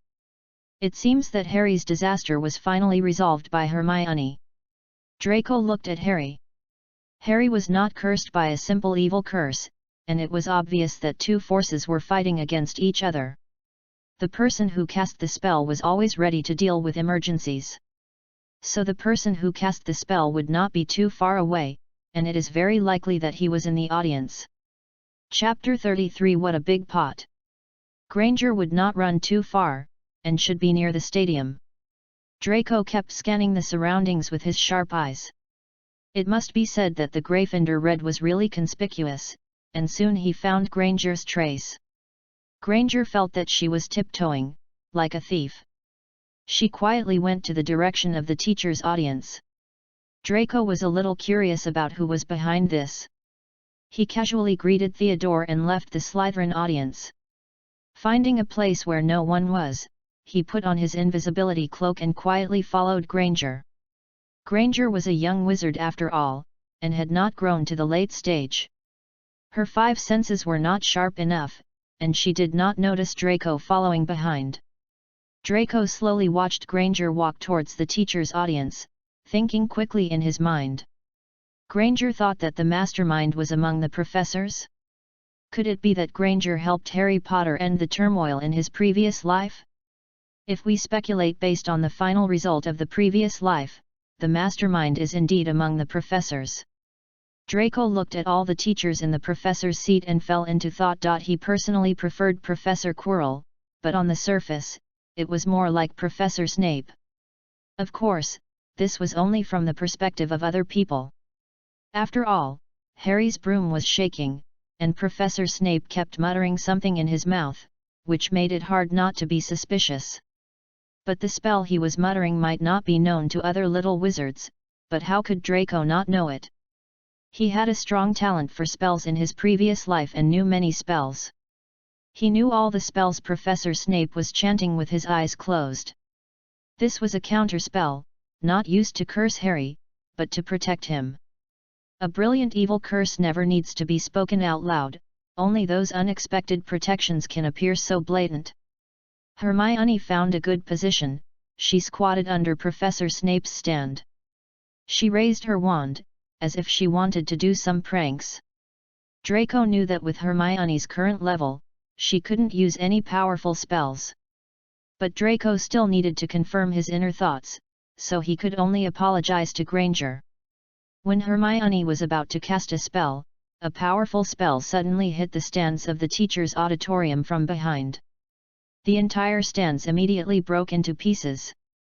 All the teachers in the audience were startled, and many teachers were even thrown out by the violent vibrations. Even Granger was stunned. She hadn't cast a spell yet, so how could the stands break? If she had this ability, why would she go to Hogwarts? But she was about to break. It was obviously not her who did it, but she was the only one seen at the scene. No matter who the murderer was, she couldn't clear the charges. At the scene of the murder, she stood there with the murder weapon, and was witnessed by the victim. The buffs were fully stacked. And Draco, who had done something bad, was ready to leave. He had already got what he wanted. He was very sure that Voldemort was possessed by Professor Quirrell, or more precisely, by the back of Professor Quirrell's head. He had never seen a person who flew out and didn't protect his body or his head subconsciously. Instead, he held down his hat as he flew out. It felt wrong just thinking about it. Obviously, there was something wrong under his hat. Combined with the experience of the previous life, it was not difficult to guess that Voldemort was possessed by Professor Quirrell. It was really interesting. Professor Quirrell, who looked stupid, turned out to be the incarnation of the Dark Lord. But now he couldn't think too much. He had to leave here quickly. There was a big commotion in the professor's seat. No one could guarantee that some wizards with keen senses would find him. Draco, the mastermind behind the scenes, patted his butt and left, leaving Granger alone to deal with this terrible scene innocently. "Miss Granger, do you have any explanation for what happened just now?" Professor Snape looked at Granger with a serious face. Anyone with eyes could feel that Professor Snape was furious. Granger hesitated and couldn't say anything. What could he say? Can it be said that she did it? She has no evidence to prove her innocence. Besides, her original purpose of coming here was not pure. "Professor, listen to my explanation. I don't have the ability to cause such harm. It must not be me," Hermione explained hurriedly. Her explanation was very dry and unconvincing. Professor Snape obviously didn't want to listen to Hermione's quibbling, and looked at Hermione very seriously. "Then please tell me, Miss Granger, why are you here? Why are you here?" It must be said that Professor Snape is really good at grasping the key points. Hermione has no way to answer, and her whole face is flushed. Finally, it was Professor McGonagall who came to the rescue. "Miss Granger, you must come to my office with me, immediately. Right now." Although Professor McGonagall's tone was still very stern, compared with Professor Snape, and compared with stating her purpose in public, Hermione still preferred to face Professor McGonagall alone. Draco watched the show for a while from a distance and then returned to his seat. "Hey, Draco, where did you go just now? You really missed a good show." Zabini came over at some point. He stood next to Theodore and exclaimed when he saw Draco coming late. "I went to the bathroom." "What's wrong? What happened?" Draco looked confused, as if what happened just now had nothing to do with him. "It's such a pity. I missed a good show." Granger was so bold that he wanted to murder the professor. The professor's stand was blown to pieces. Zabini was talking excitedly. He looked at Draco with some sympathy in his eyes, as if he regretted that Draco didn't witness this historic scene with his own eyes. After all, they had never seen any student dare to murder a professor at the beginning of the school year. "That's such a pity. Who knew that I went there at such a coincidence? I actually missed such a big show." Draco also put on some regretful expressions on his face at the right time. "I don't know why Granger would do such a big thing, Draco, do you know?" Zabini seemed a little curious. Although children don't like going to school, they wouldn't blow up the school with their own hands. Why would Ito you know? You should ask Granger. After all, not everyone dares to attack professors. Draco frowned, as if he was also thinking about Granger's purpose. Chapter 34 He didn't win either. Look! Draco! Harry Potter ate the golden snitch. Theodore seemed a little excited. He pointed in the direction of Harry Potter and shouted loudly. It's rare to see Theodore lose his composure like this. What? Zabanai was a little shocked. He hadn't reacted to what Theodore said. Harry Potter won? Harry Potter, a first-year wizard, defeated Slytherin. This was a groundbreaking move. It was hard to imagine that a young wizard could do this in his first year. Different from Zabanai's obvious shock, there was a deep meaning in Theodore's eyes. He looked at Draco with a very complicated look. Theodore, why do I feel like you're weird today? Are there any secrets between you two that you're hiding from me? Zabanai quickly discovered the eye contact between the two. This matter. Theodore said he wanted to join the Slytherin Quidditch team, but now he suddenly found that the Slytherin Quidditch team couldn't even beat a first-year Harry Potter. He obviously wanted to give up. Draco lied without hesitation. Zabanai was stunned. But Theodore couldn't expose him. After all, he had no way to explain to Zabanai what the two of them were doing. What's wrong with you, Harry Potter? It's just luck. Look at his desperate energy. I don't believe he will be so lucky the second time. The Slytherin Quidditch team is still very strong. Zabanai comforted Theodore clumsily. He seemed to really think that Theodore was going to participate in the selection of Slytherin Quidditch team players. Yes, I think Zabanai is right. Draco agreed. Theodore glanced at Draco speechlessly, and walked away silently without saying a word. Why doesn't he speak? Why is he unhappy? Zabanai looked at the direction where Theodore left in confusion.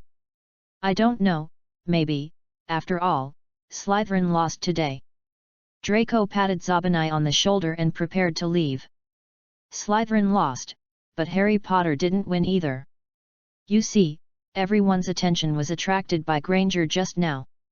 It's hard to say how Harry Potter won. Who knows if he won by taking advantage of others' surprise. Zabanai did not hesitate to throw dirty water on Harry Potter. They were originally enemies. If he had the opportunity to step on Harry Potter, he would naturally seize the opportunity. Draco smiled with his head down and repeated Zabanai's words in a low voice. Yes, Slytherin lost, but Harry Potter didn't win either. He said that without caring about Zabanai's reaction behind him, and left here directly. Although Harry Potter participated in the Quidditch game today, he had not forgotten to ask Draco to speak Parseltongue. Whenever they had free time, they hid in a remote alley and began to learn Parseltongue. Do you know what happened to Granger? How could she be taken away by Professor McGonagall suddenly? How could she suddenly blow up the professor's viewing stand? Harry obviously knows Hermione, and Hermione can't do these things at all. Although she is a Gryffindor and has the courage of a Gryffindor, not all Gryffindors dare to attack the professor. Not to mention that Hermione has some inferiority complex. She wants to prove herself in front of the professor, so she will never use this method to get the professor's dislike. You should ask Granger about this matter yourself. What does it have to do with me? Draco was puzzled by Harry Potter's question. I don't know if it's because his image is too good. Why do people come to ask him when Granger is in trouble? It seems that in everyone's eyes, he will definitely know the truth of the matter. I thought we were friends. Harry still looked confused and said to Draco. If it were any other little wizard, seeing his innocent look, they might be soft-hearted, but Draco, who had already become a seasoned man, was not the case. Harry's little trick had no effect on Draco. Don't treat me as a friend, just treat me as a trading partner, otherwise I'm afraid that when I send you to death in the end, I won't be able to do it. Draco paused and continued. Otherwise you always push for more and ask me for all kinds of information. It takes a lot of effort to get information, and I don't have that much free time. Draco's tone was not too sharp, but he still expressed his refusal in his words. Will Hermione be punished? Harry couldn't give up at all. He had no way to get any news about Hermione from other places. He only knew that Hermione was taken away during the Quidditch game and hadn't come back yet. Harry had no way to get any news about Hermione, but he knew from Ron that Hermione had such a fate because of him. So he couldn't watch Hermione being punished with peace of mind. There were not many people in the world who were good to him, and Hermione was one of them, so he wanted to hold on to this person who was good to him. At least he was grateful for her efforts. I just didn't you understand what I just said. Draco is a little impatient now. He told Harry not to ask him, so why did he ask him again? I understand, but you are the only one who is most likely to know about this. 5 gold galleons. My dear, there is more to this chapter. Please click on the next page to continue reading. It will be more exciting later. Harry wanted to buy information with money.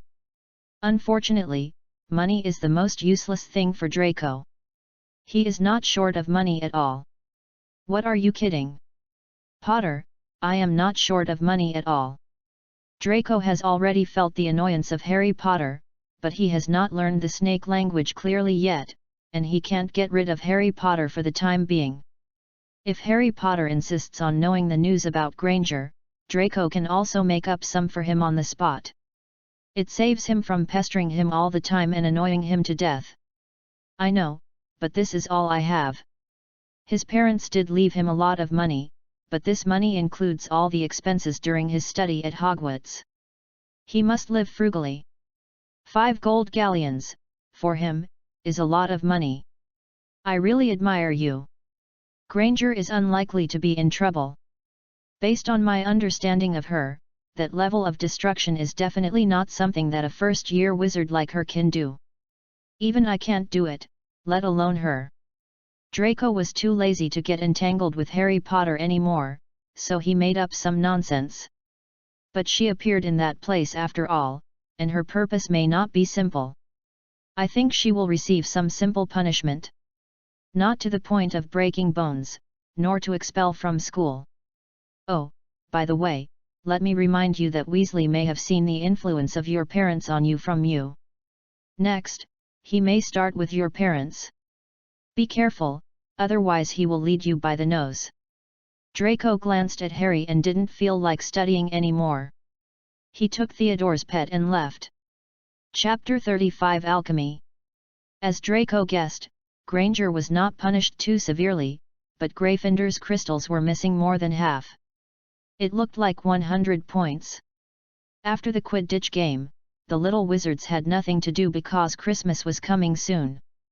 Little wizards have holidays during Christmas.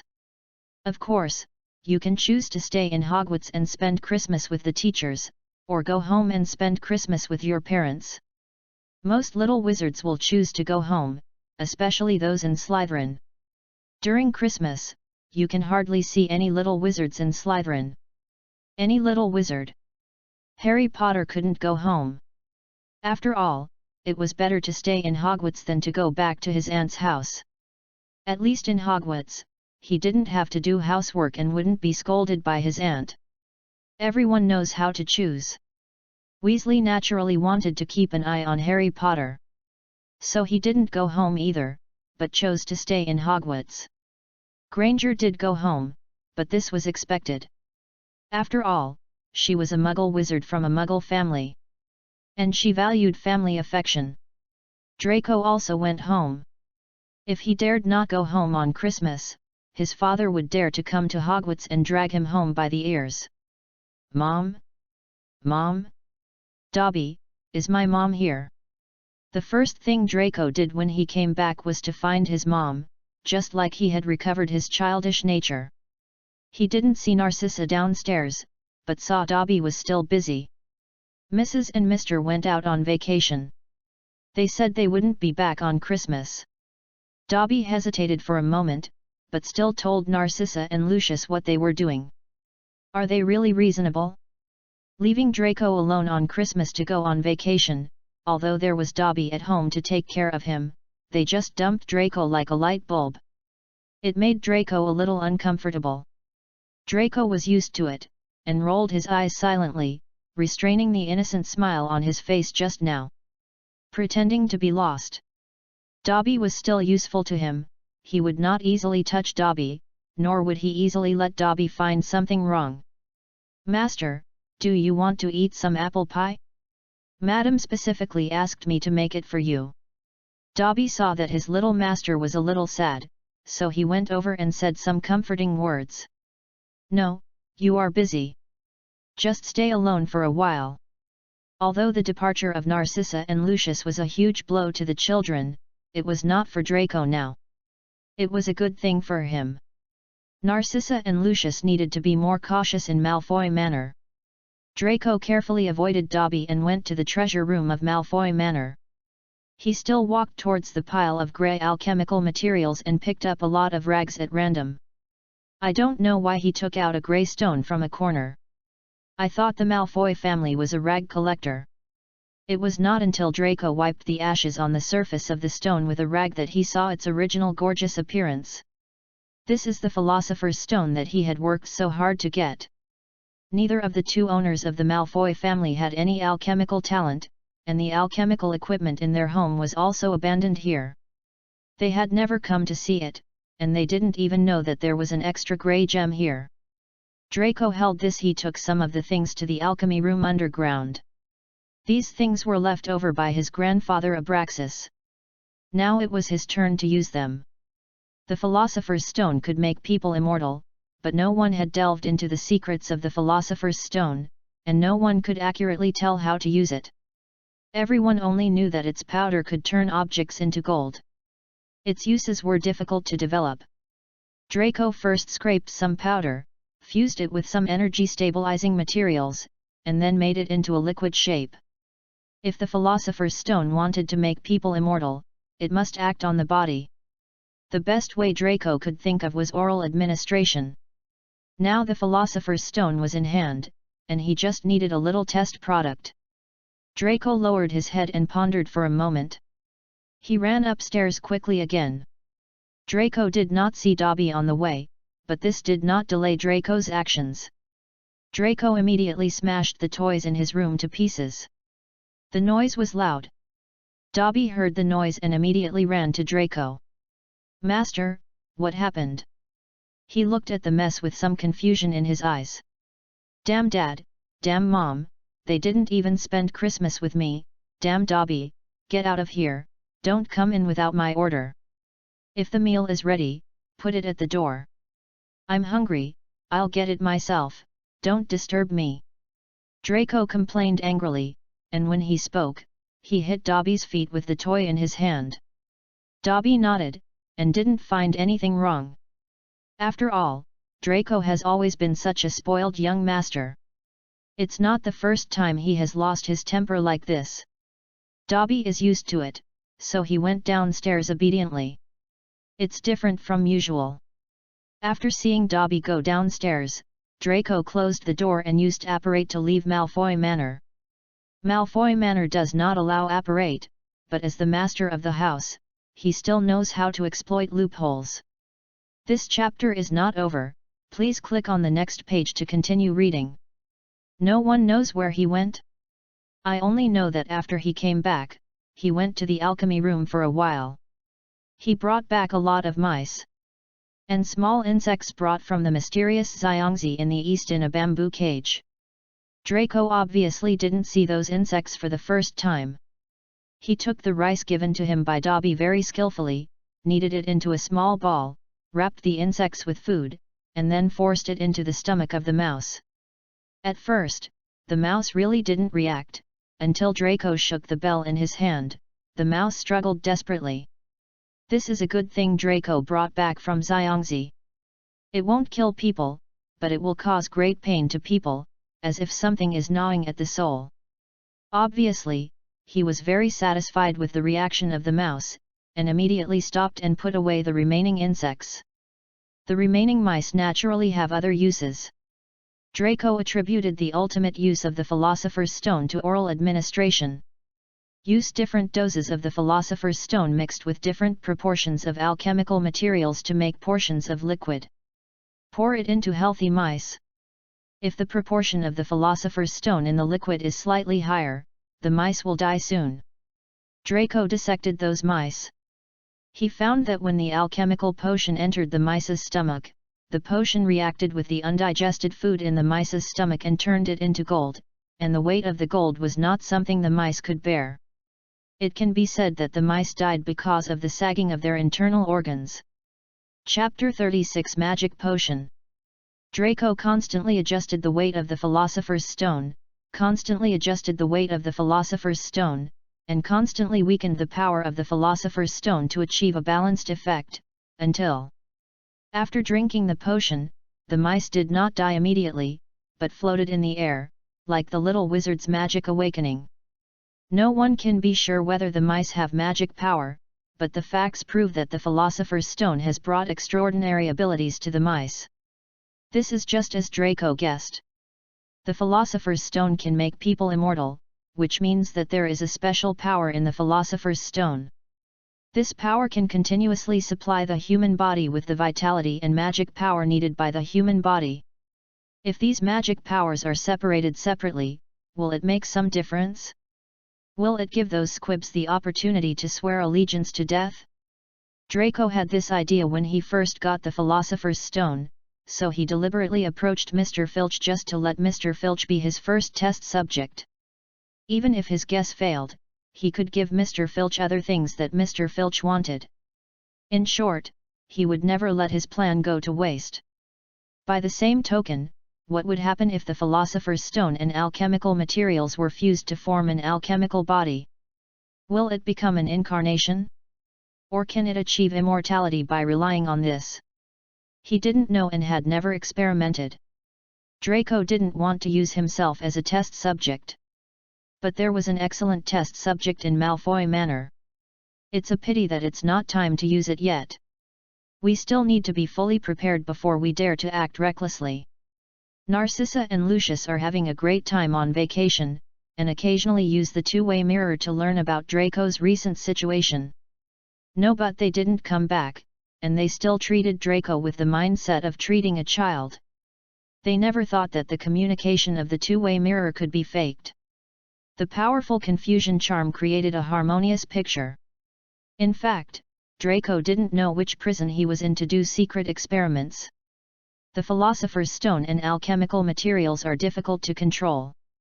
Now Draco can only make alchemical potions that allow people to have magic power for a short time.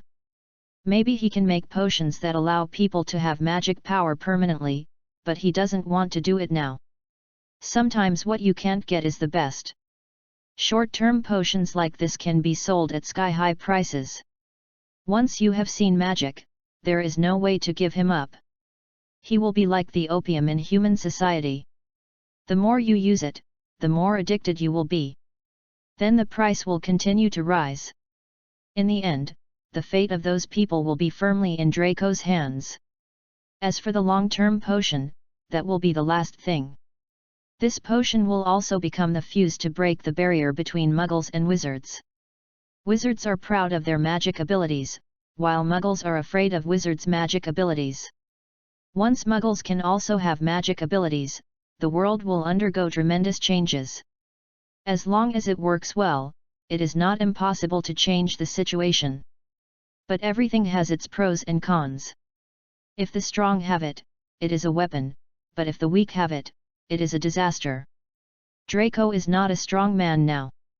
He dare not take it out easily, but if it is only used on 1 or 2 people, it can still be controlled.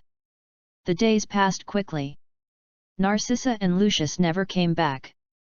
Draco spent a happy Christmas at home and then returned to Hogwarts.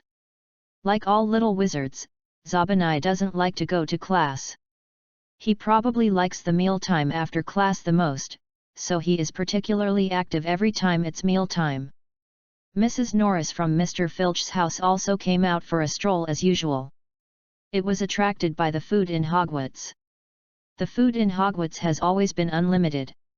Usually, when the little wizards see Mrs. Norris coming, it's nothing.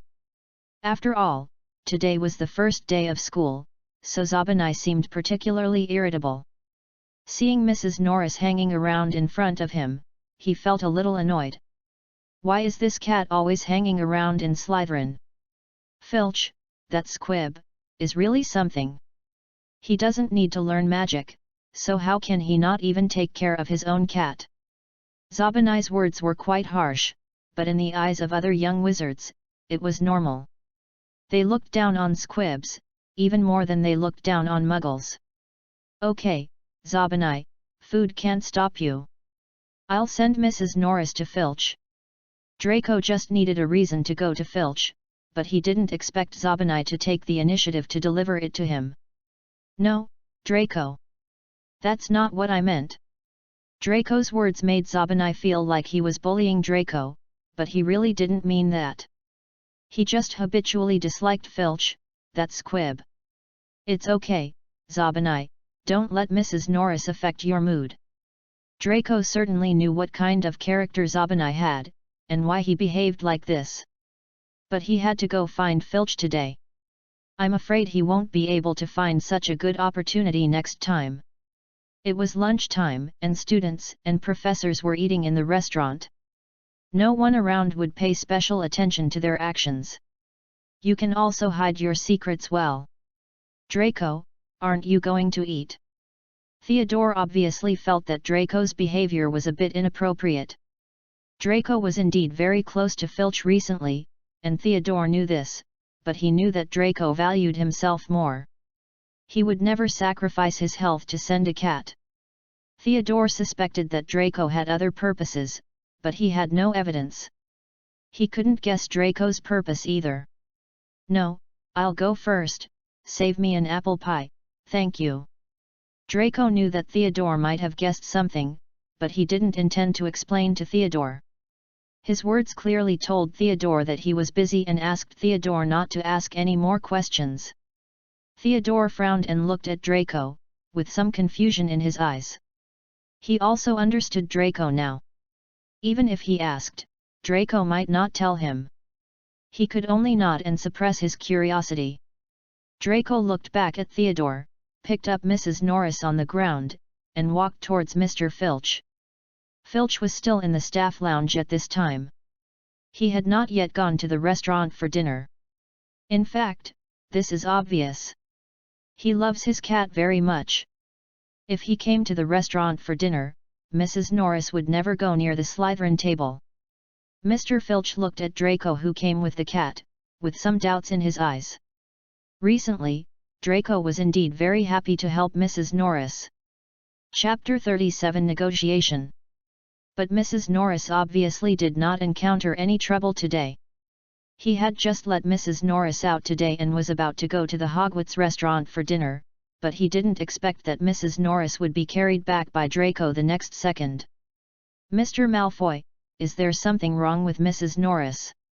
In fact, Filch had a good impression of Draco. Draco was not as open about himself as ordinary purebloods. Malice. He did not vent his anger on Mrs. Norris because of himself. On the contrary, he was quite nice to Mrs. Norris. No, Mr. Filch, I'm here to see you. Draco looked straight at Filch as he spoke. As Filch had been looked down upon for many years, he quickly saw the deep meaning in Draco's eyes. But he could not tell whether this deep meaning was good or bad. Draco was different from other little wizards. He had a reputation, popularity, strength, and family background in the school.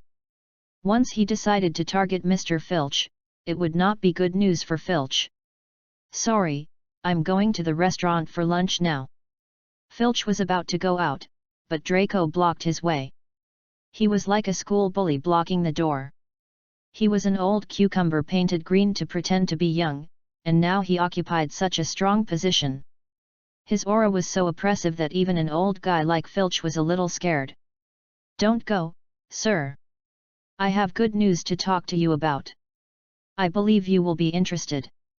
Draco took out his wand and pointed it at Filch's chest. Although his words were gentle, his actions were extremely tough. It seemed that if Filch didn't agree, he would cast the next spell on Filch. If you want Slytherin to lose all his points, you can do it. Filch was not worried. No one had dared to do that in all his years at Hogwarts. Even if they didn't care about their own reputation, they would care about the reputation of the college. You threaten me with Slytherin? Do you think I'm afraid? Do you think I didn't think of a countermeasure before I came to you? Draco smiled gently, with a gleam in his eyes. As long as I want, no one will know that I came to you, and the name Filch will disappear silently in Hogwarts. If you don't believe it, you can try it. Negotiation is like this, a big stick and a sweet date. If you want to give the sweet date, you must first swing the stick in place. First give someone a warning, otherwise, there are always some people who don't know their own weight. You can try it. Filch was angry at Draco's words, and his face looked a little hideous. It's not just anger, but more of self-protection. He is a squib. When facing wizards, he doesn't have much protection, even though he is just a first-year wizard in front of him. Don't be so angry, Filch, I really have something to talk to you about. I heard that you are a squib and have never had a magic riot. Draco was just talking nonsense, as if he was stabbing Filch with a knife. Filch was really helpless and could only nod. What do you want? Filch wanted to delay, but Draco would not let him. Draco flicked his wand, and the water cup on the table next to him shattered instantly. Draco pointed his wand at Filch again, and signaled him with his eyes to sit down obediently. The situation was stronger than the person. Filch could only sit down obediently. According to his guess, Draco did not dare to do it. After all, the Malfoy family was big and powerful, and it would be difficult for Draco to escape once he did it. Although using his life to drag the Malfoy family into the water was a very worthwhile thing in the eyes of others, it was not in his own eyes. Nothing was more important than his life. Draco Malfoy, he remembered this name, and he would not fall into his hands in the future, otherwise he would let Draco Malfoy know the power of the squib. Draco carefully cast layer after layer of soundproofing spells around him before he began to speak. Don't be nervous, sir. I have no ill intentions. I just found a potion that can give muggles magic power. I have such a good relationship with Mrs. Norris, so I thought of you first. Draco said the potion without hesitation. He was not worried that Filch would tell others about the potion. Even if he did, no one would believe a squib.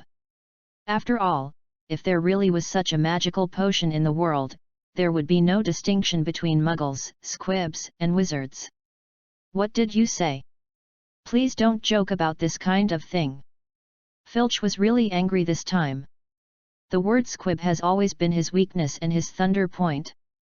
If others say he is a squib, he won't be too angry, after all, he is used to it, but if someone teases him, tell him that he can become a wizard.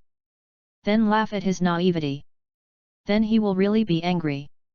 Get out of here. I will accuse Professor Snape of your bad behavior. Filch was very angry. When he knew he was a squib, he had actually been fooled many times. Every time, he got nothing but deception and humiliation, without exception. How do you know if you don't try? Draco said as he took out the potion he had already brewed. It was different from the potion Filch had seen from the lyre before. This bottle of potion gave people an extraordinary feeling. It was enough to make people excited just by looking at it. But everything in the world has its own sacrifices. Why not let Mrs. Norris test the potion for you?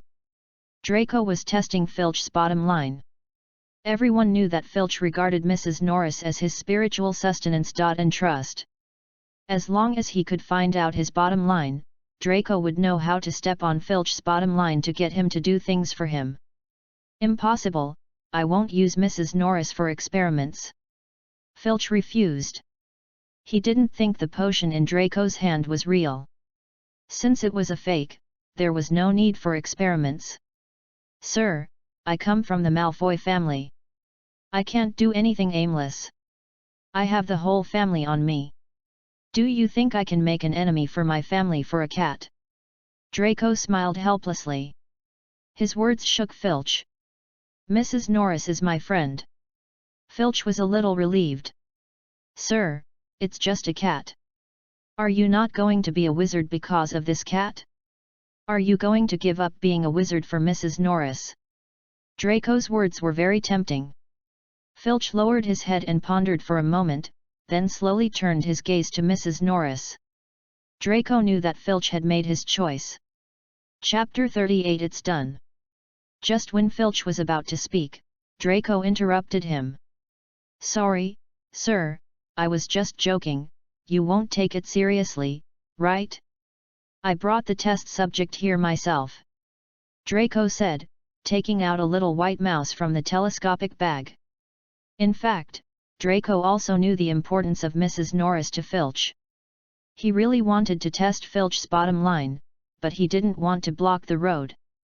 Once a person loses his bottom line, he will become very scary. Just like Filch, if he uses the price of Mrs. Norris's accident, but what Draco gives does not meet his expectations, then everything will become more complicated, and Draco will not be able to win Filch's true heart. Filch's expression is indescribably complicated, with surprise, anger, and regret. But the kitten probably doesn't know that its owner once wanted to abandon it, and still rubs Mr. Filch's legs eagerly. I'm very considerate, aren't I, sir? Are you ready to give it a try? In fact, this sentence is just nonsense. When Filch was ready to sacrifice Mrs. Norris, he had already made up his mind to try the potion in Draco's hand. So, when Draco asked, he nodded without hesitation. Filch took the initiative to reach out and pinched the body of the little white mouse, pinched the little white mouse's jaw with his hand, and forced it to open its mouth. Draco did not hesitate anymore, pulled out the soft plug on the potion, aimed at the mouth of the little white mouse and dripped 2 drops. After all, the potion is made for humans, and the power is greater than expected. For a body size like the little white mouse, only 2 drops are needed. As soon as the potion entered the mouth, the little white mouse began to struggle. The amplitude became larger and larger, and in the end even Mr. Filch couldn't catch it. Filch just let go of the little white mouse. I thought it would fall to the ground, but who knew it would float in the air? This. Filch was a little excited and couldn't speak. He knew better than anyone that this was a magic riot. A sign of possessing magic, and the magic he had been thinking about. I didn't lie to you, Draco said, shaking the potion in front of Filch's eyes. Filch was completely attracted. He stared at the potion with his eyes full of desire. He even subconsciously tried to grab the potion from Draco. Draco had been observing Filch's reaction. It was impossible for him to grab it. The moment before Filch stretched out his hand, he shrank back. It looked like he was not going to give it to you. Sir, it's not a good habit to take something without asking. I've said before that everything has a price. I can give you what you want, but only if you can pay the corresponding price. Draco's villain face appeared again. What do you want? Filch was determined to get the potion, but he hadn't completely lost his mind. Of course, he only had a little bit of reason left. Don't worry, I won't ask you to do anything you don't expect. I just want to know the news about Harry Potter and Headmaster Dumbledore. Draco said, taking out a pill. After all, the human body is different from animals. Animals can endure great pain, but if people endure such pain, their bodies will collapse. Before you take it, maybe you can take a pill to strengthen your body. Draco finished speaking and threw the pill on the table casually, as if he didn't care. The words just now seemed to be just a hint, and it didn't matter whether Filch listened or not. Draco said, and handed the potion to Filch.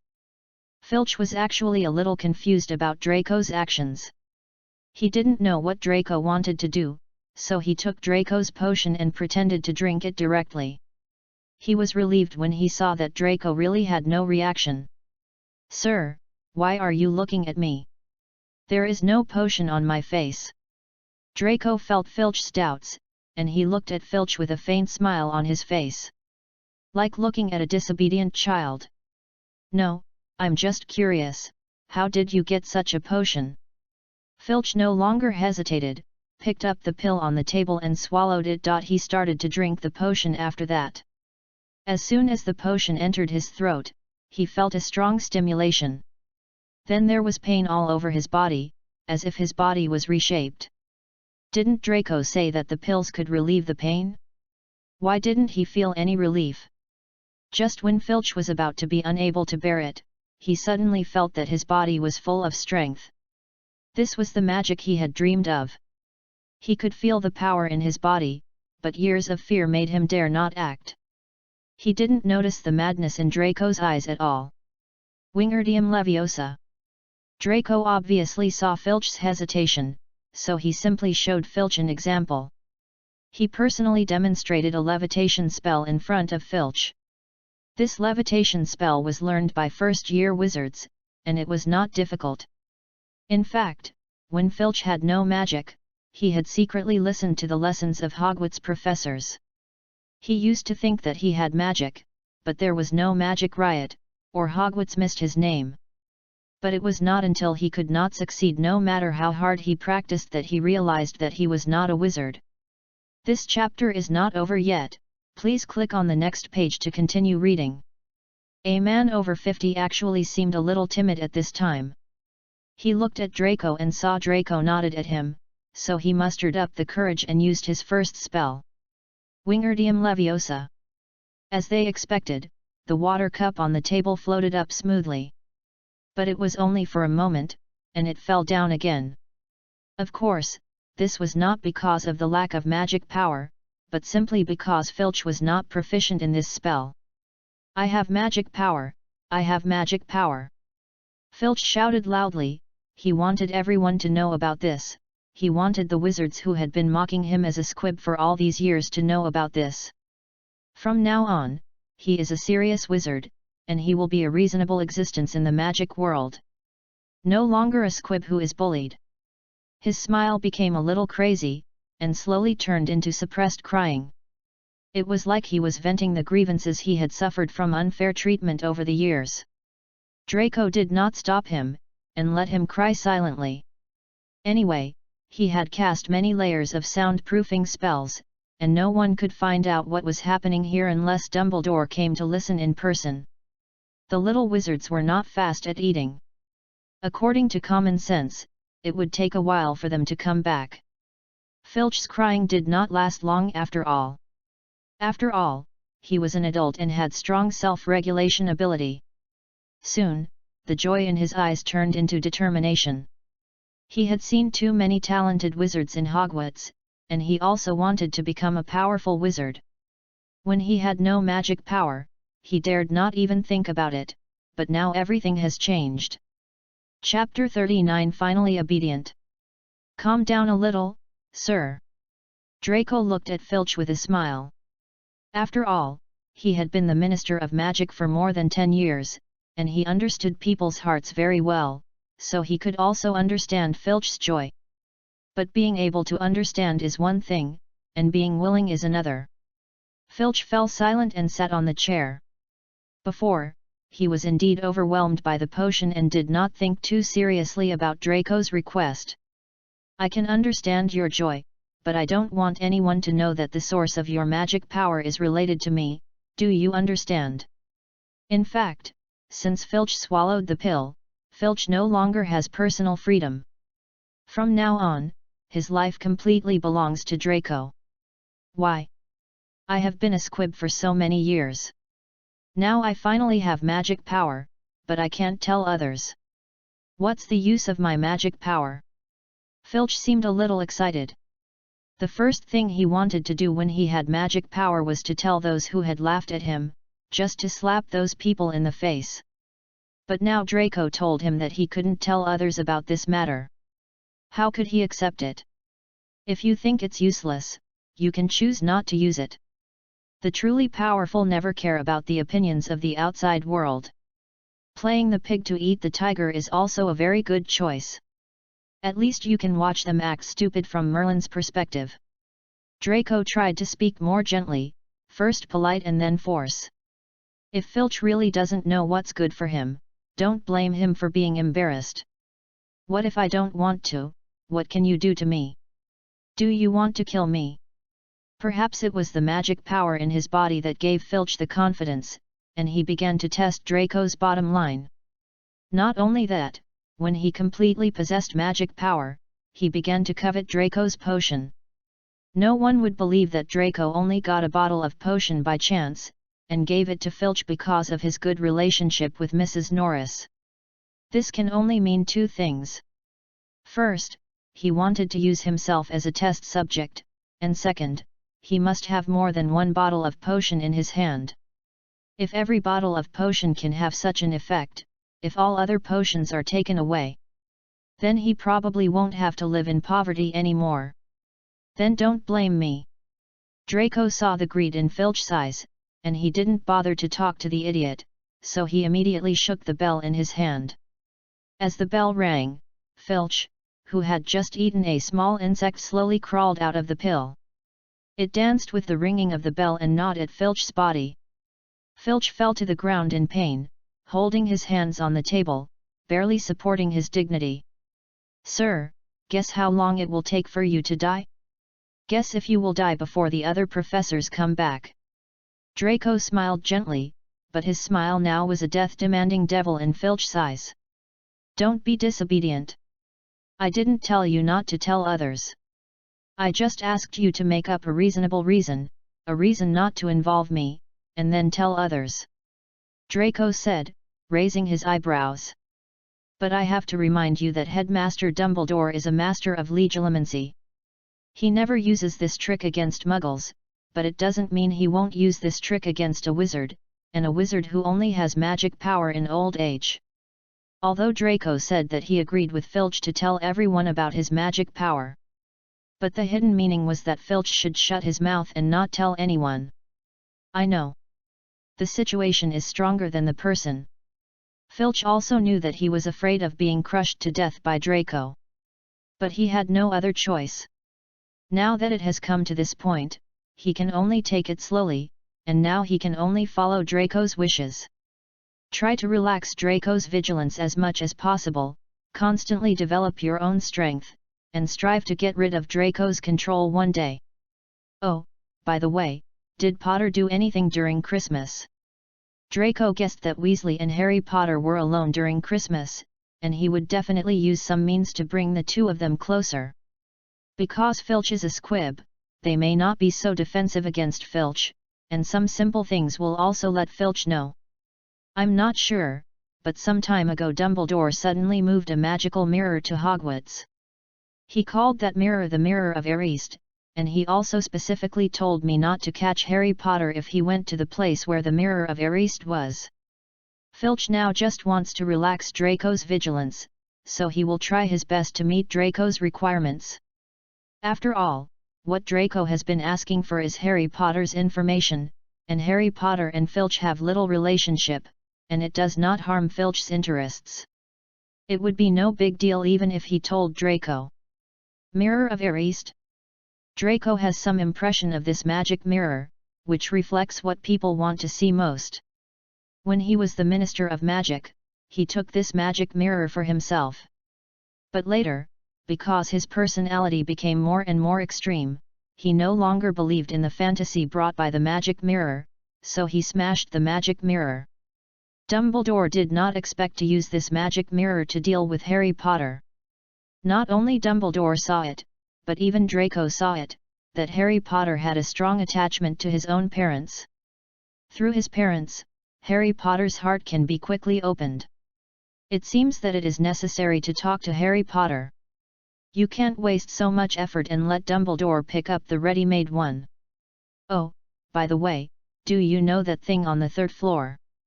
He must go to the third floor. And even guide Harry Potter there.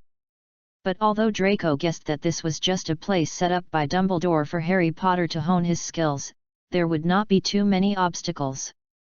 But there would not be no obstacles at all. If there were really no obstacles, there would be no way to stop Professor Quirrell, who was an undercover agent. I'm not sure, I only know that when that thing reached the 3rd floor, all the professors went to the 3rd floor. What happened in Hogwarts usually could not be hidden from Filch. Filch stayed in Hogwarts for many years, and he knew all the slightest movement in Hogwarts. It seems that the cleaning lady in the company knew all the slightest movement in the company. But he used to be a squib and didn't pay attention to these things, and it would not be good for him even if he knew. Professor Quirrell went there too? He looks stupid. Yes. Chapter 40 Confrontation with Harry. That's not going to work. After all, Professor Quirrell is an adult wizard. Facing the same difficulty, he must be able to crack the problem much faster than Harry Potter and other young wizards. If Dumbledore wants Harry to be ahead of Professor Quirrell, someone must guide him all the time. No wonder Weasley is so impatient. If he doesn't hurry up, the Philosopher's Stone will be stolen by Professor Quirrell. Then I won't bother you, sir. You should adapt to the changes in your body. I hope to hear good news from you. The matter was resolved, and Draco was too lazy to spend time on Filch. If he wanted to turn the magic world upside down, he needed the right time, right place, and right people. At present, the right time has not arrived, but the right place has arrived. It still lacks right people, which includes a series of things such as soldiers, food, and strategies. Draco currently has few capable subordinates under his control, and he needs to continue to win them over, but he can arrange for food and fodder first. In the past, he was afraid of being discovered by Filch when walking around Hogwarts at night, so he deliberately won over Filch. Now he doesn't have any concerns. Filch has become one of them, and he can't catch Draco. So the money-making thing has to be arranged. According to common sense, it is more appropriate to give this kind of thing to Zabini than Theodore. Theodore is too silent and not suitable for business. On the contrary, Zabini's lively personality is suitable for business.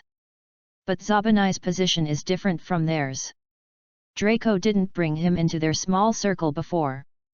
But it's different now. However, this matter still needs to be planned slowly.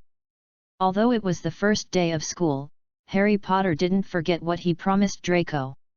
He still found a remote alley and taught Draco parseling with peace of mind. Draco's mind was full of questions. He wanted to ask Harry Potter, but he didn't ask immediately. He had to wait until the parseling course was completely over before he said to Harry Potter quietly, "I heard that you and Weasley once visited Hogwarts at night during Christmas." Draco didn't even mention the Mirror of Eris, but Harry Potter was still alert all of a sudden. Why did Draco know such details? As far as Harry Potter knew, Draco's sphere of influence had always been in Slytherin. However, among the little wizards who stayed at Christmas, there were no little wizards from Slytherin, but how did Draco know that? Could it be that there were Draco's spies among the little wizards who stayed?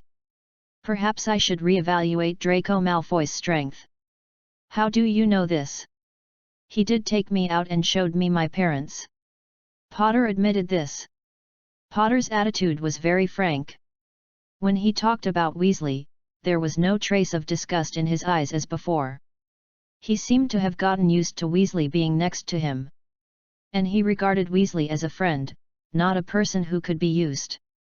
He even used this sentence to test Draco's bottom line.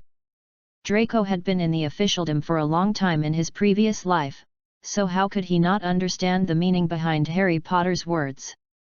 Harry Potter wanted to maintain a good relationship with Weasley and let Weasley provide him with benefits continuously.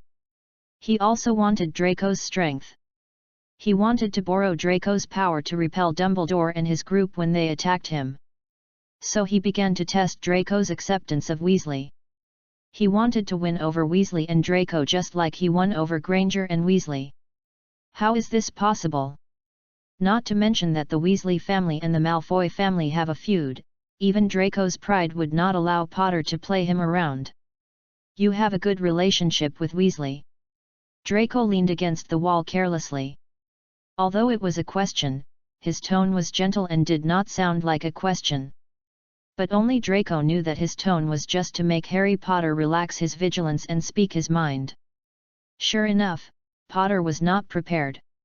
He offered me many excellent conditions to win me over. Perhaps because he had been living in peace for too long, Harry Potter also began to bargain.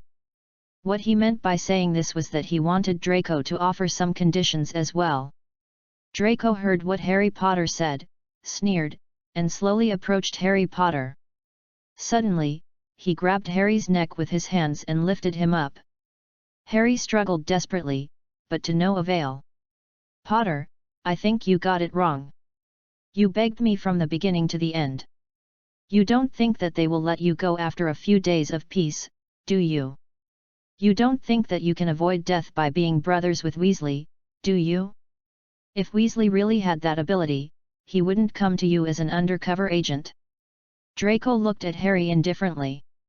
He tightened his hands more and more, until Harry's face turned completely blue.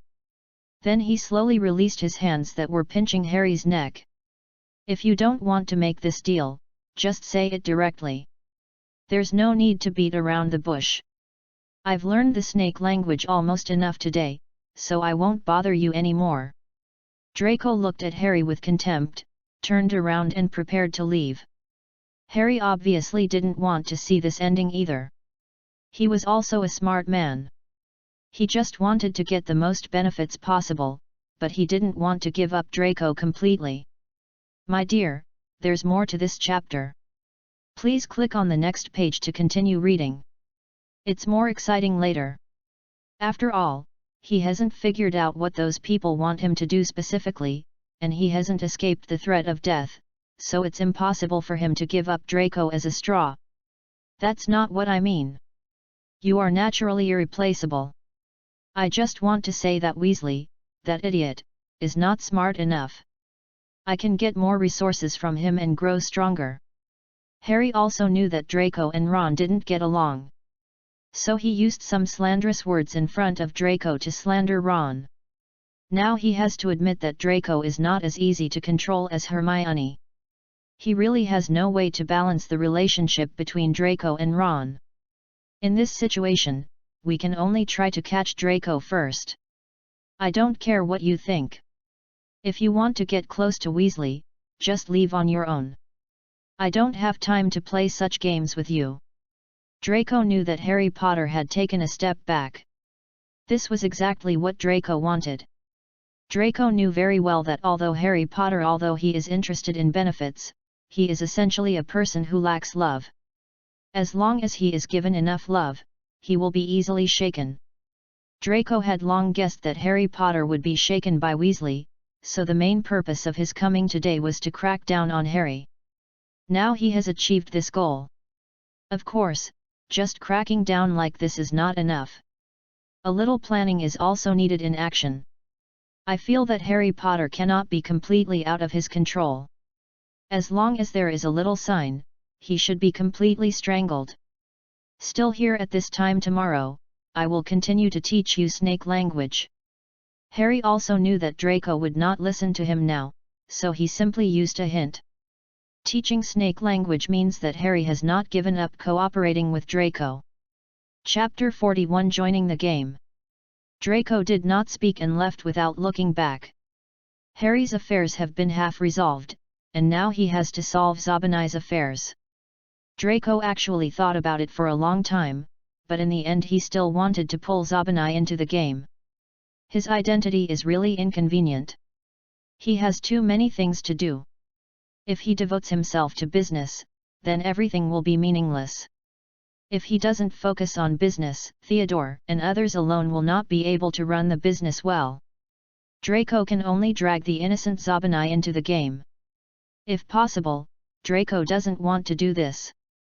After all, one more person means one more risk, and the Zabinai family is always a neutral party. Neutrality is the most terrifying thing. If he is absolutely neutral, it's okay, but if he is a fence-sitter, it will be troublesome. But Draco now has to think about how to set up a game so that Zabinai can find this out by himself and join in on his own initiative. When Draco returned to the restaurant, everyone was having dinner. "Draco, why are you late again?" Zabanai frowned and looked at Draco. He always felt that Draco was hiding something from him. But Draco was unwilling to say it on his own initiative, and he asked but got no results. "Theodore, come out with me for a moment. I need to tell you something," Draco said, winking at Theodore. Theodore nodded. Although he didn't understand what Draco wanted to do, it was always right to obey. Zabanai was confused. What was going on? Why did Draco only tell Theodore but not himself? "Draco, Theodore, what secrets do you two have?" Zabanai frowned and looked at the two of them. "No, there are some important things that need Theodore's help.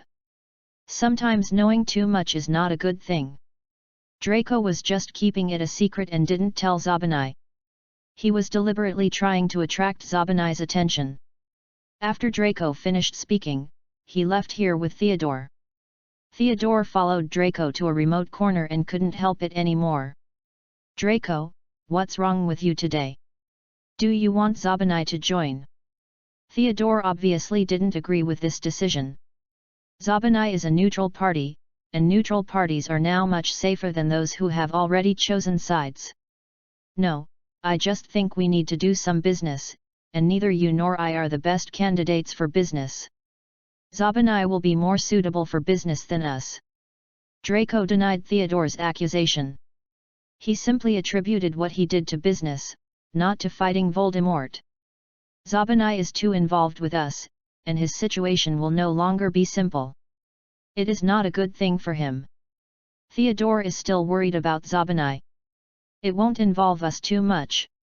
This matter, this business from beginning to end will only belong to Zabanai alone, and it has nothing to do with us. Do you understand, Theodore?" Draco wanted to give this business to Zabanai, and he would only collect money behind the scenes and not participate in any management projects. Even if others talk about it later, it will only be said to be Zabanai's business. Besides, I never wanted him to join the game, but if he took the initiative to bring it up, then I can't do anything. Draco never hides his thoughts in front of Theodore.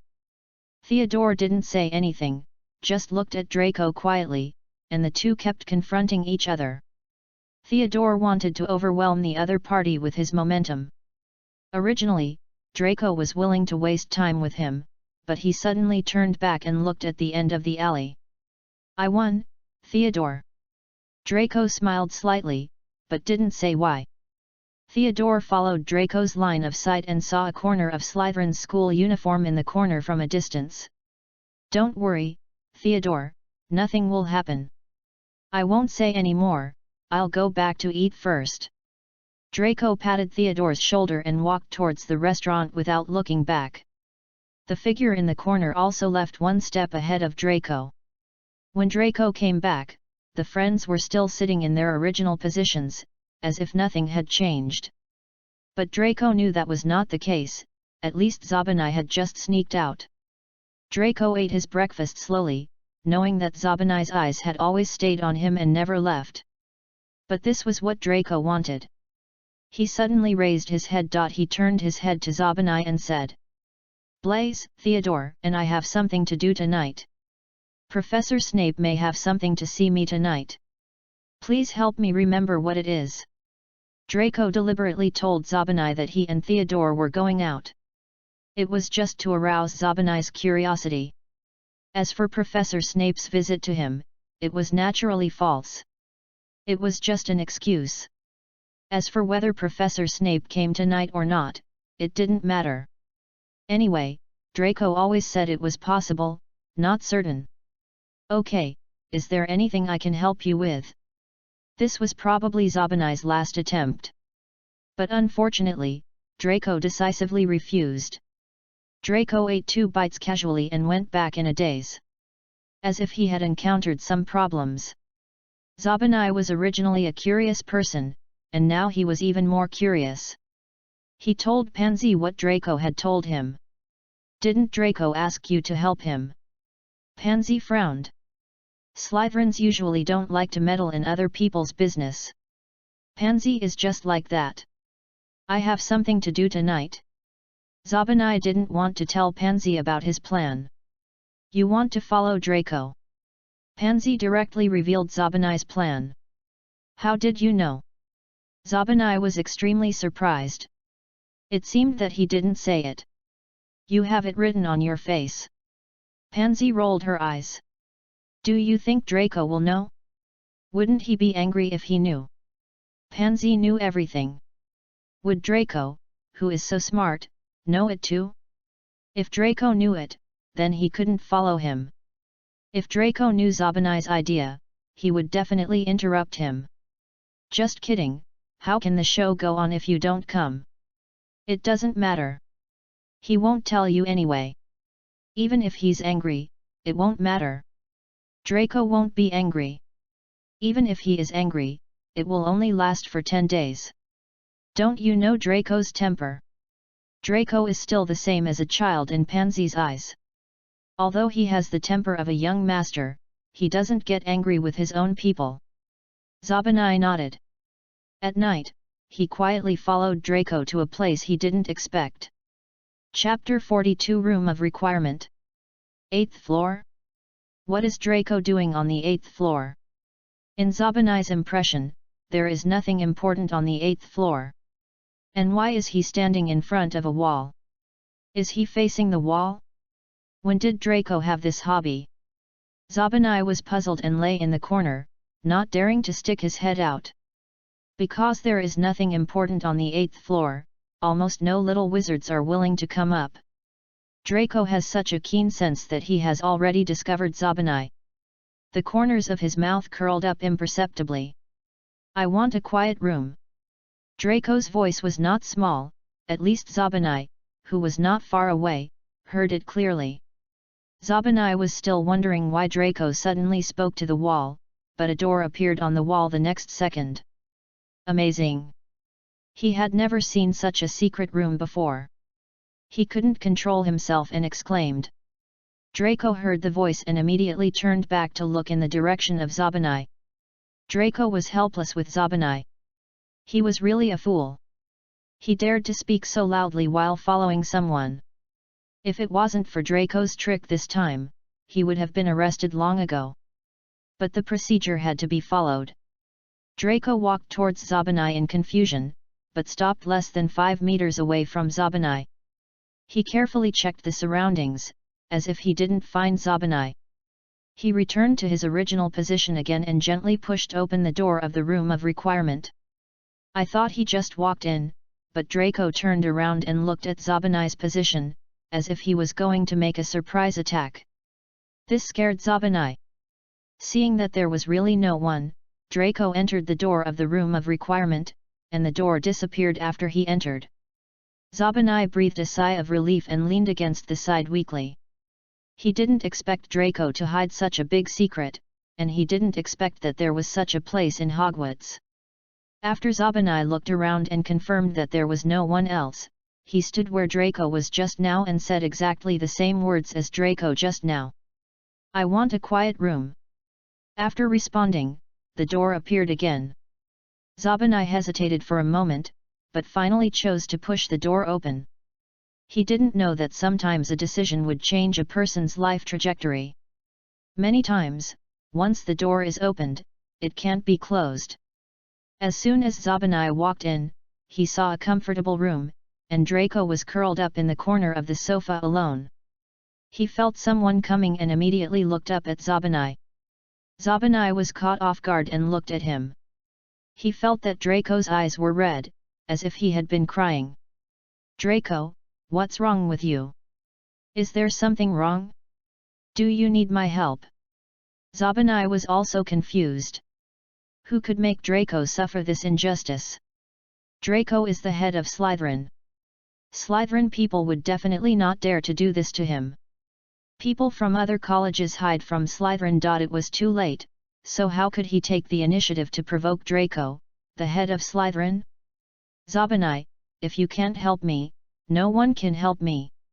Draco lowered his head as he said, as if he had really encountered some big trouble. How do you know I can't help you if you don't tell me? Zabanai was almost dying of curiosity, but Draco was still making excuses. What's the matter? Didn't he consider himself a friend? Slytherin is indeed like the Sorting Hat said, judging the situation and protecting oneself. But in Slytherin, you can also make the most sincere friends. Don't get yourself involved, this is not a good thing. Draco was still refusing. Draco, what's wrong with you? Do you consider me a friend? Zabanai was angry. He stood in front of Draco and asked condescendingly. This matter is about the mysterious man. Are you sure you want to know? Draco looked up at Zabanai, his eyes were full of seriousness. This also scared Zabanai. Is it about the you-know-who? Zabanai hesitated for a while, but quickly confirmed his inner thoughts. Of course, we are friends. Draco nodded, looking at Zabanai as if he had made up his mind. They said the you-know-who is coming back, they said the first thing the you-know-who will do is to deal with our family, they said that when the you-know-who comes back, I will end up like Potter. When Draco said this, there was some sadness in his eyes. As if he really believed this. Who told you? The you-know-who hasn't come back for so many years, how could he come back suddenly? What are you worried about? Zabanai frowned and looked at Draco. He didn't understand who said such nonsense in front of Draco. If Voldemort could come back, he would have come back long ago, why would it be delayed until now? Harry Potter said that, he said that Headmaster Dumbledore told him. Draco knew that Zabanai didn't have a good relationship with Potter, so he would definitely not take the initiative to ask Potter. This matter is a dead end, no matter what Draco says. Dumbledore. Zabanai was silent after hearing Dumbledore's name. After all, Dumbledore is the most famous white wizard in the magic world this century, and his words are credible. My dear, there is more to this chapter, please click on the next page to continue reading, the latter is more exciting. But Draco, even if Voldemort comes back, the first person he will deal with is Harry Potter, how could he attack you so quickly? We are a pure-blood family, and he still relies on us. Zabanai is also very proud of his pure-blood identity. I don't think Voldemort will be the first to be attacked by a pure-blood family. Pure-blood families in the magic world have people, wealth, and status, and they can move the whole body if they are pulled apart. If Voldemort wants to gain a foothold, he will never easily attack a pure-blood family. Moreover, more than 10 years ago, he failed because of Harry Potter, and the first person he should deal with now should be Harry Potter. It's not like that, Zabanai. Before you-know-who deals with Dumbledore and Harry Potter, he needs to gather connections and a lot of money. Draco looked at Zabanai seriously, his eyes full of pain. Most of the former Death Eaters stayed in Azkaban, and some escaped using the Imperius Curse. If Voldemort wants to completely subdue those who escaped using the Imperius Curse, he must kill the chicken to scare the monkeys. And he needs a lot of money to fight against Dumbledore. It just so happens that the Malfoy family meets these two requirements. Not only do they have a lot of money, but they are also Death Eaters who escaped using the Imperius Curse. They are the best candidates to kill the chicken to scare the monkeys. Zabanai was also persuaded by Draco, and there was some worry on his face. But these things are not something he can intervene in. It is difficult for him to think of a way. Draco saw Zabanai trapped in his own thoughts and started the second topic. Chapter 43 Communicator. With my parents' abilities, I'm not worried that they will die in this fight, but if they have no money, will they beg for food from people they once looked down upon? Draco looked at Zabanai, tears in his eyes. Zabanai also thought of something in an instant, and suddenly a light came out. We can do a business on our own and not let anyone know. Even if Voldemort takes away the Malfoy family's property, the Malfoy family will not fall into poverty. Zabanai has slowly fallen into the trap, but it seems that he is not so smart yet. No, if I were Voldemort, I would keep a close eye on the business of my whole family. Once I do business, I will definitely be targeted. Draco said, curled up in pain. He seemed to be about to collapse. I've thought about doing business before, and I've even thought about what to do, but not everything is as simple as I thought. Voldemort will definitely target our family in the future, because I found that even Dumbledore has already targeted our family. Draco was beating around the bush and was about to say his purpose. In fact, his words were very clear, he was just pointing at Zabanai.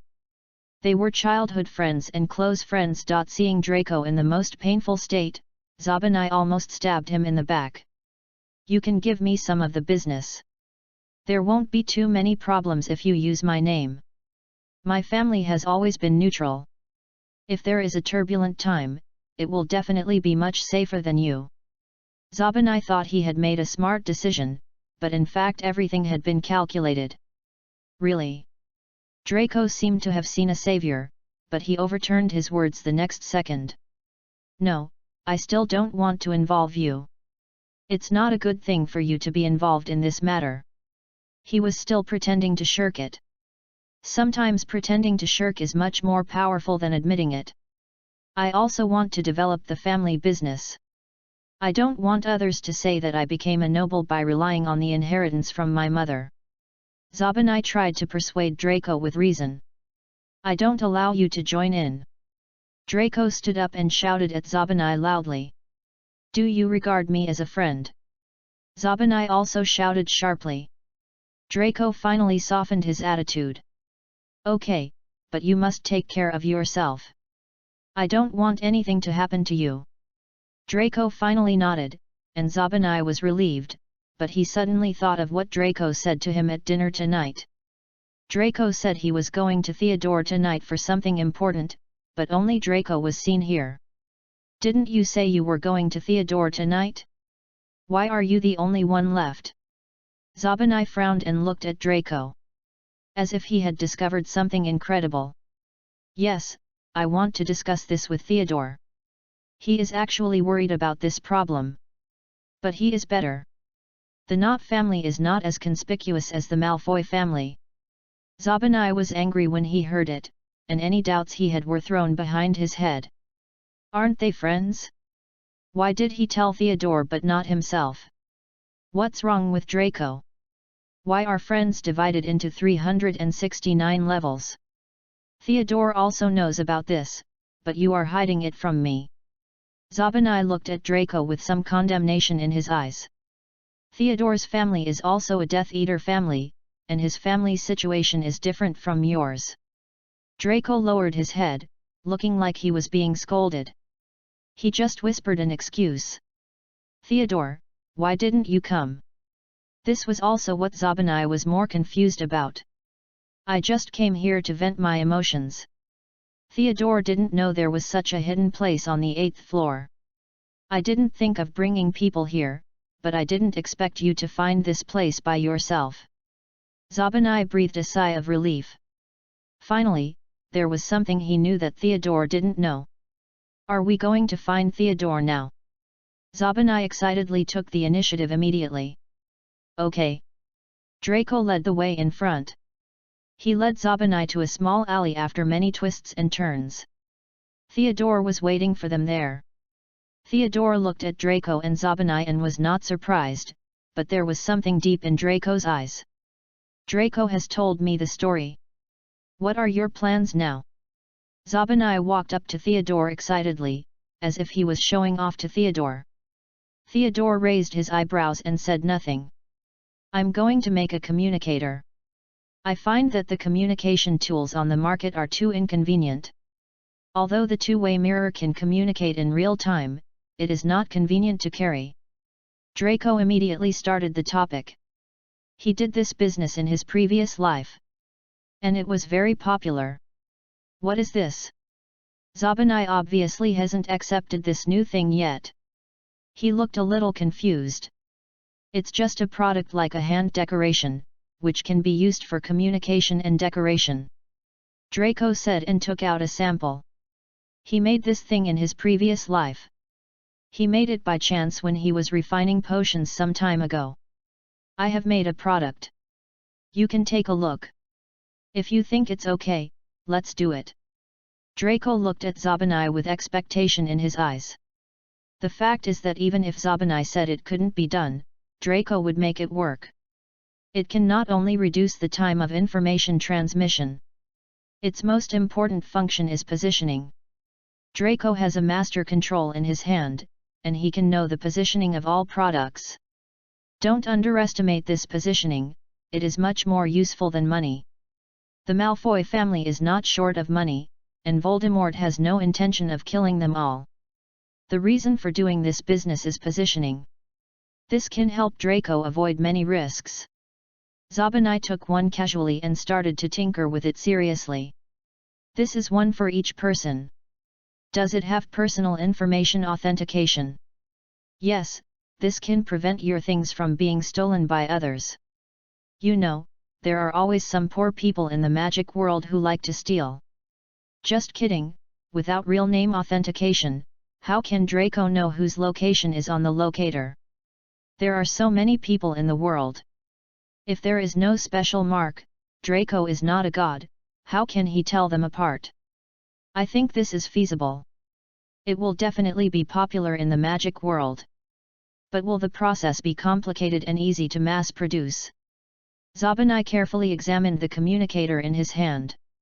He was indeed a natural businessman and found the key point at once. Don't worry Zabanai, just teach me everything, I will take care of it, but the business field will be left to you and Theodore. Zabanai glanced at Theodore and nodded. Chapter 44 Quidditch. Time passed little by little, and the three of them also chose to keep the matter to themselves and did not choose to tell others. Did you say anything to Zabanai last time? Theodore found a free time to ask the doubts in his heart. It was really that Zabanai had become too abnormal recently. He had never been like this before, so Theodore attributed this problem to the last conversation between Draco and him. What's wrong? Why do you have this idea? Draco obviously didn't understand what Theodore was asking about. I found that since that incident, Zabanai has been targeting Gryffindor people. Granger, Weasley, Longbottom, and Harry Potter have all been targeted by him. Theodore looked straight at Draco, with certainty in his eyes. In fact, he had already determined in his heart that it was because of Draco. I suspect he was deliberately taking revenge. He did have some conflicts with Harry Potter in the past, but that was in the past. He never organized Slytherin students on such a large scale to deal with them. In fact, Draco also knew these things. But he really didn't pay attention to it. Draco also thought that this was Zabanai's revenge. Because he said last time that all this was because of Harry Potter, and the others were just taking their anger out. Recently, the whole Gryffindor people were very pitiful and were bullied from time to time. Granger hid in the library and didn't dare to come out. Weasley followed Potter because he had to keep an eye on them. Longbottom was originally introverted and dared not speak out, and was bullied badly. As for Potter, he would be reported to Professor Snape as soon as he went out, and he would be reported as soon as he did something bad. I guess he was weak at the sight of Professor Snape now. Well, it was indeed my fault. I know about this matter. I will communicate with Zabanai. He was too straightforward. He did not condemn Zabanai's behavior. He just said that he should not be so straightforward and superficial next time. Of course, on the one hand, because Zabanai was his friend, on the other hand, he also wanted to test Dumbledore's attitude towards Longbottom. There were two boys who met the Savior in that prophecy, one was Harry Potter, and the other was Neville Longbottom. He thought that even Dumbledore could not judge who was the real Savior in the end. So the two of them entered Gryffindor at the same time. Longbottom, Harry, and Weasley were even in the same dormitory. There is no premeditation in this, Draco certainly doesn't believe it. They have poured so much energy into Harry Potter, they must be more inclined to Harry Potter, thinking that he is the real savior. But with Draco's understanding of Dumbledore, he will definitely not give up Longbottom. How much they care about Longbottom depends on Weasley's attitude towards Zabanai.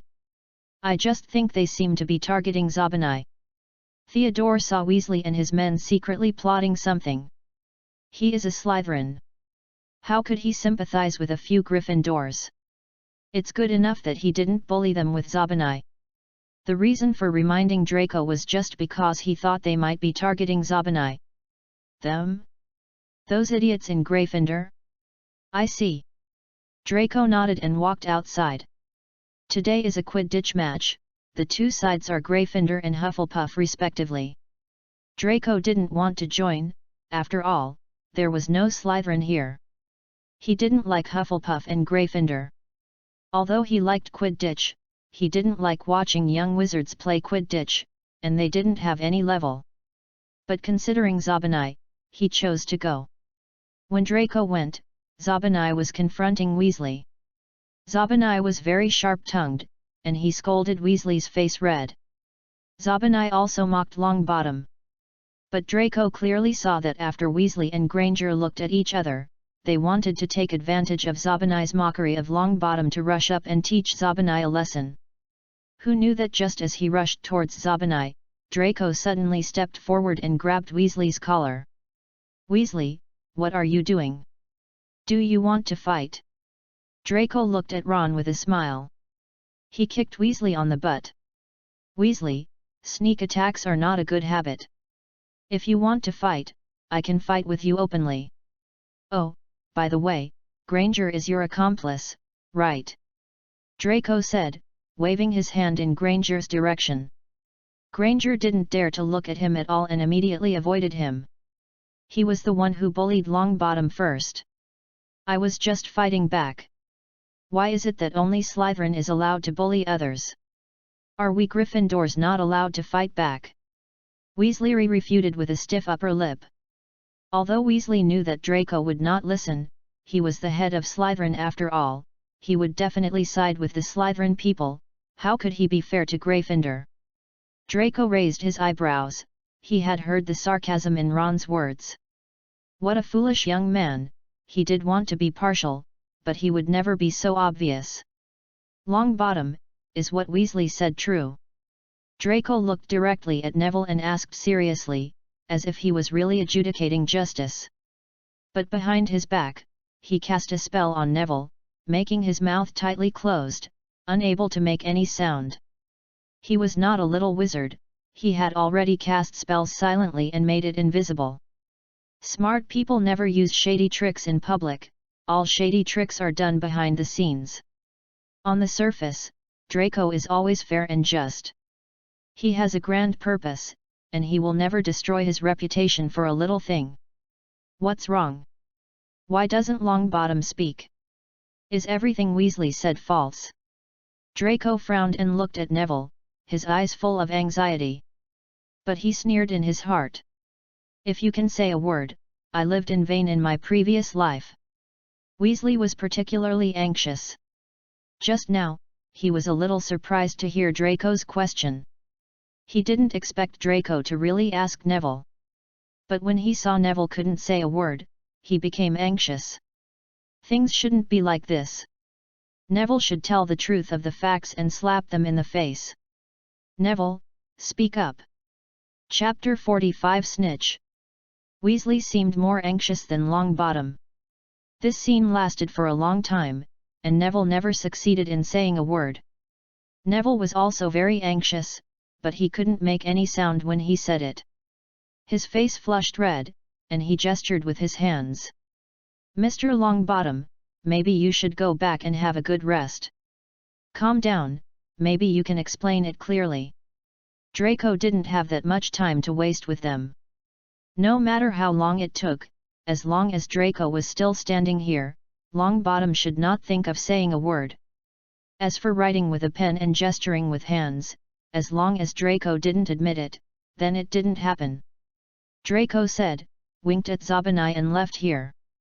He probably guessed Dumbledore's attitude towards the two children of prophecy. At present, Dumbledore has seen the potential of Harry Potter, and is more inclined to believe that Harry Potter is the savior, and Longbottom is a spare tire. Although this is the case, Longbottom's existence is still relatively important. Unless it is necessary, he will never allow Longbottom to get into trouble. When Longbottom is hurt, he will also let Weasley help him under various pretexts. Just as he walked away, Zabanai seemed a little excited. Longbottom is really funny. He talks nonsense in front of me, but can't say a word in front of you, Draco. Theodore heard it and glanced at Zabanai. Be careful. If Draco doesn't come to your rescue next time, those Gryffindors will make you suffer a heavy loss. Theodore had some guesses in his mind. It should be Draco who did something. But due to limited knowledge, he couldn't guess what Draco did. I know, I just want to help Draco vent his anger. If you don't help Draco vent his anger, why don't you let me do it? Zabanai looked at Theodore, who looked like he was talking without any pain in his waist. He felt angry. You. Theodore was choked by Zabanai. Calm down, gentlemen, it's not a big deal. Are those Gryffindors worth a few of us fighting each other? Draco glanced at the two people who were still confronting each other. He also found it a little funny. Why didn't he think these two people were so much like enemies in his previous life? It's not difficult to deal with them. Zabanai, your method this time is indeed a bit clumsy. But I still want to thank you for helping me vent my anger this time. Draco Malfoy is a master of keeping things balanced. A typical way of hitting each other with one stick. Zabanai got excited when he heard it. He also knew Draco. As soon as he heard this, he knew that Draco had a way to deal with them. Damn Weasley, he actually dared to plot against him. He must teach him a lesson. Zabanai's logic is so overbearing and unreasonable. Look at what this is. Draco said, taking out a book borrowed from the library from the telescopic bag. Zabanai looked at the book with a puzzled look on his face, and didn't see any difference. He looked at Draco with a puzzled look. I remember this book seems to be a library book. I seem to have borrowed it before. Is there any difference in this book borrowed from the library? Turn it over. Draco also found it funny. How could someone start asking questions without even turning the page? When he got the book, he didn't feel anything wrong with its thickness. Zabanai flipped through the book in confusion and found a letter inside. This is a letter from the second son of the Weasley family. Zabanai's eyes lit up when he saw it. Draco asked him to read it. There must be a secret hidden in this letter. For some reason, he always felt that Draco never did useless things. Zabanai couldn't wait to open the envelope and read the letter. The more he read, the more surprised he was. He didn't expect that a first-year Gryffindor would be so bold. Hagrid, that servant, actually dared to raise a dragon in Hogwarts, and those Gryffindors all knew about it. Zabanai looked at Draco in shock. I couldn't believe that the things in the letter were true. If it was true, then those Gryffindors would be miserable. Theodore was also aroused by Zabanai. He glanced at Zabanai. Zabanai didn't move at all. He could only grab the letter from Zabanai himself and read it carefully. As long as we tell the school about this, they will definitely be punished. Theodore and Draco's eyes met, and he slowly uttered this sentence. He could almost see the pitiful end of the group of Gryffindors. The letter says that Hagrid's dragon will hatch successfully tomorrow night. We will catch him red-handed by then, and then tell the professors about it. They will definitely be punished. Zabanai's eyes lit up as he spoke. This is the real revenge. What he did before was just a small fight. Zabanai, Hogwarts does not allow people to go out at night. If you tell the professor about this, doesn't it prove that you also went out at night? Draco was deducted points for this in his previous life, but because he was Malfoy, he did not receive too much malice in Slytherin. But there is still more or less malice. Slytherin is such a disciplined college, how could it allow someone who breaks the rules? Draco, are we going to let them go? Can't they be punished even if we have received the news? Zabanai looked at Draco in confusion. If it was really as Draco said, then wouldn't they have no way to do anything to Gryffindor anyway? Then what is the use of this letter? We can't tell the professor, but it doesn't mean others can't. Draco looked at Zabanai with a smile in his eyes. Zabanai is indeed very righteous, but sometimes he feels too straightforward. Do you mean to tell this news to Salabok? Theodore rolled his eyes and immediately said a plan. Salabok also had a strong malice towards Harry Potter. During this period, when Zabanai bullied Harry Potter, Salabok also bullied Harry Potter's group. Do you have a grudge against Salabok? Theodore, don't be like this, he is also a Slytherin, and the points deducted are still Slytherins. Theodore was choked by Draco. He rolled his eyes in his heart. Weren't you the one who targeted Salabok at the beginning? Then what do you think we should do? Theodore rolled his eyes at Draco. Of course you have to ask an adult for help when you encounter something. I think it's a good idea to leave this matter to Mr. Filch. It's time for him to pay a little. Chapter 46, Giving Gifts. Do you want me to go with you? Theodore knew that there might be some deal between Filch and Draco, but Draco didn't tell him. People are always curious, and out of curiosity, he still wants to know. No, I just want to give him some gifts. Draco smiled slightly, and took the book from Zabanai's hand. But he didn't take the letter in his hand. Will those people find out if we go now? Gryffindor has a lot of things to do. Zabanai was rare to be careful. He wanted to punish the Gryffindor group, but he was afraid that the Gryffindor people would find out. No, they have more important things. Draco said, smiling. What important things can they have? Zabanai didn't understand what Draco said. What important things would make all the Gryffindors busy? Listen! The little wizards cheered all around. Harry Potter won. Draco left after saying this. Not caring about other people's reactions. Filch has always been reluctant to participate in such activities. These activities would only tell him that he was a squib without magic power, which would only make his inferiority complex even worse, so he never participated in such activities related to magic. When it comes to such activities, he would only hide in his little house. Although he now has magic, he still won't participate in such activities. For now, nothing is more important than practicing magic in his own house. So when Draco went to Filch's house, Filch was still practicing magic seriously with a second-hand wand. The wand looked very old, like an object from decades ago. Filch practiced the levitation spell clumsily, and it seemed that his talent was not very good.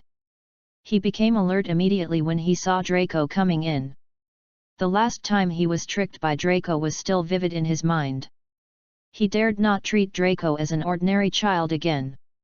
He felt Draco's eyes on his second-hand wand, and he felt a little inferior in his heart, so he put the wand aside.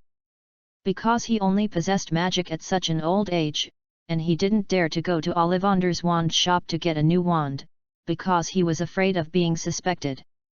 Because of Draco's warning before, he could only use this old wand now. What are you doing here? What's the matter with you? Filch seemed very alert. Relax, sir, can I still eat you? I just have a small favor to ask you for help. Draco really had something to ask Filch for help, so he didn't plan to beat around the bush. Sending him potions was just to get his help. If he couldn't even do such a small favor, then he would have no value in existence. Of course, there was a price to pay for taking his potions. There were so many squibs in the world, one more Filch wouldn't make a difference, and one less Filch wouldn't make a difference. He had to have his value to be worth the price Draco paid. You say it. Filch had no way to refuse, and instead of tearing his face off in the end, he might as well admit it obediently. He didn't want to experience the pain he felt last time again. Harry Potter is going to Hagrid's cabin to see a Norwegian Ridgeback tomorrow night. You know, we Slytherins are the most rule-abiding and hate people who don't follow the rules. Draco looked like he was disappointed with his friend. He seemed to have a different personality in everyone's eyes. Do you have any grudge against Harry Potter? Why did he suddenly target Harry Potter? In Filch's impression, Harry Potter and him had never had any conflicts, although there were some conflicts between him and his companions. But anyone with a discerning eye could see that Harry Potter hadn't gained any advantage at all. There was no need to target Harry Potter.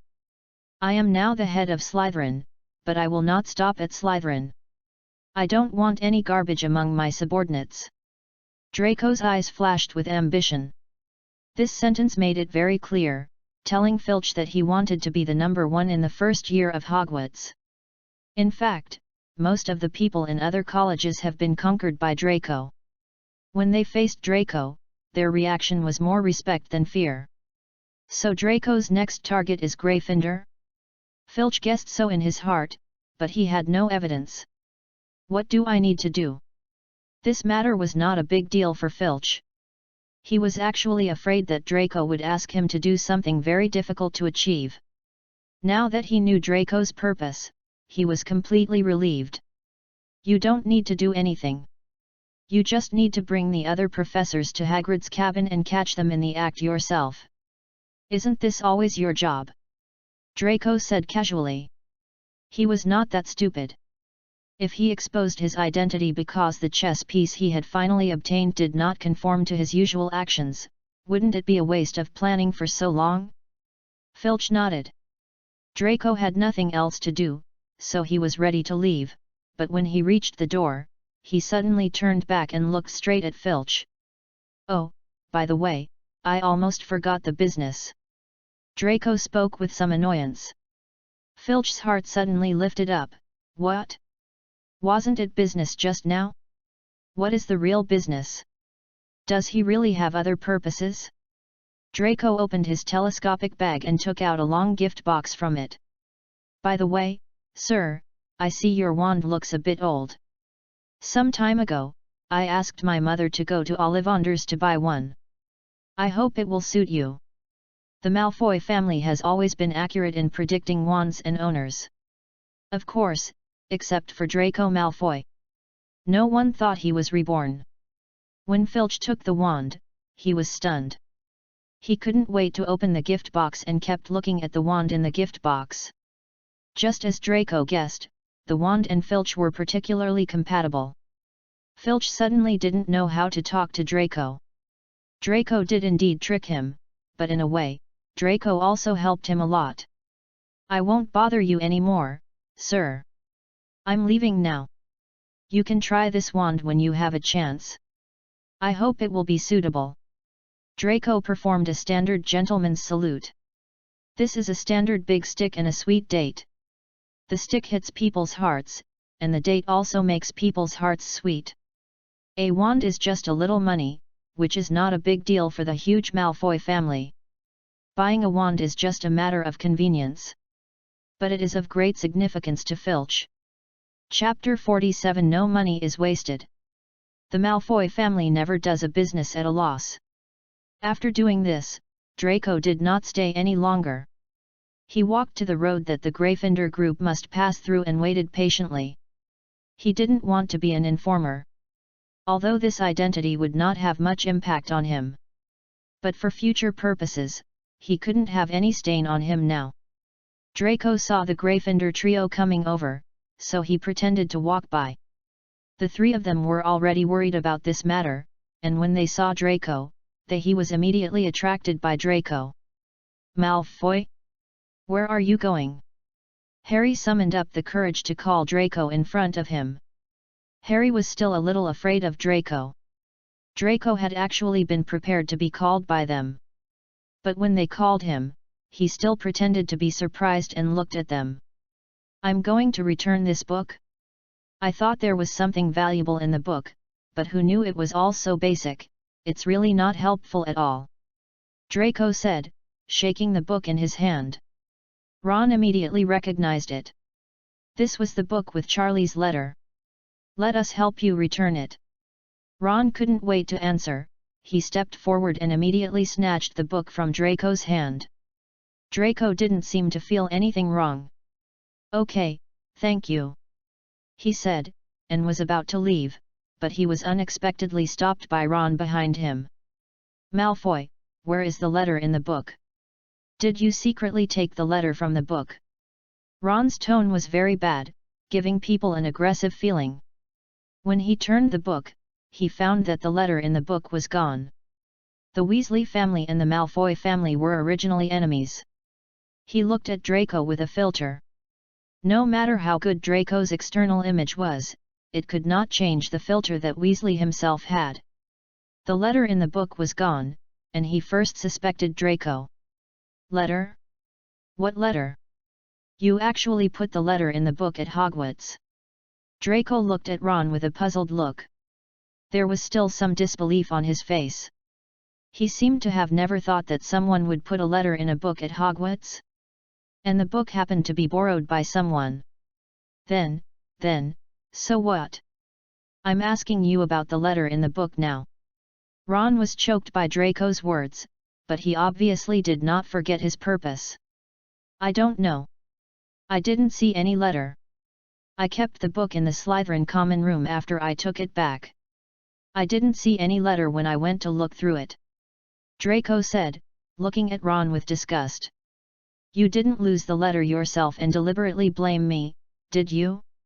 Even if the Weasleys are poor, they can't do this to me. It was the first time that Draco spoke to others in such a sharp tone. Even Granger, who was not familiar with Draco, could feel Draco's anger. Sorry, Malfoy, maybe we made a mistake. Hermione quickly grabbed the furious Ron. Malfoy has a very good reputation in Hogwarts and is very strong. If he fights alone, I'm afraid no one can deal with him.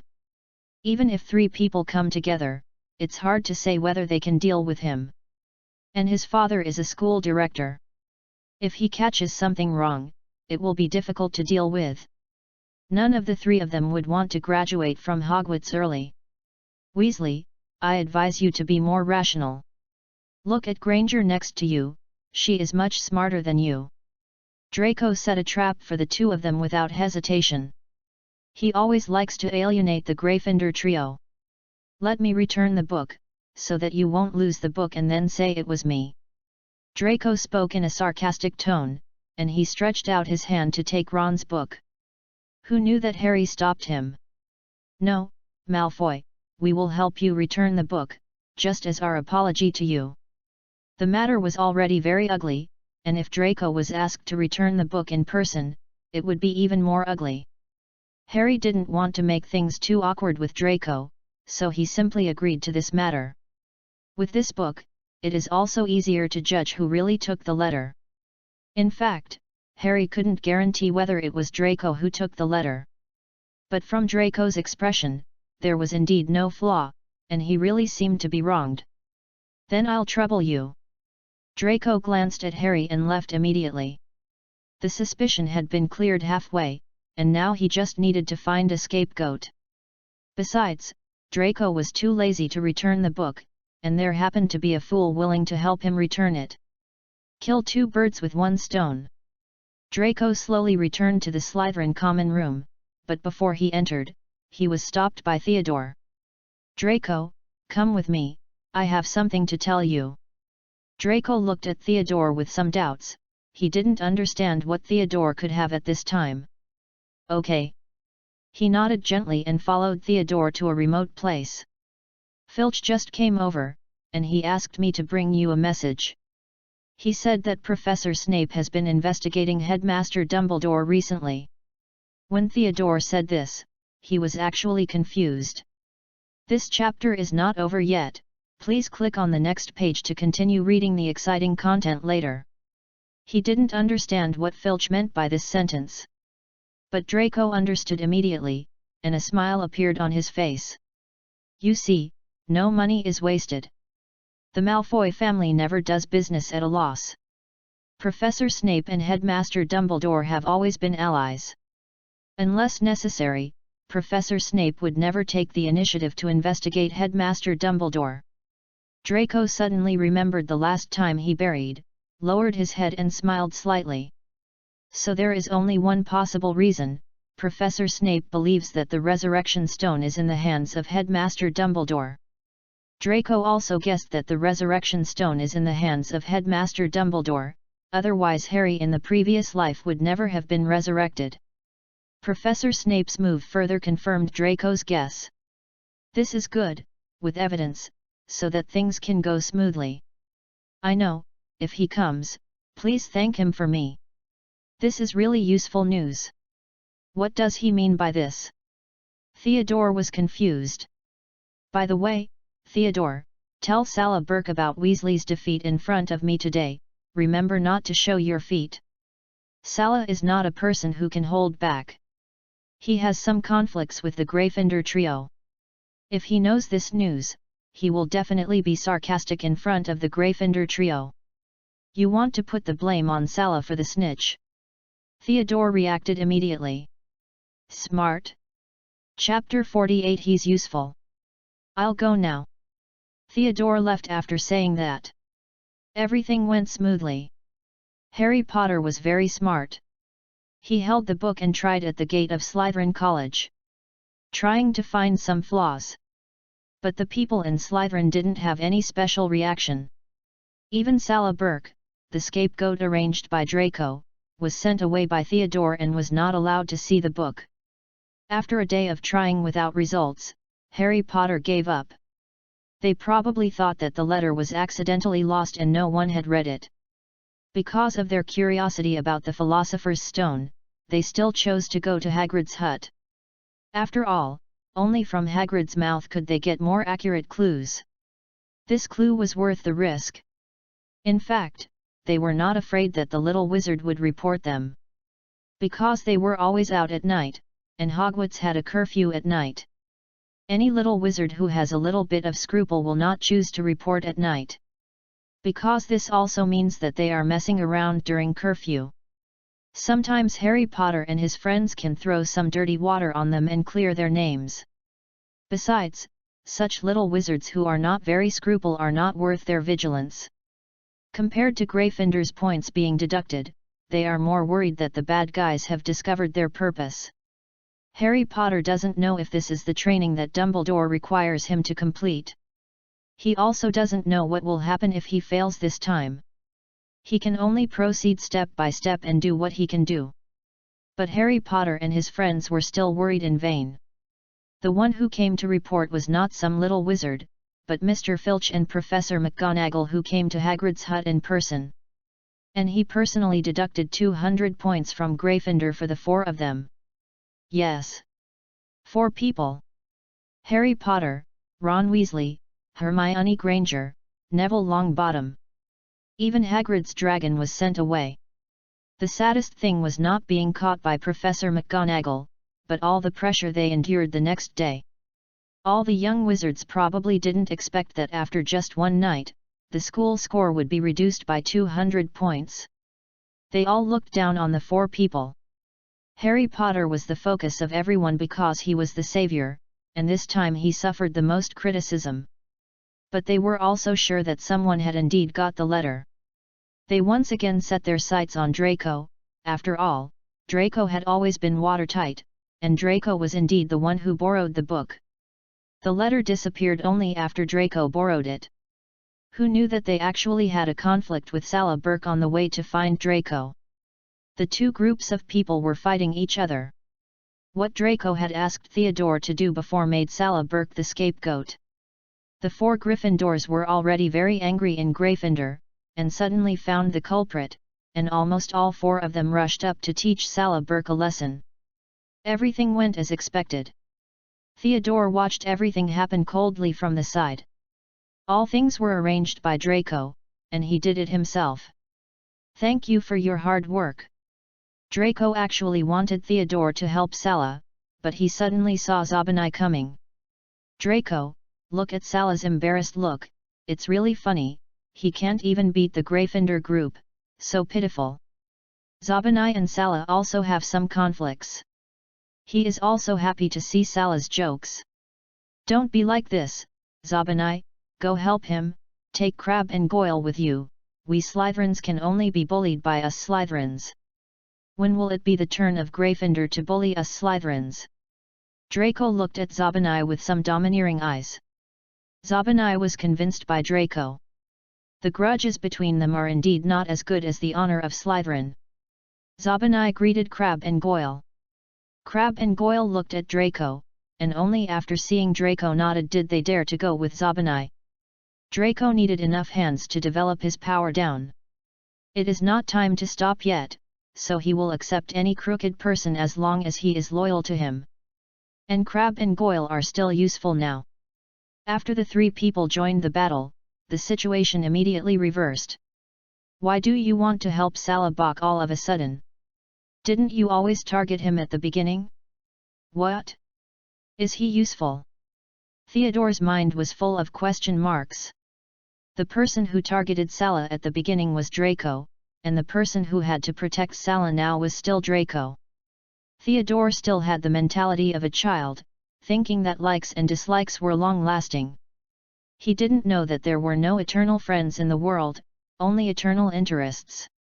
Only when a person is useful, he deserves Draco's attention. He is still useful. Keep him. Look at his heart. Isn't it gathered? Do you think he will still remember the hatred of my bullying him last time? Draco looked at the strange look Sala gave him after the battle. Draco waved to Sala as if no one was around. Sala seemed a little angry and left without looking back. I guess he still remembers. Theodore looked at Sala and decisively expressed his judgment. I guess so, but that's not important. What's important is that he was tied to this boat. From the moment he accepted my help, he couldn't get off this boat. Draco didn't tell Theodore that he had forced Sala to get on the boat from beginning to end, and Sala had no choice at all. Theodore raised his eyebrows slightly and didn't make any judgment. Sala also came from the 28 Holy family, and the family background was also rich. If they developed anything in the future, it would be of great help to them. By the way, Theodore, I have to go out tonight, don't let anyone find out. Draco suddenly remembered that Harry Potter and the others would be punished to go to the Forbidden Forest at night. So he told Theodore about it. Let him know. If something really happened, Theodore would definitely help him cover it up.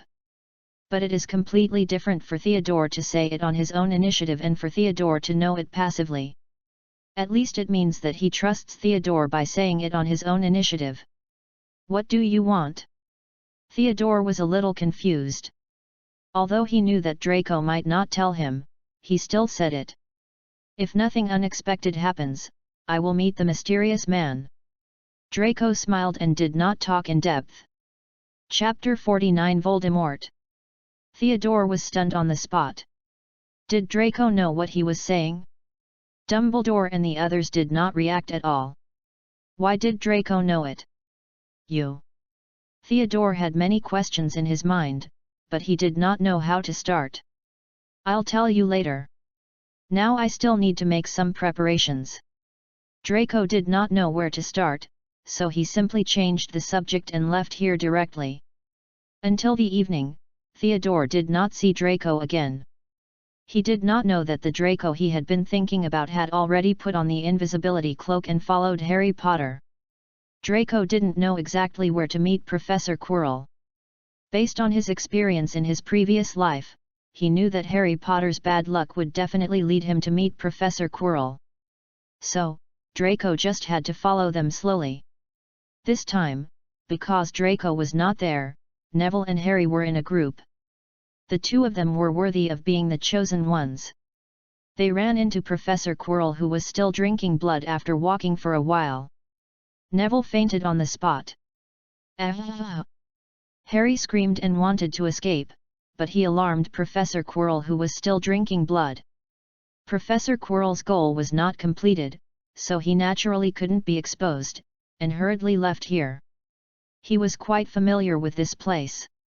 Draco didn't care about the miserable situation of Harry Potter and Neville. He quickly used apparition to block Professor Quirrell. He opened his invisibility cloak in front of Professor Quirrell without any hesitation. Good evening, Professor. Look, what have I found? Draco looked at Professor Quirrell with a smile. He saw through Professor Quirrell's disguise. Professor Quirrell also became panicked instantly.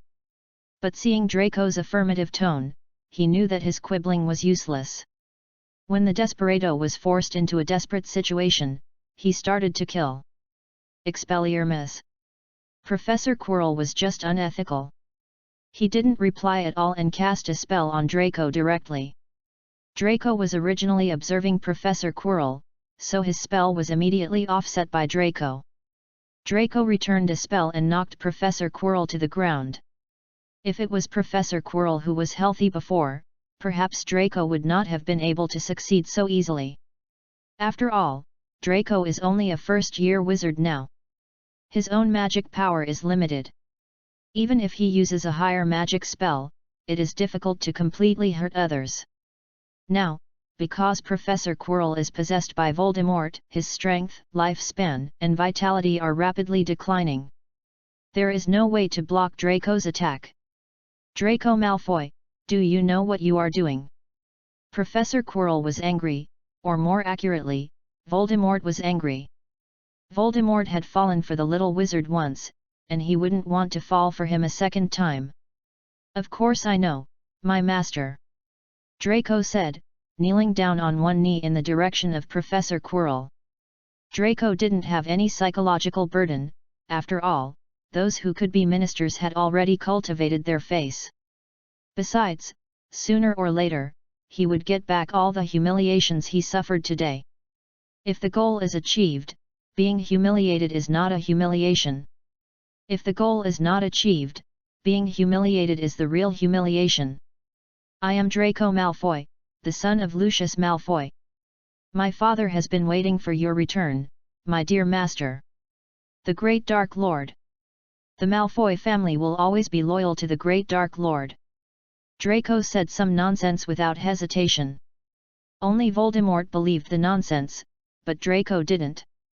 Voldemort knew he was seen through and stopped pretending. Professor Quirrell suddenly turned around, facing away from Draco, and took off his hat. As Draco guessed, there was a secret under his hat. There was a twisted face. It was Voldemort.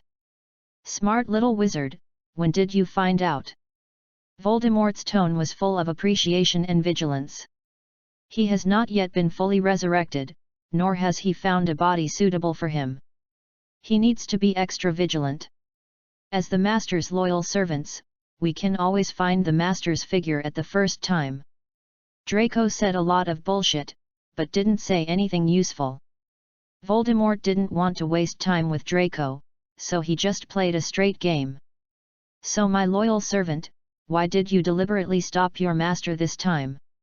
You'd better give a perfect reason, otherwise, my men can't tolerate garbage. Voldemort looked a little angry. Because Draco was a variable that he couldn't control. Unless Draco gave him the value he wanted, otherwise, this variable shouldn't exist. My dear master, I'm disturbing you because I discovered an important thing, your great Death Eater. Professor Severus Snape discovered that Dumbledore held the Resurrection Stone. If you can get the Resurrection Stone in Dumbledore's hand, you can be completely reborn, and the magic world will be the world of our pure blood. This chapter is not over yet, please click the next page to continue reading. When Draco said this, there was madness in his eyes. Even Voldemort had never seen such strong ambition in the eyes of a teenage wizard. You are Slytherin, right? Only Slytherin can have such a good seedling. Voldemort was actually a little surprised. But after hearing that the news came from Severus Snape, he still believed it. Although he said that he was not confident about Draco Malfoy, he was more confident about Severus Snape. He has now found the existence of the Philosopher's Stone, but the Philosopher's Stone can only make people live forever, not resurrect. Eternal life must be based on his resurrection. He has a way to find a body to resurrect himself. If he can get the help of the Resurrection Stone, he will definitely be even more powerful. Thank you for your appreciation, Master. I am willing to go through fire and water for you. Draco hadn't gotten what he wanted yet, and was arguing with Voldemort frantically. Then I'll leave this matter to you. You can ask some Death Eaters for help when necessary. Voldemort finally gave in. Draco was actually waiting for this sentence. He wanted to change the pattern of the wizarding world. He had to create a huge turmoil, and this turmoil was done according to his imagined trajectory. So he had to ensure that these turmoils were within the controllable range. He was still a young wizard and couldn't take action. But if Voldemort allowed it, it would be different. Although Voldemort only allowed this part, others didn't know. As long as it was used well, it might not be impossible to become a spark. Chapter 50 Abraxas. Okay Master, I will do my best. Draco was playing tricks on Voldemort. He only said that he would do his best, but did not say that he must succeed. As for the specific time, he would not talk about it. Voldemort did not care about him too much. In fact, he did not think that a little wizard like Draco could do it. The reason why he was willing to speak out was because Draco got the news from Snape. From another perspective, it can be seen that the relationship between Draco and Snape is not ordinary. Giving Draco this authority is actually to let Draco convey to Snape that Voldemort still trusts him. In fact, in Voldemort's eyes, Draco is just a tool to convey information. But in Draco's eyes, it is different, because there is no Professor Snape in his production chain. By the way, do you know Harry Potter? How is your relationship with him? Voldemort suddenly spoke up and asked Draco. For the person who defeated him last time, no matter what the reason was because, he was always wary of Harry Potter. I don't know much, but I found that Harry Potter has always been surrounded by Dumbledore's confidants such as Weasley and Hagrid. They keep a close eye on Harry Potter and try to control his thoughts and behavior. Draco said his opinion. He said his opinion in an interesting way, which was clearly telling Voldemort, don't think of asking me to deal with Harry Potter. Harry Potter has 2 bodyguards around him, and I can't beat them at all. Draco didn't want to be exposed so early. Even if he could beat them, he wouldn't do it himself. They actually pinned their hopes on an 11-year-old wizard. Dumbledore is really going backwards. Voldemort said with a sneer. I heard that you are still the head of Slytherin, just like your grandfather Abraxas. I just don't know how you are with Abraxas.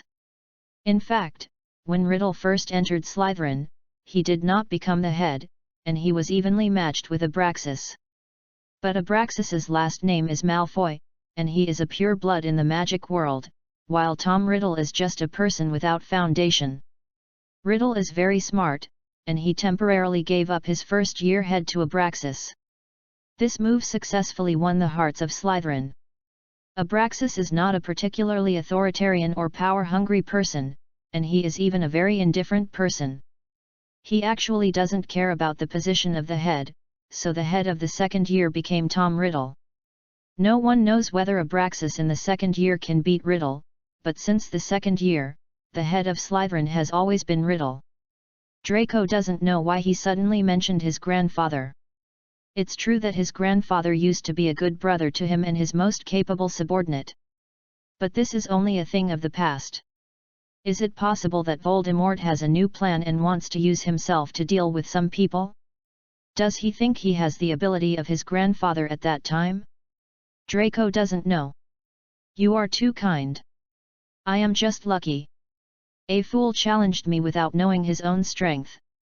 I severely shocked him and others, which made me sit in the position of Slytherin's head by chance. Draco modestly evaded the question. No matter what Voldemort was thinking, he didn't want him to pay attention to him so early. Voldemort did not comment on Draco's words, but changed the subject.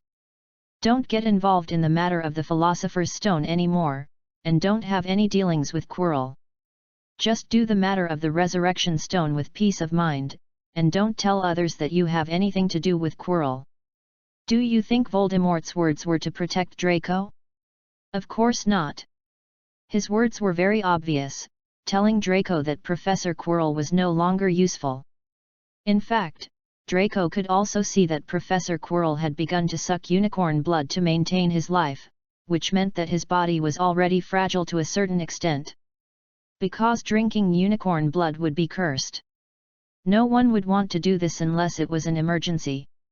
Obviously, Voldemort knew about Professor Quirrell's physical condition, so he always treated Professor Quirrell as a pawn. If he succeeded, then Professor Quirrell would become a scapegoat. If he failed, he would abandon Professor Quirrell's body and go somewhere else. Warning Draco not to contact Professor Quirrell was also because he was afraid that Draco would be taken with him when he finally abandoned Professor Quirrell. Behind Draco was the Malfoy family, his money bag. If the Malfoy family was also involved, what would he use to reorganize the Death Eaters? Everyone knows that conquering the world costs money. I understand, my master, no one will know that Draco Malfoy has met Professor Quirrell in private. Draco bowed his head respectfully. He knew that Voldemort's conversation with him ended here. Voldemort might have some important things to do, so he didn't plan to look up and explore Voldemort's whereabouts. He slowly left until there was no sound around. So far, it is known that the Philosopher's Stone is on the 3rd floor. Everyone knows this news, and there will be some checkpoints on the way to the Philosopher's Stone. Harry Potter may have learned some news from Hagrid. This chapter is not over yet, please click on the next page to continue reading. This makes it clear that all this is a test from Dumbledore. Voldemort is determined to get the Philosopher's Stone, but he is still in a state of abandonment for Professor Kino. And the surprise he gave them is on the way and will be revealed soon. Draco went back slowly, and Theodore was already asleep at this time. Everything went on in an orderly manner. The next day, the school heard about what Harry Potter and his friends encountered when they went to the Forbidden Forest yesterday. This also caused panic among the little wizards. Draco, is your going out yesterday related to this? Theodore looked at Draco in confusion. He suspected that the person Harry Potter and his friends saw was Draco. But that doesn't make sense. When did Draco drink unicorn blood? Everyone knows that drinking unicorn blood is cursed. Draco has no reason and no need to do such a thing. I saw that a person who sucks unicorn blood, guess who he is? I guess you can't guess. Draco knew that Theodore was suspicious of him, so he simply dispelled his suspicion. If Theodore went to such lengths to help him cover up, it would only make people more suspicious. Is that person in the school? Hearing Draco's question, Theodore immediately understood that the person must live in Hogwarts, otherwise he would not ask this question. Yes. Draco nodded, as if he was admiring the cleverness of the little wizard. Maybe Professor Quirrell. Draco looked at Theodore in a daze, as if he was re-examining his value.